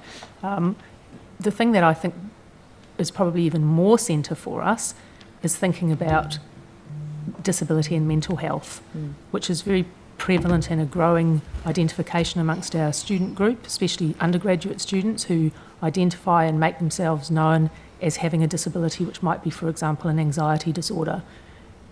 Just numerically, that is a much greater sort of disability component for the university, which we address through a whole bunch of student wellbeing initiatives, including some very practical orientations around learning assessment adjustments made for students. So, for example, special considerations or lengthier periods in an exam, or working to have a customised sort of staggering of assessment dates in a way that a student without that disability identification wouldn't have. So I guess there's those two pieces to me. I think I've been at the university since 2011, and physically I can see the campus has made a very large jump forward. I think the challenge for us, I think we could always do more. I'm certainly not suggesting we're perfect in this space, but I think that the real challenge for us will be addressing and engaging with that mental health piece. I think will be a bigger challenge. Do you keep data for, I guess, the reasons why people are quitting their courses? Would you have any sort of visibility over the numbers of people who were quitting because of their disability needs not being met? We watch our retention rates very closely. So, at a large demographic scale. So we would notice, for example, if we had a spike in a particular area or even a unit of study or a course of study where a idiosyncratically large number of students were not sort of finishing, were leaving the university. We don't, to the best of my knowledge, have any kind of mechanism that would pick up those individual students unless they had already made themselves, known to, say, a student wellbeing unit, or were working with a counsellor in a disability adjustment plan or some such thing like that. Okay. I'd add as well, I think one of the things that we pick up in this area of diversity is the need to build the confidence and the trust in our community so that staff and students with disability will happily identify that they have disability and talk to us on that and feel that they'll be well supported in our community through that identification. We suspect that there is an underreporting of disability within our community, and so we're trying to interrogate that as well. The more insight we have on the needs of our staff and students, the better equipped we'll be able to be to reach out to them with support that they might find meaningful and supportive. Thank you. That does bring us to 3 o'clock. Thank you very much to both of you for your time. I know that it's unusual for us to call university reps, and so it's been incredibly useful. Thank you very much. But you're now excused. Thank you. I will now throw back to you until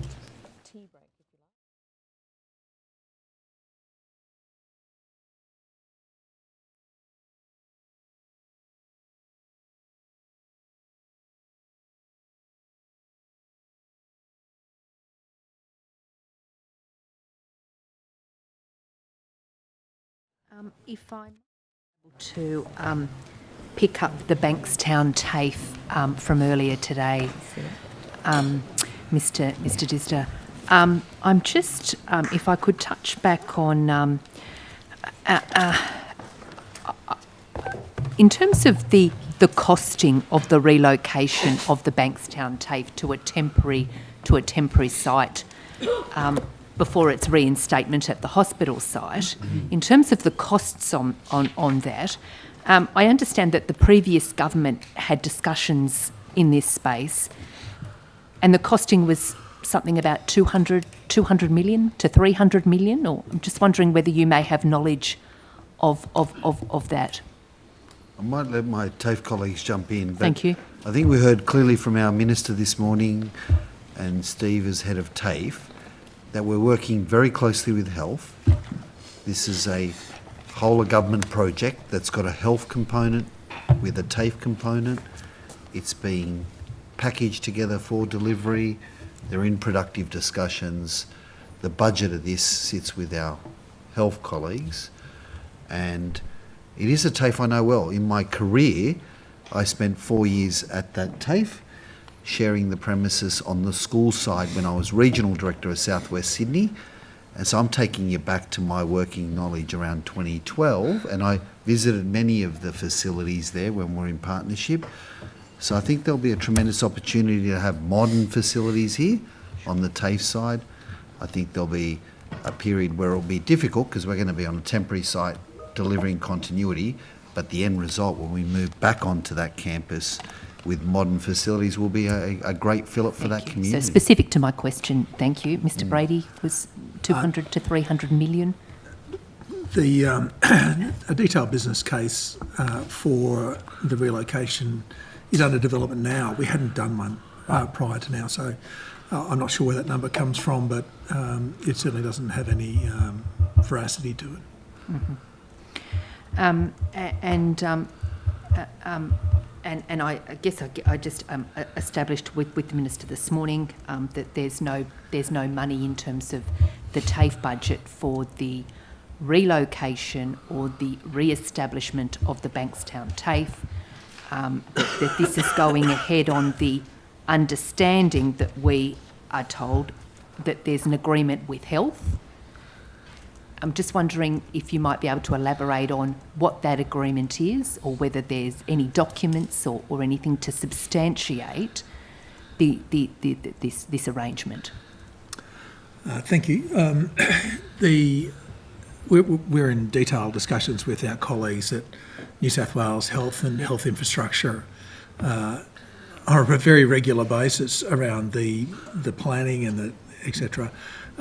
One thing that we have to work through for that is the site ownership. So currently, obviously the TAFE campus is owned by the Minister in his role, and as we move forward into the new arrangement where we're building a hospital and a TAFE on the site, the ownership of that land will need to be considered. So we're actually working through with our colleagues a form of just understanding about how those mechanics are going to work.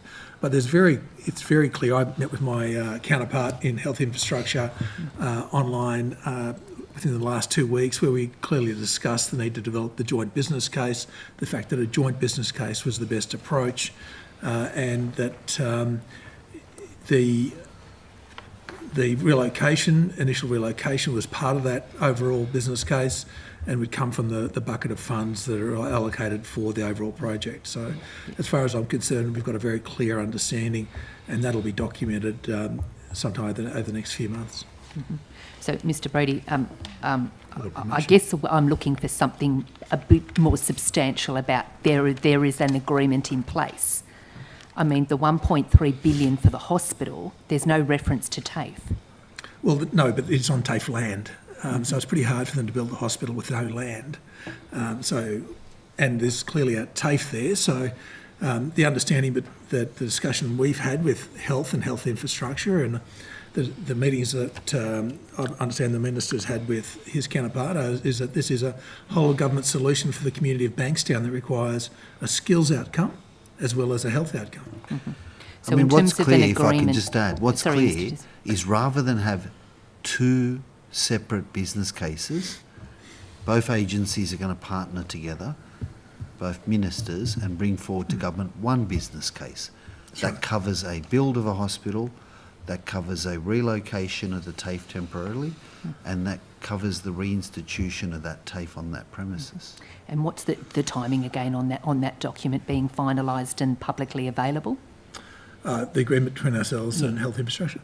Look, as I said, it was only within the last 2 weeks that we discussed the details of that. It's something which we'll work through. I don't have a specific time frame for you. I think the important part for government is how we work towards the funding decisions. Obviously, there's a budget there of $1.3 billion.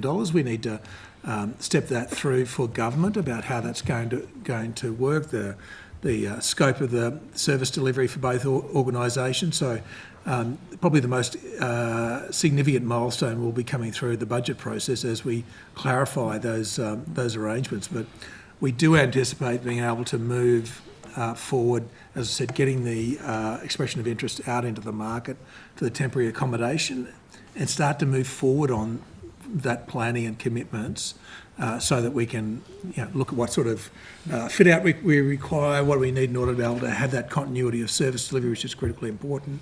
And so whilst the really major milestone coming forward is actually the development of the detailed business case for the combined facilities, we will not be waiting for that to be completed, I don't believe, until we'll be taking action on the interim relocation based on the budget that's already available within health for that interim work.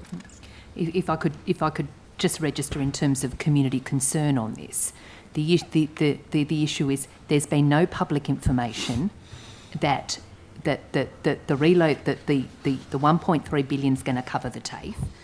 People are concerned that the hospital is coming onto TAFE ground, so the TAFE's clearing out, and there's no reassurance here that TAFE's actually going to be a part of this. Oh, with respect, I think if you go back to the press release that was put out by Minister Parks and Minister Whan when the Bankstown site was announced, it made very clear that there was an ongoing commitment to TAFE in Bankstown CBD. Is there precedence for a situation like this where TAFE loses the land, loses the campus, the temporary relocation not known, the budget not known, the reinstatement of the new TAFE and the time frame not known, but we sit back and we say, oh, look at a ministerial press statement. Is there precedent here? Ms. Merton, I think really need to... Just in terms of process and how these joint arrangements happen, what's the precedent? So I don't recall us having built a hospital on a TAFE campus in the time that I've been in the role. Mm-hmm. So I can't really point to a precedent. Yep. What I can say is that this is clearly a situation where a whole of government solutions required. It's not a case of TAFE dealing with its land in its own interest solely. And it's not the case that health can come and build a hospital on our campus without our collaboration. So there's clearly a need for the two agencies to work hand in glove to deliver a whole of government solution for the community of Bankstown. And that's exactly what we're doing. See, the concern is people say, hang on a moment, well, TAFE hasn't got a seat at the table with health. Then they'll say, well, hang on, with all due respect, that's not right. budget blowouts. Let's say, the cost of the hospital's more than the 1.3. Well, what reassurance is there, that the kids in the southwest are going to have a new TAFE campus? I can only reiterate that the press release that was issued, the statement by the ministers, the responsible ministers at the time, was that there would be a continuing TAFE presence in the Bankstown CBD. And that's exactly what we're working to. And it's also what the business case will go to, Ms. Merton. And we're awaiting the joint business case. Yeah, is that what's currently underway? That's what's being developed. Yeah. Yep. And the time frame on the joint business case is? I just have to come back to you on the specifics of that, if I can. Okay, all right, no worries. And Mr. Brady, and you have well spoken about the current teaching infrastructure at the Bankstown TAFE as it stands today in terms of the hairdressing, the childcare, and I think there's some other sort of business services. Yes. And you know, and given the history of the TAFE being 50 years, the growing student cohort in the southwest, are we thinking those facilities will be moved to the temporary site when we know it? It may be a single or multiple temporary sites, and possibly those facilities will be reinstated at the hospital precinct. That's our intention. So our intention is that we maintain the strong presence in the Bankstown CBD. Like one of the things I would say is our adult migrant education program is a very large part of what we deliver in the Bankstown community.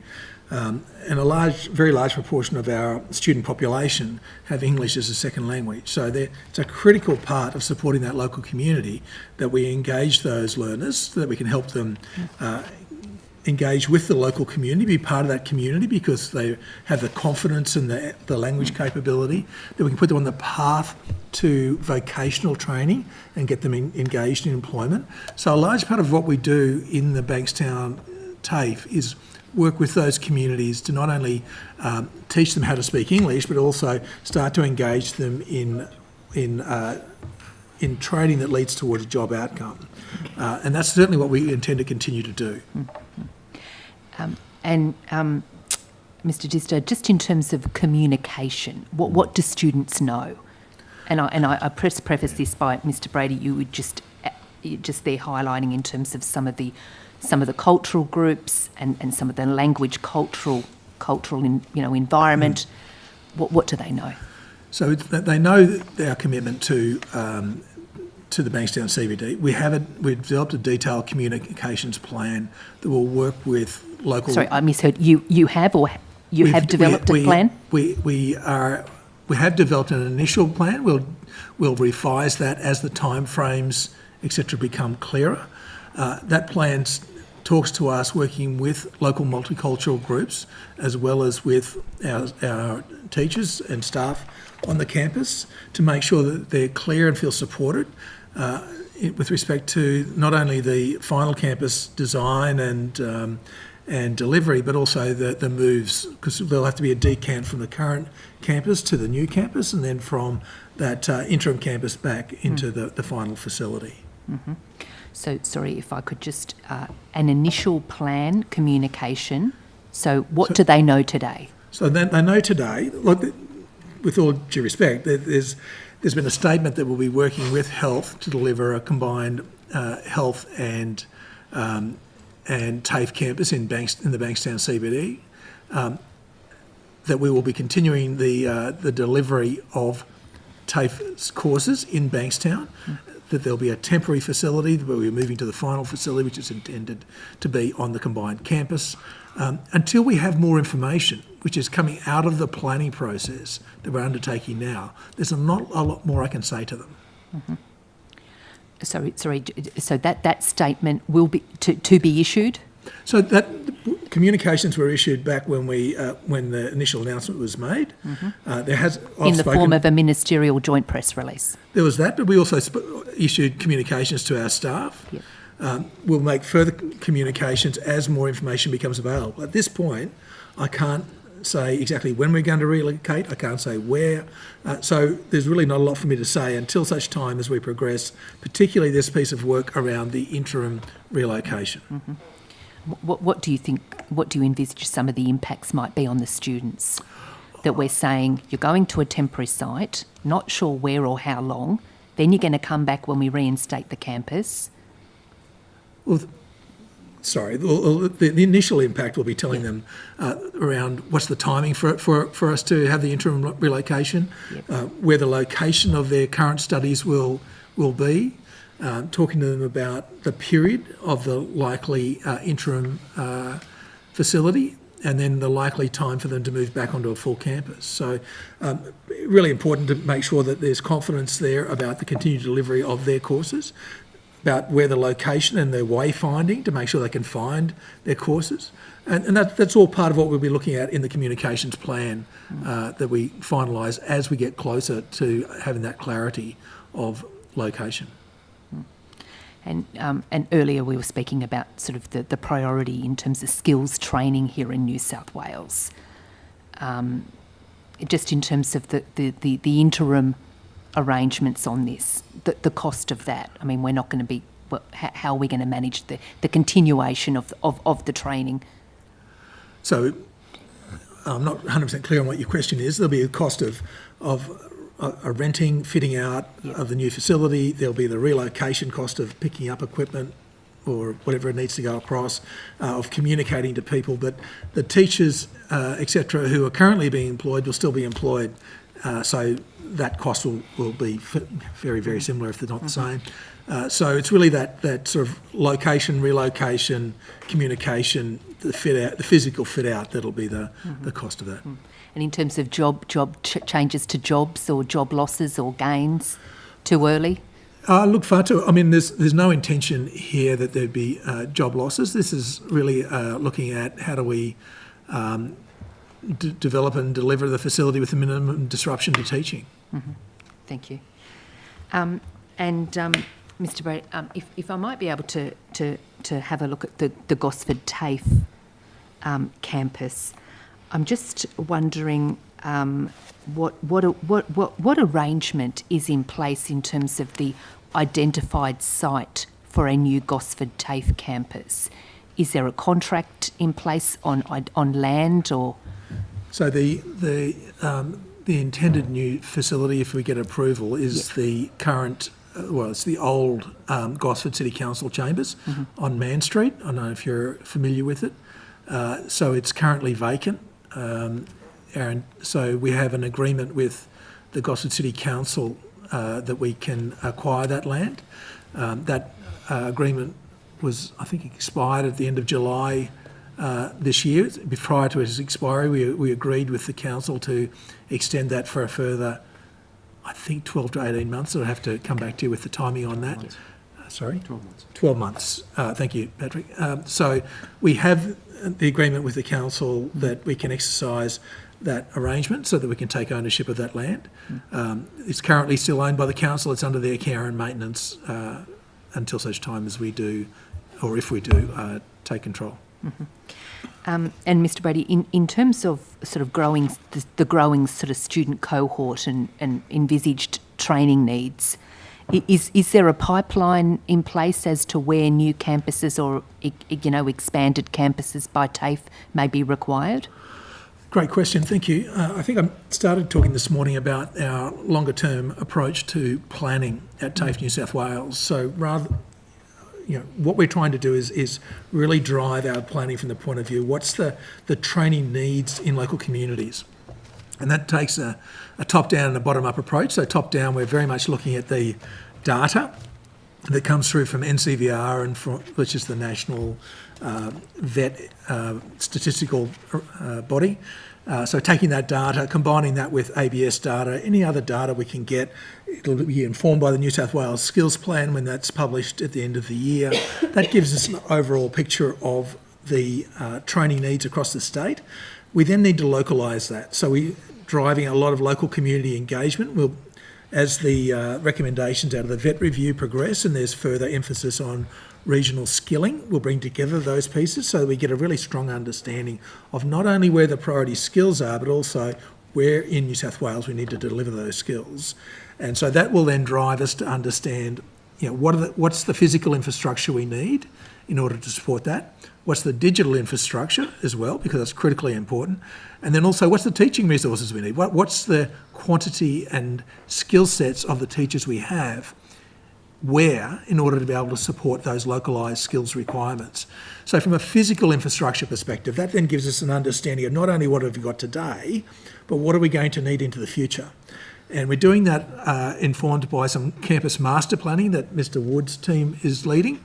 And that's looking not just at each individual campus, but looking at a network of campuses that support a local community. And so that allows us to understand based on the training needs that we've identified through our training portfolio strategy, what's the type of physical infrastructure, how do those campuses work together in order to be able to support those local communities. That gives us the ability to build a longer term plan about where we need to invest, how much we need to invest, etc. Thank you. And Mr Brady, in terms of what we might know so far from some of this work, does the Central Coast look like it may be an area, in terms of needing expanded campus or a new campus, or in terms of the students? So certainly it's the Central Coast is growing. So we certainly expect that it's an area where we can see enrolment growth over time. Yep. We are looking at it, as we briefly touched on this morning, as a combination of campuses. So we've got the Ourimbah campus, which we co-locate with the University of Newcastle. We've got our Whan campus, where we're currently building a new animal facility. And we run some significant trades and more migrant programs there, a whole range of programs we run at the Whan campus. And then you've got the Central Coast, Gosford. So we'll look at that across those three communities, which are relatively close together, and we'll work out where we best locate which disciplines. Mm-hmm. But we definitely would see that in planning for the Gosford campus, we would be taking into account the growth we see, not only in terms of the population, but I think we would suggest that we're probably under-servicing the population at the moment, based on the old campus we have in Gosford and its ability to actually support the delivery of skills in Gosford. Thank you. And in terms of the old campus and the condition on that, and we have reports from teachers that hang on a moment, we need a better place than this. So maintenance and repairs are in place. Yeah, look, I wouldn't disagree with those teachers. We're certainly very keen. They said you come work from here. So, yeah. We'd certainly love to upgrade that facility, but that's Gosford's not alone like that. We've got a very significant backlog in our 154 campuses.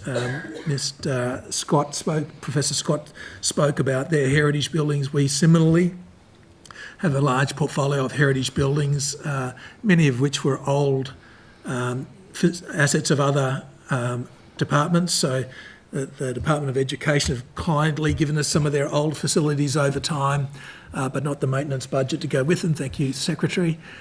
We've got old hospitals, we've got old ambulance stations. So we have a portfolio of assets which is extensive, but it's very, very aged, and we have a significant maintenance backlog. So to answer your question around Gosford, given that we don't have clarity around timing of the investment in a new campus, we are continuing to spend money on our existing Gosford campus to make sure it is safe, that it is accessible, whilst a decision's being made. But let me just clarify, even when a decision is made on a new campus, it will take time for that new campus to be made ready for accommodation. So we anticipate that no matter what, we'll be on the old campus for a number of years, and so we need to continue to make sure it's safe and suitable in the meantime. And unlike the funding arrangement or agreement entered into for the Bankstown TAFE, the Gosford TAFE would be a freestanding TAFE funded by TAFE. That's correct. Right. So it's a TAFE business case about the delivery of a TAFE only facility, and therefore we have our own business case we're putting up for consideration by government. Mm-hmm. But can I just say, do you see the uncertainty that the community can think, well, hang on a moment, if we're going to replace, a freestanding TAFE such as Gosford, and that's going to be funded through TAFE, but hang on a moment, when we look at Bankstown, we're moving out for the hospital, but the TAFE's going to be funded by health, or there's an agreement there, or there's been a joint statement, or something's happening. It doesn't seem to even up. I disagree. I'm sorry. Okay. I think we're developing a joint business case that'll go forward for consideration of government for Bankstown. That's not terribly different to us putting forward a Gosford business case for consideration by government. I don't really see there's a huge difference between them. But but in terms of the Bankstown joint a business case with health and the understanding that the 1.3 billion committed to health for the new hospital will also fund Bankstown TAFE. There's no precedent for this. Not in the time that I've worked in TAFE New South Wales. But again, there have been whole of government property developments done before. There are government office buildings, for instance. 52 Martin Place, where the ministerial offices are located, is actually occupied by ministerial services, the Treasury and Department of Premier Cabinet. That was a single business case considered by government. So I would say there is precedent for this sort of arrangement, and it really puts government in a position when you put the two together that it can make an overall decision. The problem, I would find it problematic for me to have a TAFE business case and a health business case that may not align, whether that's in terms of timing, funding, scope, tenant, the legal rights around the property. We're not thinking about building a hospital here and a TAFE here with a big fence down the middle. We want to have a campus where people flow across it. You think about a hospital where it has a food court and hairdressers and all those things. We want our TAFE community to benefit from that as well. So the idea of having a joined up business case that considers the whole community, the way people flow across the campus.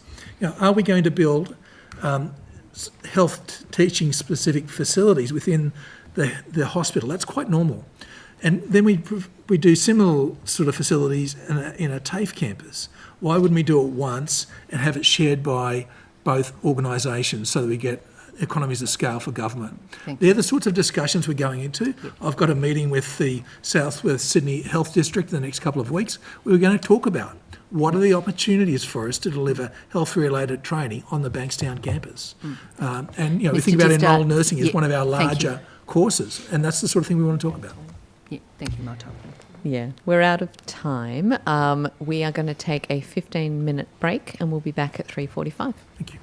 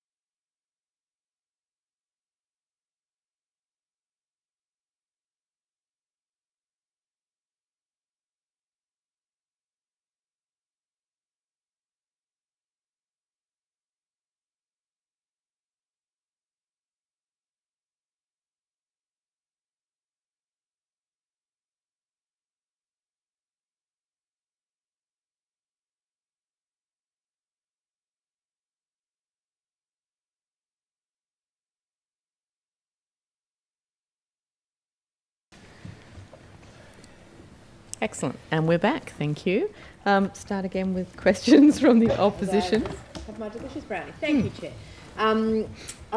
Thank you.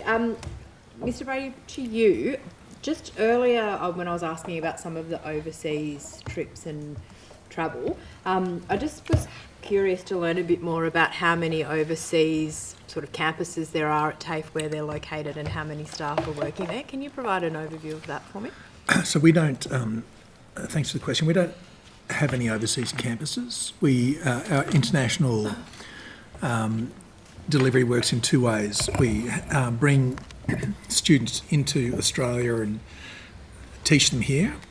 That might include, in some cases, we do some online delivery in their home country, and then bring them out for a block of training here. So they actually study through TAFE New South Wales. They get accredited through TAFE New South Wales. Then we do some other delivery, which is actually offshore, and this is where we'll have a partnership with an in-country education organisation. We'll have our teachers go over and teach their instructors. We'll give them our course materials and assessments, and then we'll go back and check that they're actually doing that well and that they're complying with the Australian regulatory requirements under ASQA. Okay. So there's sort of, we deliver So offshore, it's either but through international partners. students who are doing it, or then you will partner with other providers. Exactly. Okay. So do you have staff working overseas currently? I don't believe we have international staff who are located permanently overseas. Okay. We have an international team here in Australia which goes over regularly and works with partners. Okay. And is there a limit to how long the staff go overseas when they do that, or how does that process work? So they'll put up a proposal to me, through me to the Minister, for approval, but generally they're pretty quick trips. They're going over for either a partnership discussion around the terms of the arrangements. Okay. They might be going over to do the regulatory review work, or a training delivery to train the trainer. They're generally not gone for any more than a few days. Okay. So they're not extended trips. Okay.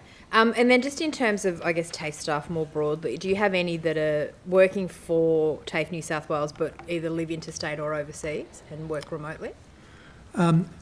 We do. With respect to overseas, as I said, we don't have staff who are based overseas. Yeah. But for instance, we might have a staff member whose family is in India or Pakistan, and whose family is unwell, so they might go home to see their family, and while they're there, they'll do some remote work. Yeah. So sort of a flexible working Precisely. arrangement in certain circumstances. Precisely. Okay. So there's no overseas permanently based staff. Okay. With respect to interstate, I think I talked about Kingscliff earlier, and similarly in places like Wagga, people live either side of the border. Yeah. In those border communities, so there's a fair bit of that. There's some arrangements which sprang up through COVID, where our policy is not that people can permanently reside in other jurisdictions and work for us. We are looking at, we have flexible work agreements with all of our staff, and we're currently reviewing those in light of the Premier's circular around flexible work, to make sure that we're complying with that. And what's the time frame of that review? I think when we had Mr Disdale last week, I think that was being worked on within the department more broadly, trying to implement the Premier's memorandum, I think by the start of the year, if not sooner. But is TAFE working on, I don't want to put words in your mouth, but that was my recollection of the evidence, yeah. And is TAFE working to a similar time frame in terms of complying with that memorandum? I think to be perfectly honest, we've just been in the middle of consultation around turning our entire organisation on its ear. So that's been our primary focus. We'll be turning our mind after tomorrow, I'd say, when we have our final input from our unions to the timing around the Premier's memo. We've looked at what we need to do, the fact that we have our agreements in place, and then we need to work down through our management layers. But I might ask Ms Tickler if she's got a time frame in mind. Sure. Yeah, so we've already started looking at our working flexibly arrangement procedure, and it really does align with the Premier's memorandum. And in any case, we don't have in place permanent working off campus at TAFE New South Wales. So many of our employees participate in flexible work arrangements. Some of that might be working from home or varied starts. We do have 154 or 6, I always forget which one, campus locations as well. So people actually work across the state in lots of different campus locations. So that's one of the ways that we're very flexible. So we are certainly reviewing our current procedures to make sure they're in line with the Premier's circular. Yeah. And I mean, that probably goes to, I think, your earlier evidence when I was asking about some of the positions that they can be located. They're not necessarily location specific. They can work at a TAFE campus, which could be anywhere. That's right. Yep. Yeah. Okay. Thank you. I want to move to the universities accord now, which I think is Miss Reid. If I direct them to you, and if anyone else wants to jump in, go for it. So I think last time we were here, the final report had only just been released a few weeks earlier. I think it came out earlier that month, and we were here last time. Is there any update you can provide us in terms of, between the last 6 months, what's happened from a New South Wales perspective in terms of the recommendations that came with that final report? Want me to kick off? Yeah, happy for either or. Yeah. I do have a couple of specifics, but I'm interested just in the general position first. So the report was released in February. You're right, February 24. The Commonwealth budget for 24-25 had some line items that went to the universities accord. The first one was around capping indexation of HECS from 1 June 23. That was widely covered in the media. There was also the new means tested Commonwealth prac payment for students completing nursing, midwifery, teaching and social work. That's yet to come into play, Ms Mitchell. It's from July 25. So we're working at officials level because we're keen, particularly on our side with teaching, to see what that is going to look like. This goes to what's been labelled as, prac poverty. You're on prac and you might be, working part-time while you're studying. You can't complete that work. Developing a managed growth funding system for Commonwealth supported places, needs-based funding to boost the number of students in underrepresented backgrounds, and there was 350 million nationally to expand university enabling and preparatory courses, and also it was announced in the budget, the Commonwealth budget, the establishment of the Australian Tertiary Education Commission. But Ms Reid might talk to where those things are at, because while they were announced as budget line items, there's still a lot of work to go on. Yeah, I'm interested in the implementation as well. So many of those pieces, we talked a bit earlier about the National Student Ombudsman a little bit ahead of the accord, still in consultation and sort of the development of legislation at the Commonwealth level. The other piece that I think is going to progress, hopefully to ministers shortly, is there was a recommendation that came, again, a little bit, I think it was from the first or the interim review, the interim accord on early offers for universities. That was one I was going to ask about. Yeah, I thought it might be. So the Commonwealth sort of looking to work with states and territories on what that might look like, how we might approach that work. You'd recall the accord gave a timeline of having something in place on that by 2027, from enrolments for 2027. Yeah. And then other pieces include the establishment of the study hubs. So I think round 1 of the regional study hubs has been completed, and they've awarded those funding arrangements. The 2 country university centres that we'd most recently established in New South Wales, I think Carra and Mudgee, were successful in that round, so they secured Commonwealth funding there. Round 2, I think, is out at the moment, and the metro or suburban study hub closed in late July, but they haven't announced yet what's coming out of that. They've also convened an implementation advisory committee to work on the the Tertiary Education Commission to sort of understand the scope and the implementation of that.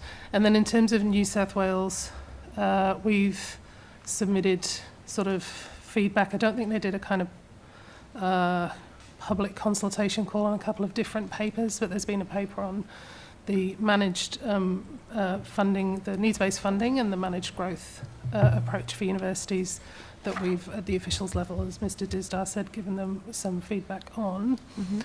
And then finally, just to round out the kind of New South Wales piece, we held off on updating our higher education strategy with a view to looking at what came from the Accord, and so we're moving ahead with consultation on that strategy. And in fact, I think there's a roundtable in a couple of weeks' time with the sector to talk through that, and we've also been open for submissions and had a good deal of interest on the back of a discussion paper that we put out for that too. Okay, great. So I just want to pick up a couple of things. The early offers, and I think the recommendation, as you said, was to have sort of consistency across the country by 2027.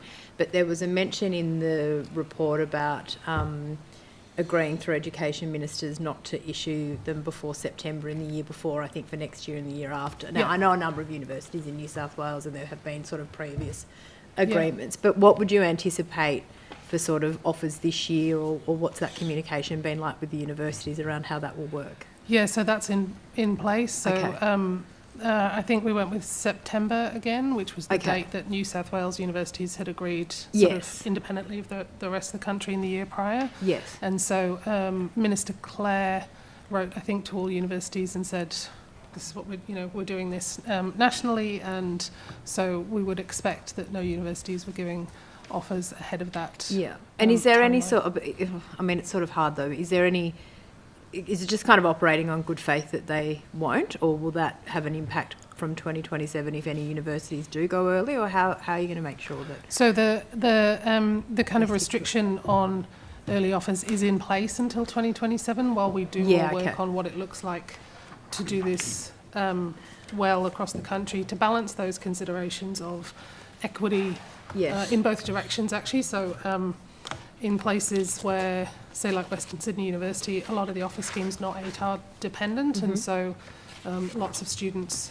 who might otherwise not be able to rely on their ATAR securing offers for university through those mechanisms, but on the other end of things, the resources and the kind of support needed to secure an early offer in some universities might be a bit of a barrier for some people, and so the work to be done across the next 2 years is to work out what is the right offer timing, what is the right way of managing those things, should there be a consistent process, and do some research on the impacts of early offers. So that's the work that Commonwealth and states and territories are going to do together Prior ahead to of the 2027 having sort it in of place decision. for 2027. Okay. And then in the meantime, we don't do early offers before September. Yeah, okay. You mentioned the Tertiary Education Commission, and I know there was also a recommendation to establish a Centre of Excellence in Higher Education and Research as well. That was one of the recs. Are there any discussions between the state and the Commonwealth about who will fund those in an ongoing basis, both the Commission and also the Research Centre? Has that happened yet? Not discussion, no, not Okay. that I'm aware of. We would expect the Commonwealth would fund both of those because they fund universities largely. Yeah. Okay, and just the higher wondering whether they've asked for me. Everyone loves asking for money No. from the other levels of government, so I was just curious about that. And give then them the ideas. last one I wanted to ask about was recommendation 38 talks about a pathway for TAFE to become self-accrediting in VET at the Australian Qualification Framework Level 5 and above in areas of national priority. I don't pretend to completely understand what that one means, but Mr Brady or can someone enlighten me? Does New South Wales already have that, or what does that look like for our jurisdiction? So from memory, level 7 is bachelor degree. Okay. Level 5 is advanced diploma. Advanced diploma. Advanced diploma, and level 6 must be. Okay. Sorry, diploma, advanced diploma, bachelor degree. And so the areas of national priority reference there, I think, relates to the intent that we might trial this as part of the Centres of Excellence. And so Mr Brady might want to talk a bit about that, and then also about the pathway to self-accreditation for TAFE. So I think we've got to remember whether you're talking about higher education or vet. So we're currently applying through TEXA, as I mentioned earlier, for a higher apprenticeship, which is a higher education degree. Minister Brendan O'Connor announced that there'd be a trial of vet self-accreditation through ASQA, who's the regulatory body for vocational training. The intention is there'll be a trial with a few TAFEs. We're waiting to hear on the next steps with that. We're very keen to participate. We've had discussions with the regulator, but there's no details available as yet. Okay. So and sorry for my ignorance, but so when you say it's a higher education degree through the manufacturing centres, so will it be a bachelor level, or will it be, like, is there somewhere in between? I think it is a bachelor's. Sorry if I sound silly. I may No, not, it's so... I'm just trying to understand where the differential is, I suppose. So a normal apprenticeships are Cert 3 or Cert 4. Yeah. What we're actually talking about is stepping up beyond that into the bachelor's realm. I might ask Ms. McNeil, Dr. McNeil, who can talk about that particular, but also talk a little bit about our work with the regulators around self-accreditation. Yeah, I'm just interested in something. Yes, certainly.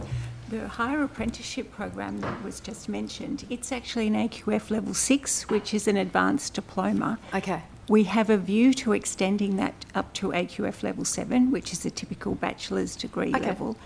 And the way it's been designed is a really innovative mix of typical vocational education units, if you like, and higher education units, so that the students, for example, with our industry partners, they've acknowledged that there are typical trade programs that learners can go through, and sometimes they need a merge of a couple of typical trades and some skills like leadership skills or digital skills that we've moved across from our existing higher ed programs. So that's an innovative program because it combines those types of units that aren't usually pulled together in a vocational qualification. So that's currently with TEXA at the moment. Is that the first time you'll be doing that through TAFE as well? Yes, it is. Exciting. And we're piloting that with TEXA because we've used our higher education accreditation processes. We've had about 30 qualifications, either accredited or re-accredited with in our higher education programs over the last couple of years. So that's very well documented as a respected process. They've all been for 7 years, no conditions, which is as good as you can possibly get in that context. Okay. The other thing that we've done, we're working on our self-accrediting authority for a range of 4 fields of education for our higher education component of TAFE New South Wales. And then we've mapped the 2 sets of standards. So in the vocational education space at the moment, there are draft standards which all RTOs, all registered training organisations are required to meet. So we're working closely with ASQA to document how we would act as a self-accrediting authority in the 2 different regulatory environments. So that's the work that we're currently undergoing. We're submitting our self-accrediting authority with TEXA for our higher education programs in December, if all goes well. Well, we might ask you about it when we're back here next year, but it sounds very interesting. So all the best. I hope it goes well. Because I mean, do you envisage that there could be potential to expand that even further in the future if it's successful with those 3 centres? Yes, well, to the point about it being priority skills areas, for example, in the centres of excellence, we know that that model of combining units that aren't typically, because if I take the committee back to the structure of existing vet qualifications, they take a long time to be developed. Really, there's about a 5-year process of designing what the qualifications are going to be like. And in some cases, we need to be able to move much more quickly than that to do things like build students' digital fluency. I think there's also an intersection with the qualifications reform work that's happening at the Commonwealth level, which Dr. McNeil's involved with. And if you think about something like electrotechnology, heavily licensed, heavily regulated, it's unlikely that we would want to be self-accrediting in something like that because it's a national qualification, nationally limited by the real safety issues involved. But there are other types of qualifications in the vet space which really go more to capabilities rather than a single job outcome. And so the ability to have self-accrediting in that space would give us a lot more flexibility about how we bridge people across different types of job categories and give them capabilities and better recognition of prior learning as well. So there's some really interesting developments happening at the Commonwealth level. If we combine those with self-accrediting authority, it will give us a lot more flexibility and agility to be able to respond to changes in industry. That's great. Thank you. I'll hand back over to my colleague for a little bit now, but thank you for that. Thank you. If I could just...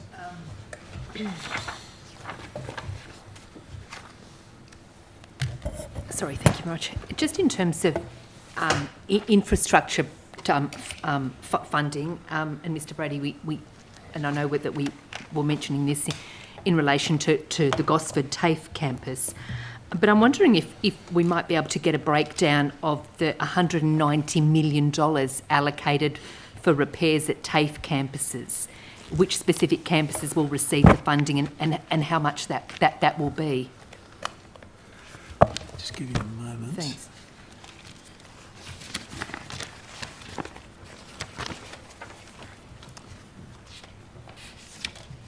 The 190 million.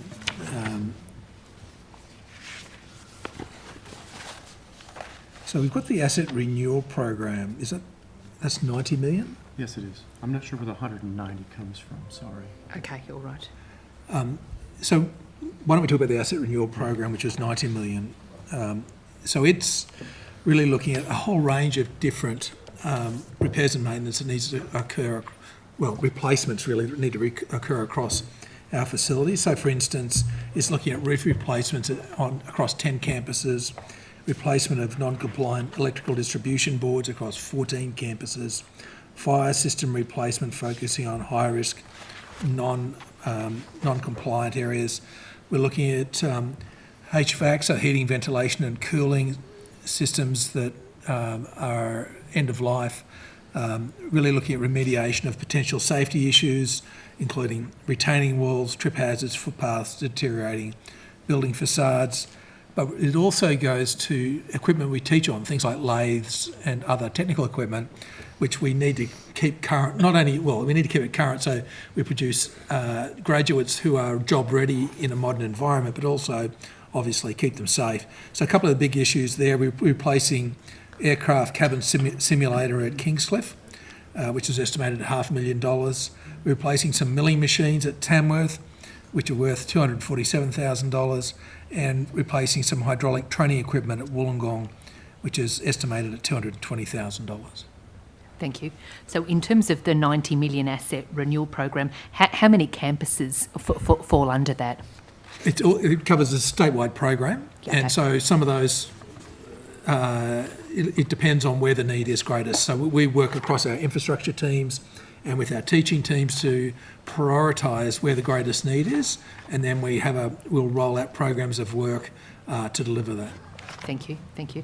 And Mr Brady, in terms of the projected timeline for completing infrastructure upgrades at TAFE, I'm just wondering how will the progress be monitored and reported to ensure the timely completion?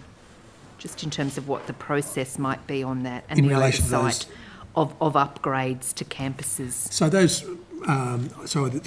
that program I just outlined, our team will be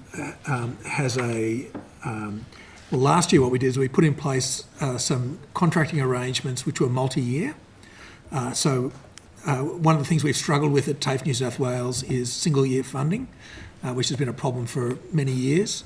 And so by the time we're aware of what money we've got, we then have to do our design work, go to market. You've lost 4 or 5 of the months for delivery.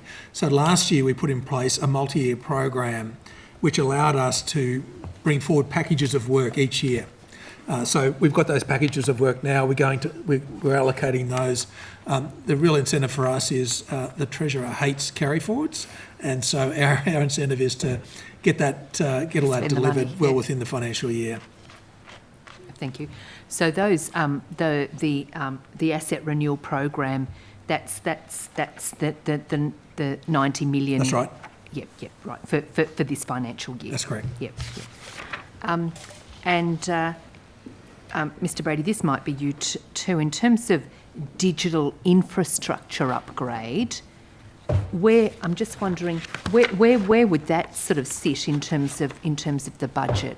So there's a what we call DAF, which is a digital access foundations. Yep, at 37. That's a key program for us where we're rolling out a number of things. We're rolling out particularly a network upgrade. I think we mentioned earlier today that some of our networks date back to 2009. We've put in place some foundational things around, and I'm not a technical person, but SD-WAN, which will benefit across all of our campuses, but then specific network upgrades in particularly a lot of our regional campuses. So we had a program which we commenced last year, which I believe was for 24 campuses. We've got further 80. I'm looking at my CIO, 80 campuses for this year. But then, of course, you need to have the equipment on the back to access those things as well. So it also goes to thousands of devices for teachers and students in order to be able to access that better digital connectivity, which is a really important part of what we do because, you know, a lot of the students we support do not have access to great connectivity outside of a TAFE campus.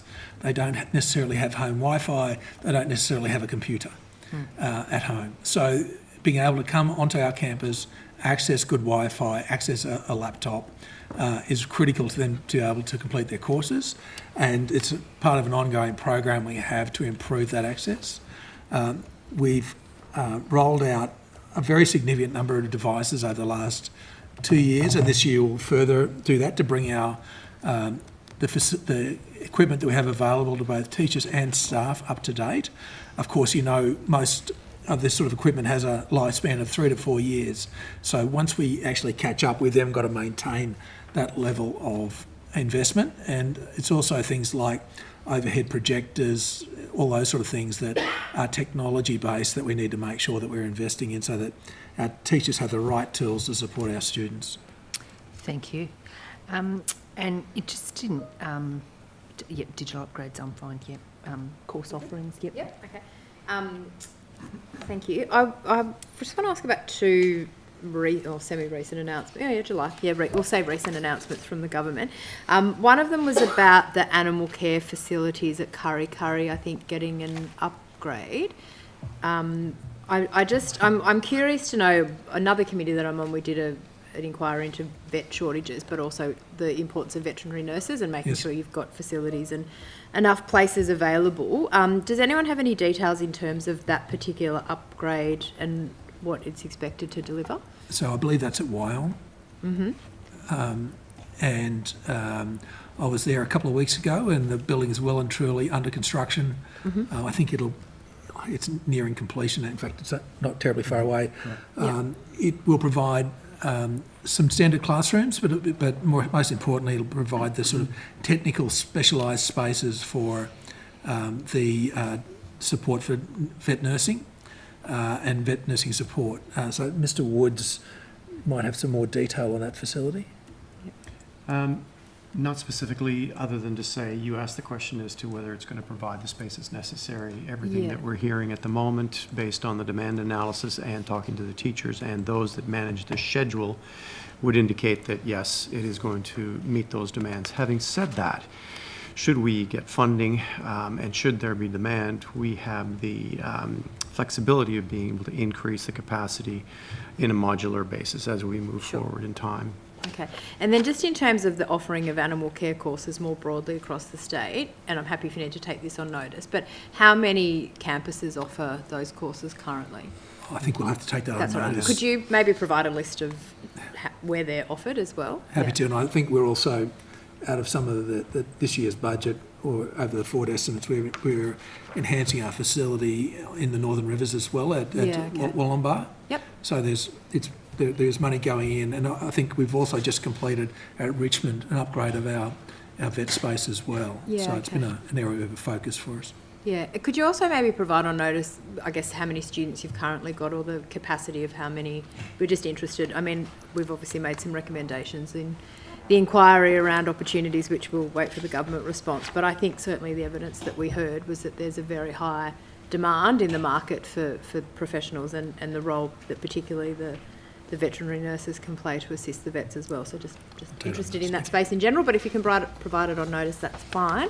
And then in terms of, I guess, new courses generally, obviously we've spoken about what we'll be doing at the manufacturing centres, but are there any other areas where new courses are underway? I know there's the Hydrogen Centre of Excellence that the Minister spoke about, which I think is being constructed at the moment, or about? That's not a TAFE facility. That's not TAFE? No, it's okay. Plumbing industry facility. Oh, right, okay, sorry. So even though, the announcement talked about plumbers and gas fitters, etc., but it's being done by industry, so there's no engagement or... No. Okay. But are there any other areas around, I guess, technology or renewable energy outside of the 3 centres that TAFE's looking at to add or develop new courses? Absolutely. In kind of emerging markets, I suppose? Absolutely. So the Institute of Applied Technology Digital is working closely with the major tech companies and with the University of Technology Sydney and Macquarie University to produce new courses. We've had over 115,000 enrolments in the 2 Institutes of Applied Technology since they were established. So that they have an ongoing program of delivering new micro-credentials and micro-skills. I'm not going to score it to come up. In the renewable energy space, obviously that's an area of focus and rapid change, and we've got a whole program of micro-credentials that we're rolling out. Some of those relate to things that you'd expect around electric vehicles and That was going to be my next safety question. for emergency responders, but also for teaching existing mechanics in industry to upgrade their skills so they're able to deal with electric vehicles. Okay. But also, pieces of knowledge for people in industry in the energy space about photovoltaics, about hydrogen, etc. So we've got a whole package of those sort of programs. We've also got one which we've developed, which actually is more for school kids, which talks about the types of careers that are available in a green energy environment. So there's a range of different courses, but perhaps Ms. Scorer might provide some more detail. Yeah, thank you. There's probably 2 parts to sort of reform around courses and what might be new. And it connects to some of the work that Dr. McNeil's been involved in and things that we've been doing within TAFE about how do you make the more foundational courses that we deliver contemporary for the sorts of industry, whether that's working into renewables or different kinds of infrastructure, other sorts of projects, even in nursing. Nursing is quite a different qualification in terms of the technology that you need to utilise. So how do we incorporate those very current and future thinking skills into the foundational programs that we have, as well as Mr. Brady said, the opportunity that we have through micro-skilling and micro-credentialing, which is more rapid to market, if you like, and has that real opportunity to provide students along their journey with us with that level of upskilling, but also meet sort of some of those immediate industry demands that we need to respond to. So we need to have both in step, I think. Can I ask specifically about, Mr. Brady, you mentioned the EV vehicles, maintenance, repair courses, etc. Are they currently available through TAFE, or what's Absolutely. the time frame? Okay. Yep. And are they sort of designed as a micro skills course to be done on top of or as part of another course, or how does that work in practice? So there's different types, and Janet might fill in some detail here, but we're delivering courses for emergency responders so that they understand how to safely engage with an electric vehicle. So that's one type of course. We've got other courses for mechanics in industry. When I was at Tamworth, I was talking to the auto teachers. They all do courses at night for the mechanics in the area. Some of that they'll do online, and some of them they'll do in the workshops. So we're currently rolling that out sort of statewide. electric vehicles are becoming a larger and larger part of the fleet, and they need to be able to support them. Yeah. Did you want to add anything, Scott? Yeah, just a couple of specific examples. We've got about $5 million in federal grants to enable us to develop the Wetherill Park Electric Vehicle Training Centre, as well as the Illawarra Renewable Energy Training Facility, and so that's work that's ongoing. I think it's safe to say that if you go to many of our automotive workshops now, there's less grease, and but they're still there. But there's certainly more computers. There's certainly more computers. And less nappy, sir. yeah, yes, that's right, less nappy. And so I think what that means is that, in talking to some of our teachers and head teachers in specifically in that discipline, young apprentices are now having to learn much more how to work with computers. And so that's the skill they need today. And what we need is the ability to tap them into what industry needs. That doesn't mean we're going to have all the equipment in every campus, because we wouldn't be able to keep pace with industry. But that partnership to be able to access what an apprentice is going to, or any student is going to be using in their workplace, is what we're about. Okay, thank you. Thank you very much. If I could touch on, Mr Disdale, through you, if I could touch on student support and financial assistance. Just, how much funding's been allocated in the budget to provide financial assistance to TAFE students facing economic hardship? I might get... Well... I'm not looking either way for TAFE. Miss Reid? Might get Miss Reid. Yeah, I might start and then we'll see. So our funding relates to learners across a number of registered training organisations, not solely at TAFE, but there'll be a couple of things I would call out. One would be the ongoing access to fee-free courses, so under fee-free apprenticeships and traineeships, and also the fee-free TAFE program.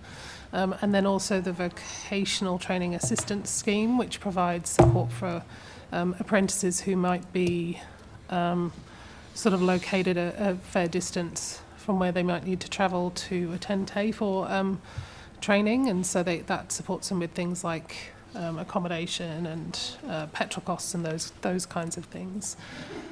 Thank you. Ms Reid, are there specific forms of financial assistance in the forms of sort of grants or subsidies or scholarships? There are some scholarships, so the Bert Evans scholarship, Mr Pearson's going to help me with the numbers and the amounts, and also we have a set of scholarships called the Elsa Dixon scholarships for Aboriginal students, and I know that we've increased the numbers of those scholarships year on year for the past 4 years or so.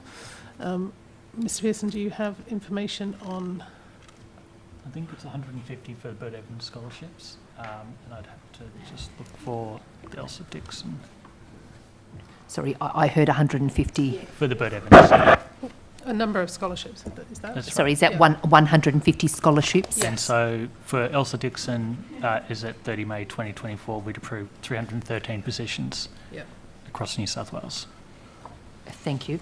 And in terms of the distribution of the relevant scholarships, how is that managed, to ensure students most in need, or some of the process around that?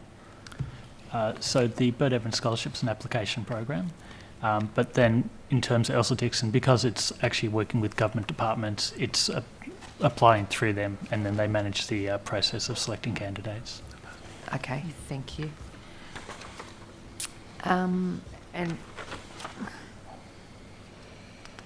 Just in terms of student support services, I'm just wondering what portion of the budget is allocated to enhance student support services for TAFE students, such as mental health, career counselling, academic support. I think I'm going to pass that one to Mr Brady, because he has a kind of a broad budget and some latitude on where he applies those things. So I think. Thank you. Yeah. So there's a range of supports provided for students. We have a student support area where there is They're supported through identifying what they'd like to learn, whether that's suitable for them, helping them through their enrolment process, but then also we have a range of counsellors and educational support officers, that some of which is helping around their academic side, where they might be struggling. We've got LNN teachers, so helping with literacy and numeracy as well. So surprising amount of maths, for instance, in an electrotechnology degree, course apprenticeship. And so really assisting those learners, identifying very early where they might have academic challenge and then providing that extra support to them. In terms of other types of support, we have significant wraparound support for students with a disability. One of the really important parts of that is disability teacher consultants. We have 84 of those around the state, and they do things like they provide an assessment of educational needs of the student with a disability, and then they look at the orientation, access and mobility needs, making sure that they're met across different delivery modes and environments, including face-to-face, distance and online. They then work with the teachers and advise the teachers on the needs of the students and ensure that the teaching teams are then in a position where they can support through teaching methods, assessments, examinations and curriculum delivery modifications to support those learners. And then there's also goes to the materials themselves and the way they're assessed. So things like having the ability to change the pace of delivery and the pace of assessment. So there's a whole range of supports there that go towards those disability teacher consultants. I think I'd have to come back on notice in terms of budget breakdowns for the support services, but they are quite extensive from the point that a student's trying to work out which course they'd like to engage with, right through, as I said earlier, supports for them around their mental health, their physical disabilities as well, whatever they need to help trying to get them through. Thank you. And in terms of the effectiveness of the support services to students, are there any sort of measurements on this, or? So one thing we are doing is looking at our courses and developing what we're calling a course canvas, where we're measuring the progress of students through the delivery of the course, and particularly where they might be starting to drop out, and then using that as part of a continuous improvement process in order then to be able to make sure that we're providing the right levels of support at the right places. Things like we might be starting the course with a really hard unit, and if they have a bad experience, then they don't continue. Whereas if we can build student confidence through some of the simpler, or not simpler, but easier units to complete, then when they reach those harder units, they've got the confidence to push through. So we're using that in more of a continuous improvement way. Thank you. Actually, I'll come back to that. I wanted to come back to, I think, Ms. Tickle, you were the one who, before the lunchtime break, when we were talking about the permanent or temporary to permanent conversions for staff, just had a couple more questions on that I wanted to follow up on, in terms of what was the criteria that was used to determine which of those casual teachers were converted to a permanent position. I think you said it was 540 in the first cohort, but I'm just curious as to how you're identifying who is offered those permanent positions. So could you just provide a bit more information about that? Yeah, or whoever. So I think you were talking about it before the break, sure. but I'm happy for either or. Yeah. So the first target we set was 500 teachers, so 400 existing permanent, part-time casual teachers to permanent, and 100 new teachers. So we exceeded that target, and we've put 540 teachers on permanently. What we did with the part-time casual cohort was that they actually did a streamlined recruitment process to be selected into those roles. Many of these people had been working with us for a number of years, so we put them through a streamlined recruitment process in areas where we needed them, and they actually applied, only internal people applied, and it was limited to those part-time casual teachers. So that's how we did that's how we did the first cohort.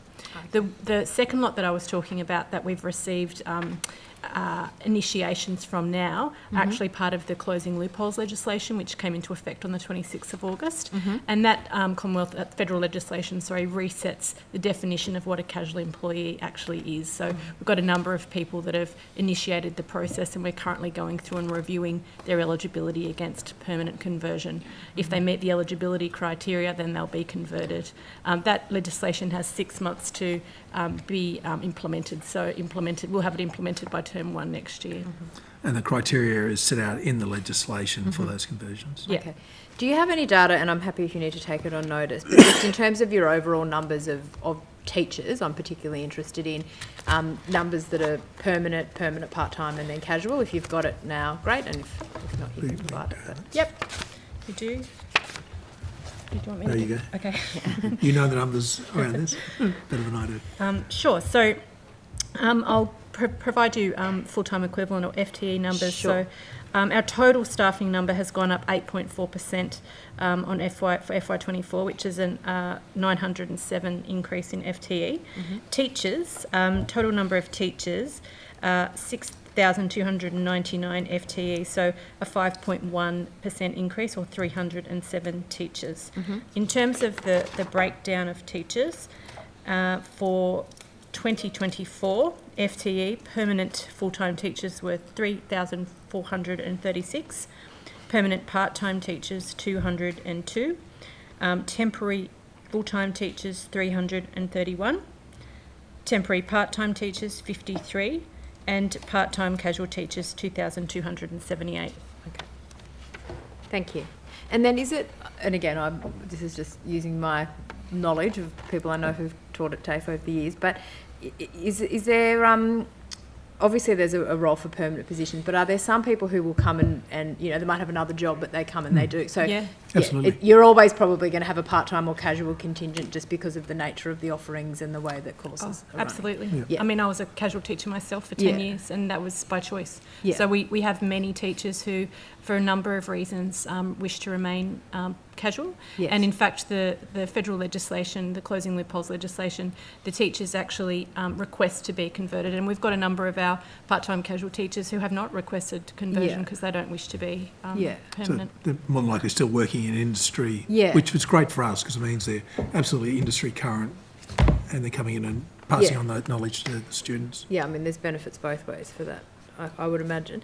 And then in terms, I guess, of professional development opportunities for your teachers, how does that work in terms of upskilling? And I know we talked about EV and renewable energy, but how do you ensure that your teachers have got the most up-to-date professional development and skills that they need for their day-to-day work? What does that look like? So under our regulations, we're required to ensure that all of our teachers are current with industry practice, and so we have them record a diary of the work that they do to maintain that currency.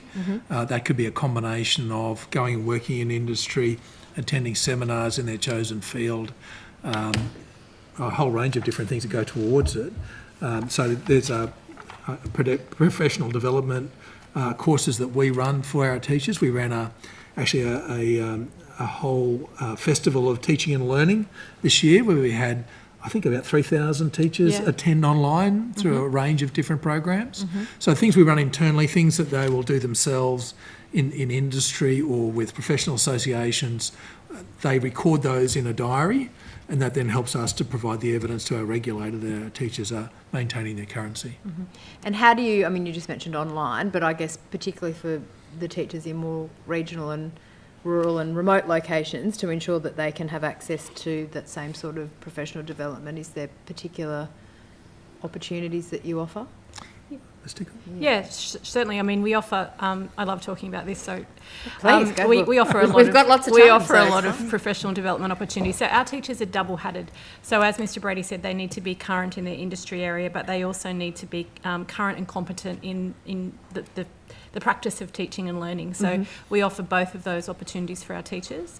The Festival of Learning and Teaching was something that we trialled with great success this year, and in fact we're going to have a further follow-up for that in term 4 because it was so well attended. Mm-hmm. That provided teachers with the opportunity to sort of put their hand up for, there was lots and lots on offer, so it was a little bit like a choose your own adventure, and they actually went to things that they wanted to do. Mm-hmm. In terms of regional and remote, we do it a number of ways. So we have a staff Moodle, we have on our intranet, we have a capability central portal where everything that we have on offer is listed and teachers can apply through an EOI to do it or put their hand up to do it. So we use a variety of modes. So some of it is self-paced learning. Some of it is hybrid learning. So we have people conducting the sessions online or face-to-face. A lot of our teachers actually support each other with professional development. That's actually one of the advantages of our new proposed faculty model, because by going to a statewide faculty, if I'm a hairdressing teacher in Gunnedah, I'm getting the same access to professional development as a hairdressing teacher in Ultimo, for example. So we certainly have a lot of different things that we do. We also put a big focus on wellbeing at TAFE New South Wales. So every September for the last 4 years, we've had a 2-day hackathon around Are You OK Day, and all of our teachers and all of our support employees can participate in that. So quite a lot of our teachers actually run sessions. So, for example, our fitness teachers run fitness sessions. Some of our TAFE counsellors do sessions on, wellbeing and mindfulness. So there's just a whole range of things that we offer. And we sort of change them based on what's happening too. So cybersecurity, for example, has been a focus. Psychosocial, of course, has been a focus with the new legislation. So it just depends in terms of what the teachers want and what is happening in the sector, and that's how we make the offerings. And presumably, as you just said, with the new faculty model, you would envisage even more linkages between staff right across the state when they can work more closely with absolutely. faculty. I think one of the great advantages of the faculty model is our ability to identify best practice and then have that peer taught across the state, alongside our ability to have a really strong direct engagement with industry, so we can actually bring in industry experts to work with us statewide, rather than being able to having to try and do that region by region, which is almost impossible. Yeah. I'm going to do something that's not on our list, so I'm just going to go a little bit freewheeling here, so just ignore me. I wanted to come back to the vet review, and I don't know who's best placed to answer these, so through Chloe, sorry, Miss Wright. And I appreciate the Minister said earlier that obviously the government's still considering them. But I wanted to ask about careers advice in schools. That was one of the recommendations that came through about strengthening the roles of careers advisors. I think there's still Careers New South Wales that is operating, I believe. So is there any kind of movement or work underway in terms of that careers advice in school and how it feeds into TAFE and HSE, TAFE and higher education as well? Look, I might tackle that one a little bit. So obviously the review has some specific recommendations that relate to the careers advisors positions that we have in public schools, and seeking to strengthen those positions. We'll need to work with government on the response and with the Deputy Premier on staffing and the positioning of that within schools.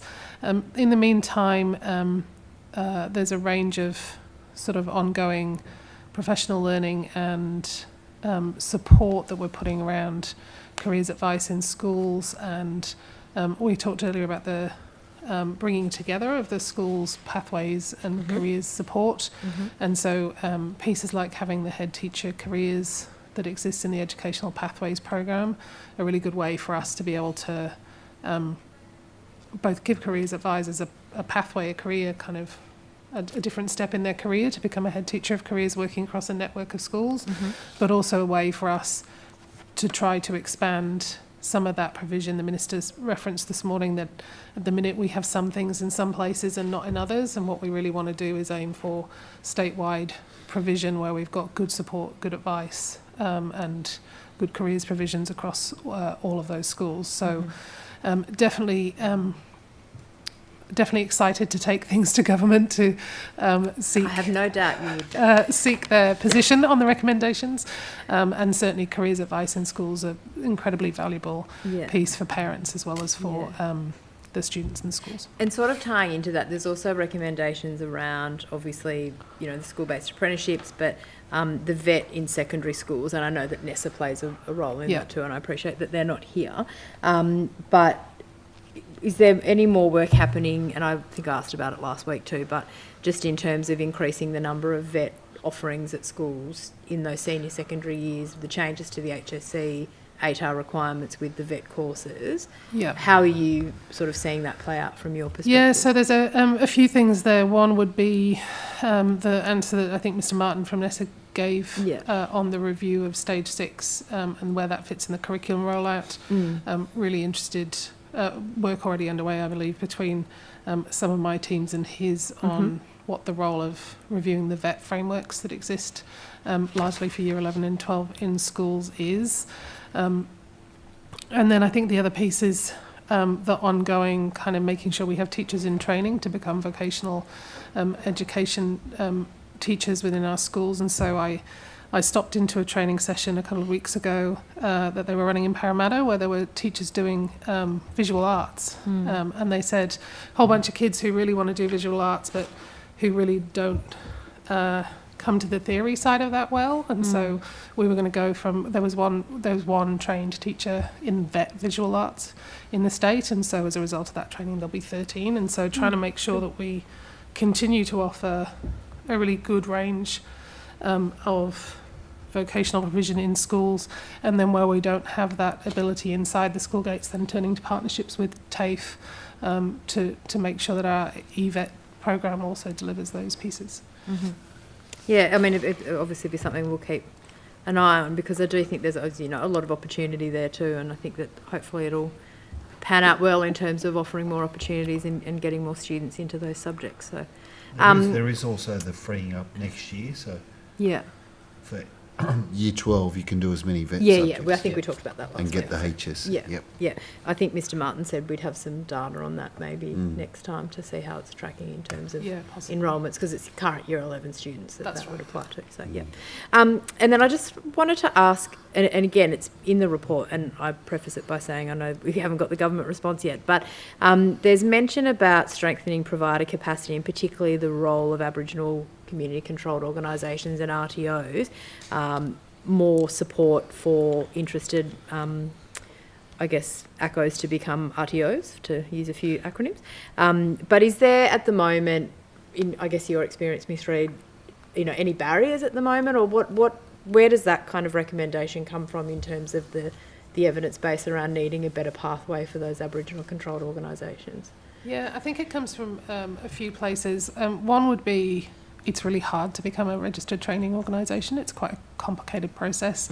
I'm not sure we think that's in and of itself a bad thing. We want registered training organisations to be, strong and reliable organisations, but nonetheless. I think it's also a little bit reflective of some of our discussions on closing the gap, both locally inside New South Wales with our partners, but also at the national level, that there's a sense that part of really allowing Aboriginal people to understand the value of vocational education, to improve completions, to improve pathways from vocational education, will be to have Aboriginal people delivering that training for other Aboriginal people. And it ties in really well with the National Skills Agreement approach, which has that same emphasis on strengthening the Aboriginal controlled and owned sector and working really closely with the peak organisations there. Mr. Pearson looks like he wants to say more. He's very welcome to. He's suddenly very energetic beside me before he does. I feel bad for Mr. Okura. We haven't had anything for him all day, but anyway, we'll see how we go. I would just say the other thing we've done under our current Smart and Skilled programme is the latest round of sort of refreshing the panel of providers on that, increase the number of Aboriginal controlled and owned providers to 20. I think it was around between 8 and 12 before, over the past few years that I've been in this role, and so that's a really positive step for us, and us doing some work across those providers to build a kind of community of practice and or to share experience and expertise. Mr. Pearson, did you want to add something? Yeah, I'll just add, in terms of that sort of ACO RTO piece, some part of it's actually just the ACO sector piece as much as the RTO. And so this is a kind of issue not just around vet, but more broadly, and so it's one of the closing the gap actions is to sort of support ACOs in general. And so part of what we're doing with that new cohort, so we now have 20 on the Smart Skilled contract, is we're sort of established a group to work with them collectively to understand how we can kind of really tackle some of the specific issues that they face. And that sort of then feeds into the work that we're doing on the National Skills Agreement as well, engaging with the broader sector. Yeah, and presumably with an end goal of trying to have higher numbers of Aboriginal people undertaking the course. What in terms of TAFE sort of figures, in terms of Aboriginal students, do you have any data around? So we've got approximately 38,000 Aboriginal students at TAFE. What's that as a percentage of your students? We've got approximately 400,000 students, so yeah, around just under 10%. Yeah. And, you know, to the point that we want Aboriginal people supporting students, making sure they feel culturally safe on campus. We've got an Aboriginal employment team which is really trying to drive greater Aboriginal representation in our workforce, and so we've been doing a lot of recruitment in teaching and support roles to make sure that we've got that in place. We've got some quite significant work happening around our engagement through the organisation with our governance level. So we've got Aboriginal senior leadership groups, we've got our Closing the Gap steering committee we're working with. So we're working with local communities across government to try and improve the outcomes for our learners. It's, as you know, it's a very complex question, but the more Aboriginal staff we get within TAFE New South Wales, the better understanding, the better support. So that's been a really key focus of Ms Tickles to try and strengthen that program. I think we've got our teams up for an award this month. So, yeah, we're making steps, but there's more to do. Thank you. I'll hand over to my colleague for a little bit. Thank you very much. Mr Disler, if I could go through you, just in terms of transparency and accountability, I'm just checking what specific measures are in place to ensure transparency and accountability in the allocation and use of the budget funds for TAFE New South Wales? We simply are approved for the budget for Mr Brady. Sorry, I couldn't hear you. Mr Brady carries that accountability directly to the Minister and Government, so he may want to comment on the budget. The Minister earlier spoke about the budget, how TAFE in receipt of approximately 79% of the entire skills budget. There was an election commitment that would be at least 70%, so it's good that there is an increase on the TAFE budget, and he gave the figures for the skills budget. Mr Disler, my question was around transparency and accountability as opposed to budget numbers. Well, like all agencies, Mr Brady can comment on TAFE. There's an end-of-year financial process. The accounts are audited by the Auditor General. So, Mr Brady can talk to their processes in place at TAFE. So certainly we're the same as other statutory authorities where we receive our budget through the budget papers. We're audited by the Auditor General. We produce an annual report which we provide as much information as we can about our performance. We report through to NCVR around our performance as part of the national data set. Regular publications by that authority show our completion rates, for instance, and I'm very happy to say our completion rates are above the average nationally, above the average for all TAFEs. So there's a really quite dense data set. I think what we are looking forward to, though, is the work that Ms Reid spoke about earlier about the national data set and coming through under National Skills Agreement, how that's going to link through to the New South Wales Skills Plan, and then TAFE's subset of that will show how we're contributing through those layers to the achievement of the government's priorities. So I think we've got a situation at the moment where some of the reporting is a bit as fragmented, I'd probably say, but there's a move towards a more integrated system which will show much clearer alignment. I think one of the things, though, is achievement in VET tends to get simplified to completions. And one point I would make that a lot of our students achieve great outcomes without necessarily a completion in their course. That can be for a range of reasons. One is they only wanted a couple of pieces of knowledge out of that qualification. They didn't want the qualification. Another would be that they've achieved a level of confidence out of the course that's allowed them to go on to work. And in some industry sectors, if you've started the course and you can go and do your job placement, you'll find you're employed before you get back to your TAFE campus. And so that's a great outcome in its own right.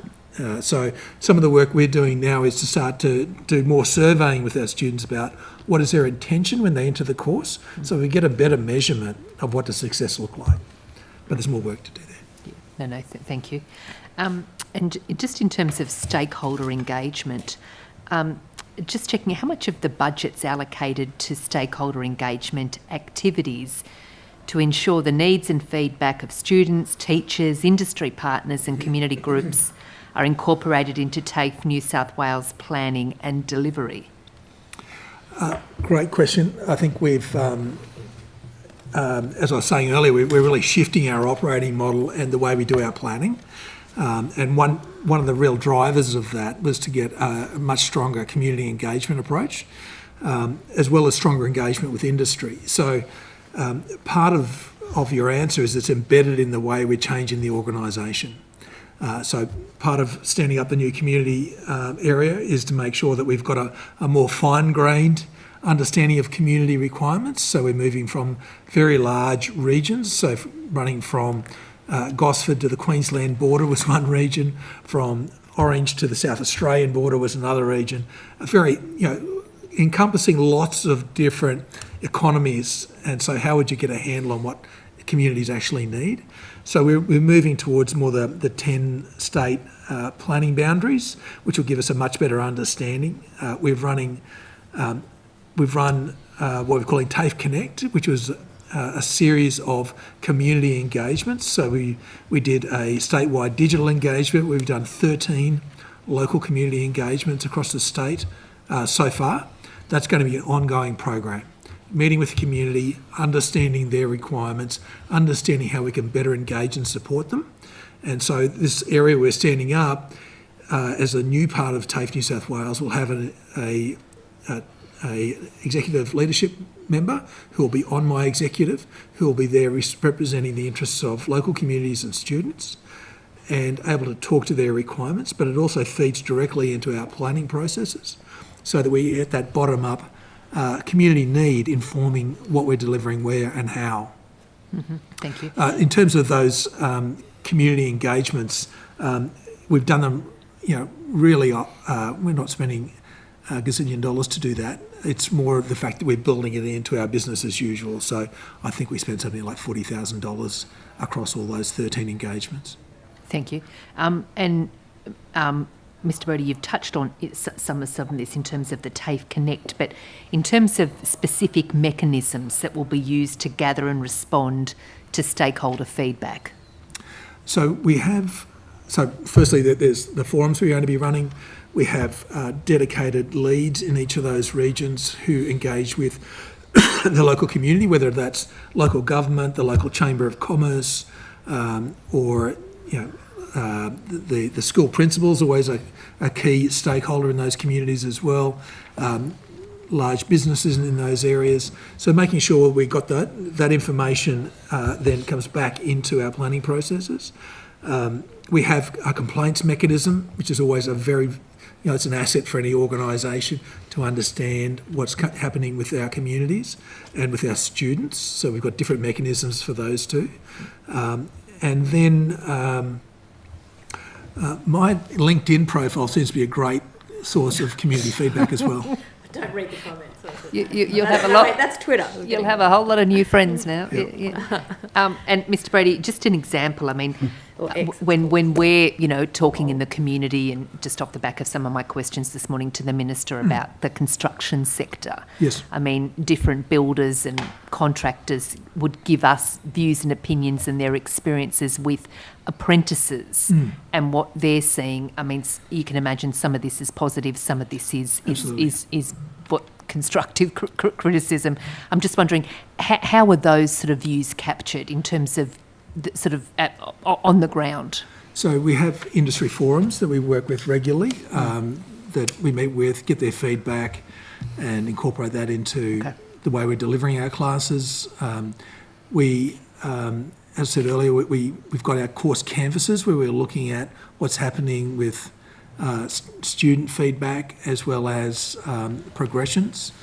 So there's a range of different mechanisms, but Ms. Score, have you got anything? I was just going to add the NCVER data collection that Mr. Brady mentioned earlier also surveys employers, and so there's an employer satisfaction with vocational education in that survey. I think, though, a place for both, right, because you won't be able to tie the broad survey to specific regions or particular, areas, so having both in place, a good mechanism. Yeah. And of course our teachers are working closely with employers all the time and are getting that feedback. But Janet, have you got anything you'd like to add? Just to reiterate, I think the housing industry is one example. There are, big statewide multinational companies, and then there's local developers and local businesses, and we need to connect with all of that. And so in terms of a skills area that we have now, Skills Excellence Network, but that will become faculties, the heads of those faculties are very deeply involved with our industry innovation specialists in connecting where is industry now, where do we need to be, with, as Mr. Brady said, the intelligence that our teachers have from being on the ground, working with the businesses that our apprentices and other students are engaged with. How do they connect that together? Our teachers are a great source of that local business intelligence, and they're the ones who are managing those relationships day to day. So what we're our ambition with the new operating model is to be able to harness much more of that insight that our teachers have and use that to inform how we engage and plan for a longer term future with our delivery. Okay, thank you. Thank you. Just picking up, I guess, a little bit from the questions just now, but and I know that I think Rachel asked earlier about particular support for students in terms of financial support, and I think I raised this last time we met as well, but just in terms of specifically for rural and regional students who might have to travel, have accommodation, transport costs if the course for their local apprenticeship isn't offered in their town, is there any specific financial support for students in that circumstance, or do they need to apply for one of the other scholarships that was mentioned earlier? There's the vocational training assistant scheme. Okay. That I mentioned before that assists with particularly, I think, apprentices and trainees who might be located far from where they might need to go study. Do you have any more detail on that, on what's available? So it provides financial assistance. You might need to move that on. Yeah, can you speak up? Sorry. They're used to loud politicians talking into them. So it provides financial assistance to apprentices or new entrants trainees when they're travelling more than 120 kilometres round trip. And I think from memory that assistance can be things like travel and accommodation as well as and so it is around $9 million a year that we've been allocating.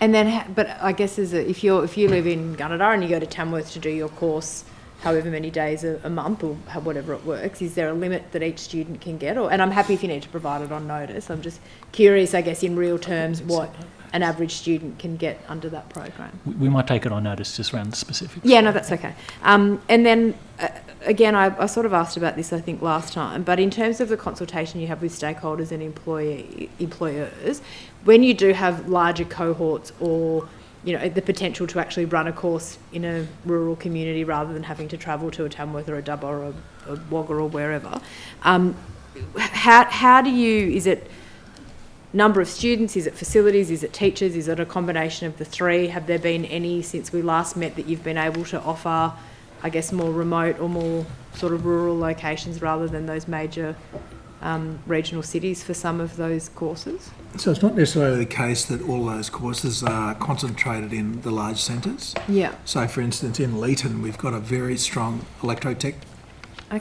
delivery. Yeah. And so that's why we talk about a network of campuses. Yeah, but is that because of industry or demand, or why Leeton? What's the history of that? I mean, it's great, but I'm just curious as to what makes certain campuses Look, I think it's offering. the fact that we can't deliver everything everywhere. Yeah. But it's not necessarily the case that we need to have a hub and spoke model. It's more about how do we combine capability across campuses, and some of that might go to the fact you've got a very strong teacher in that location who's built up strong relationships with industry, and then you sort of build around that, and then they bring in other tradespeople to work with them, and you build a level of depth within that teaching team. But Ms. Scorer might have more. I'd certainly agree. It's a combination.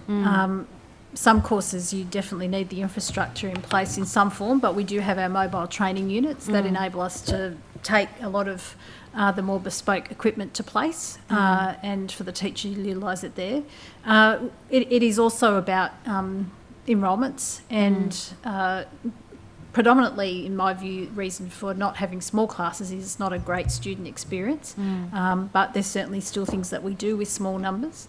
And the availability of teachers.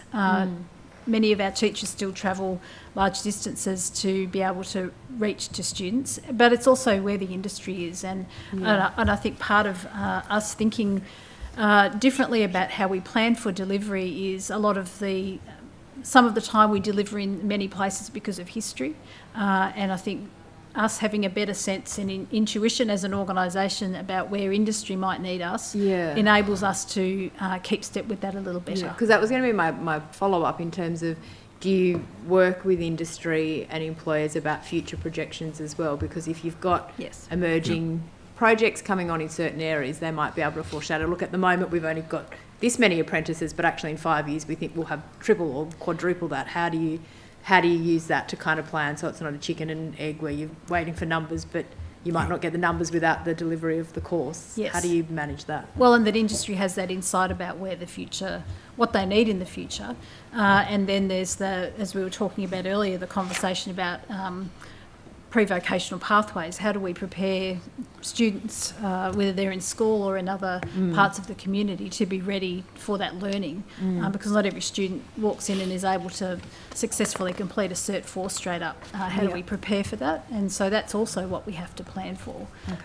So I think the model we're moving towards as an organisation gives us much more of that insight and the ability to use that insight to plan over longer periods with industry.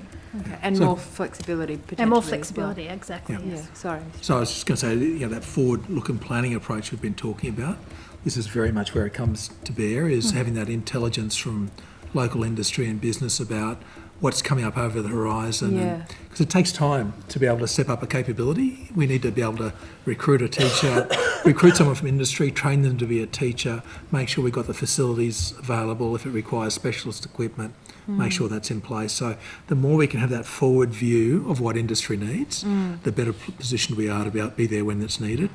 The other thing I'd say is, when you look at the interim report of the VET review, it talks a lot about local community. And one thing we find is trying to get a sufficient class size can be a challenge, and then getting the right teacher in the right place at the right time. So one thing we're thinking very much about is, how do we engage with community around a pattern of delivery? So I've been to some of our campuses where we've taught business studies in that community because that's what the teacher can teach. They've taught everyone in town and then no one left to teach. And there probably won't be anyone to teach for several years as a new sort of generation comes through. And so we're sort of starting to think about things like, well, why wouldn't we teach it every 2 years? And you can provide certainty to the community, and you can make sure the teacher's there and you can deliver that. So thinking a little bit differently, it's not just about, let's put a course up and see how many people enrol. Let's work with the community about what their needs are, and then try and schedule things in a much more certain way, so we give the community confidence that we're there for them. Okay, thank you. Do you want to do fee free? Thank you. Ms Reid, this might be your space. In terms of the fee-free places, I'm wondering how many fee-free TAFE places have been allocated in the 2004-2005 budget, and how would this compare to the previous year?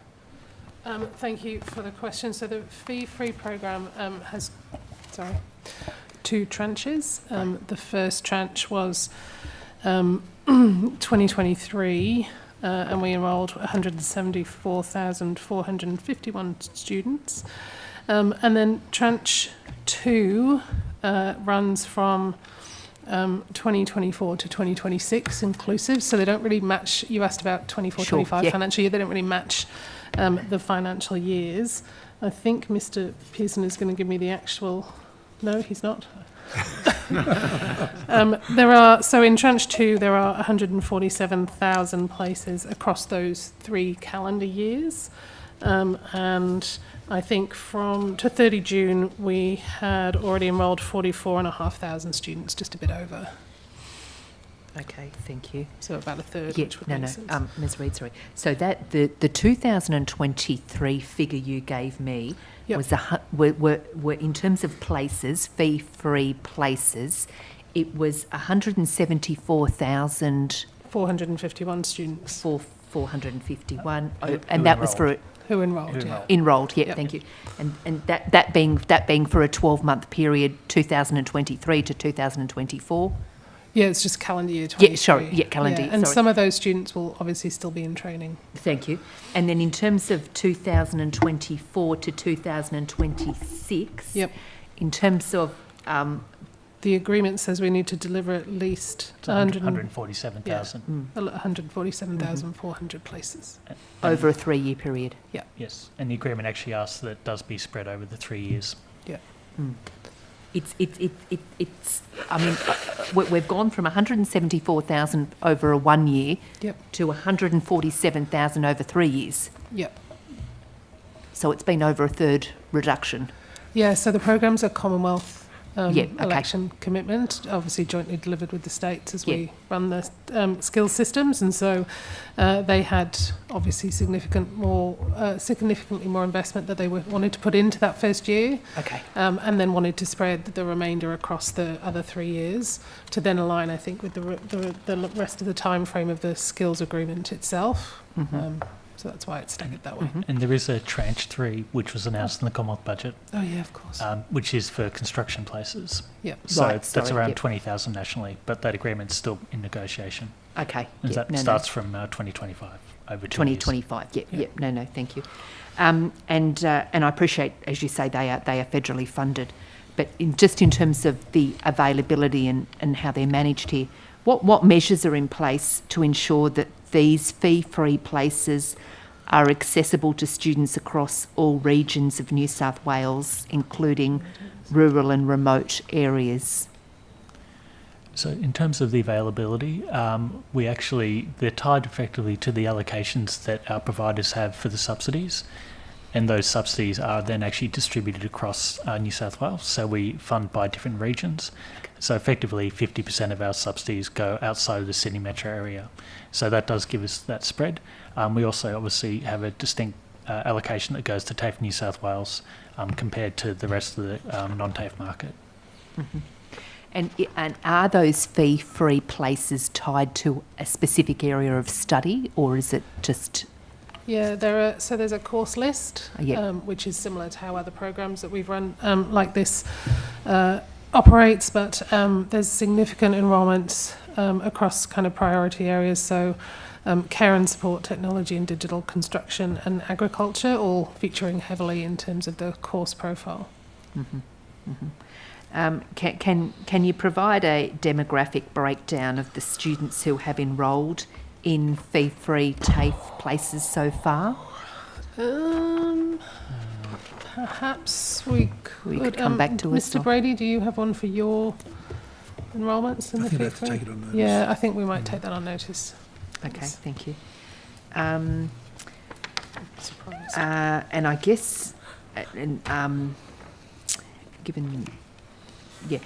given the anticipated high demand for fee-free places, in terms of steps taken to ensure there's sufficient capacity to meet student demand, have we had that experience? So do you mean in terms of having enough providers there to deliver those places? Yes. So probably we've got the opposite difficulty, which is there's really not enough places to go around for that student demand, particularly with the second tranche, which is obviously a much smaller number over a longer period. Yeah. And most of them, as we've said, it with TAFE. So TAFE obviously have the capacity to deliver, I would assume, more than they are currently allocated. Yep. If you've got any left over, we'll So in terms of managing this, in terms of what strategies might be in place in a situation like this, or there's a wait list for high demand for fee-free courses? I'm not sure, do you guys run a wait list? So in general terms, once we have a fairly technical process to determine the availability for fee-free places, and once that allocation is exhausted, they move to fee-paying courses. So we still, obviously the course is still available, but we alert students that they are now a fee-paying student, and that might determine their choice. And the other part of that is obviously trying to process students who don't wish to take up that place quickly, so that we can offer that to another student who may have been fee-paying. So just means a fair bit of volatility in processing that, but want to make those places available to as many students as we can. I would just flag that there are other fee-free places obviously on offer that are not part of that Commonwealth scheme. So we mentioned before that apprenticeships and traineeships in New South Wales are currently fee-free, as well as if you enrol under one of our smart and skilled places, certain people will either get a fee benefit or be fee-free. So Aboriginal people, students with a disability, those veterans, I think. There's a list of people who are eligible already for fee-free support under smart and skilled. Very quickly, and I know you took it on notice, Mr. Pearson, but just that support that's available for students with accommodation and travel costs, could you also, either now or on notice, just provide information as to whether it's available for students who might have to, like the cross-border communities, if you live in one area but come across, or vice versa? I don't know how that works. Happy to take it on notice, but I would assume most of our cross-border is sort of Albury-Wodonga type situations around the border, so we think that most people would qualify, but happy to take that on notice. Yeah. They wouldn't incur the distance requirement. Right. Yeah, exactly, the 120 Because you've got to do 100. Yeah, okay. But happy to take it on notice. Okay, no, that would be good, because there may be some potentially where they do. Anyway, interested if there's any information on that. Can I just go to the general, I guess, enrolment trends and numbers across TAFE? And I know we spoke about this last time as well.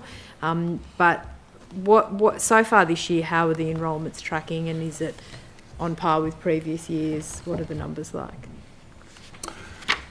Well, we just had the discussion around the fact that fee-free TAFE is now, the second tranche was lower and spread over a longer period, so obviously that flows through into our general enrolment numbers as well, given that we were doing over 70% of the fee-free program.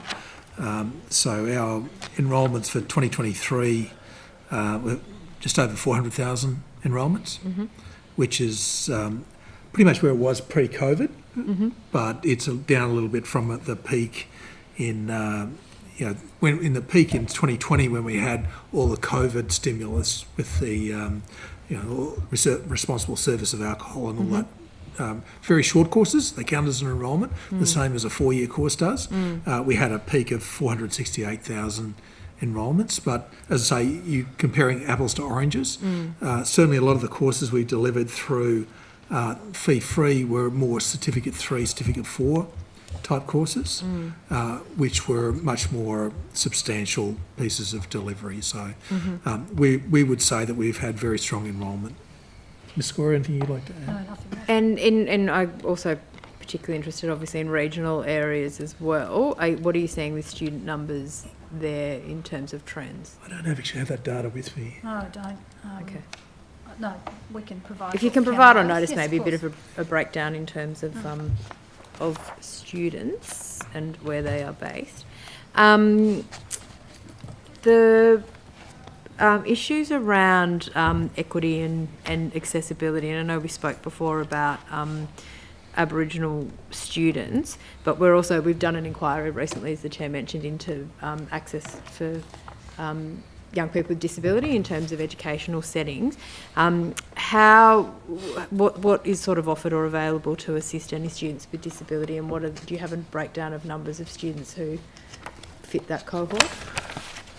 For TAFE? Yeah, for TAFE. Certainly. Disability is about 45,000 students, so about 11% of our population, 12% of our population. As I mentioned earlier, we've got a significant support network for our disabled students. We have the disability teacher consultants. We've got 84 of those statewide. They play a really crucial role in making sure we're complying with disability standards and actively promoting access to our courses. They work really closely with our teaching teams.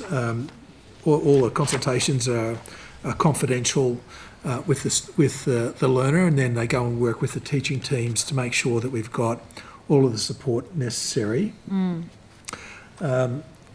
We offer a whole range of adjustments, whether that's note takers, specific technologies for reading or hearing. We support them with the teachers taking into account their disability in the way they run the classes as well. So the assistive technology, we also provide disability awareness training for our teaching staff. We negotiate and review reasonable adjustments within their individual education plans, which is what I was saying about the way the teaching is delivered. But there's also some changes for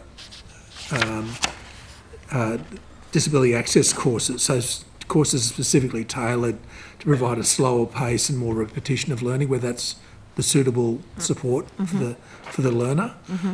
So there's things like one-to-one tutorials. So there's a whole range of supports, but that disability teacher support consultant helps to design the program around the individual learner. Who then So that's one of the 84? That's right. Yeah. And they're available either on campus or via phone. Okay. Appointments get made and they follow up. Then they work with the teaching teams to make sure that the plan that's been designed with the learner is then implemented in practice. Okay, and that plan would obviously include any of the adjustments that you Absolutely. were speaking about in terms of that. Okay, and then do you have any sort of capital money for disability upgrades or access requirements on your campuses, or how do you We do manage that through our general maintenance programs. So I mentioned earlier we've got an access advisory group, which is a really key input into what sort of changes on campuses we need. So one of the things I spoke about with the asset renewal program was lift changes. So lifts, ramps, making sure we're checking the trip hazards, things that we can do to support those learners. But we are working in a campus environment where we've got a really long backlog of maintenance. So we're making the changes, we prioritise those within our maintenance programs, but we've got old infrastructure. It's ongoing work, yeah. Yep. I think that's our time now. Ladies, you've done very well to fill it all, I have to say. Have to put everything else on note? No, we got through most of it. And our witnesses have done very well to answer it all. Thank you so much for your time. To the extent that there have been questions taken on notice, or there will be supplementary questions, the committee secretariat will be in touch to discuss. But otherwise, unless the government has any questions, no, almost didn't check. That brings us to the end of the day. Thank you very much. Thank you. Thank you all.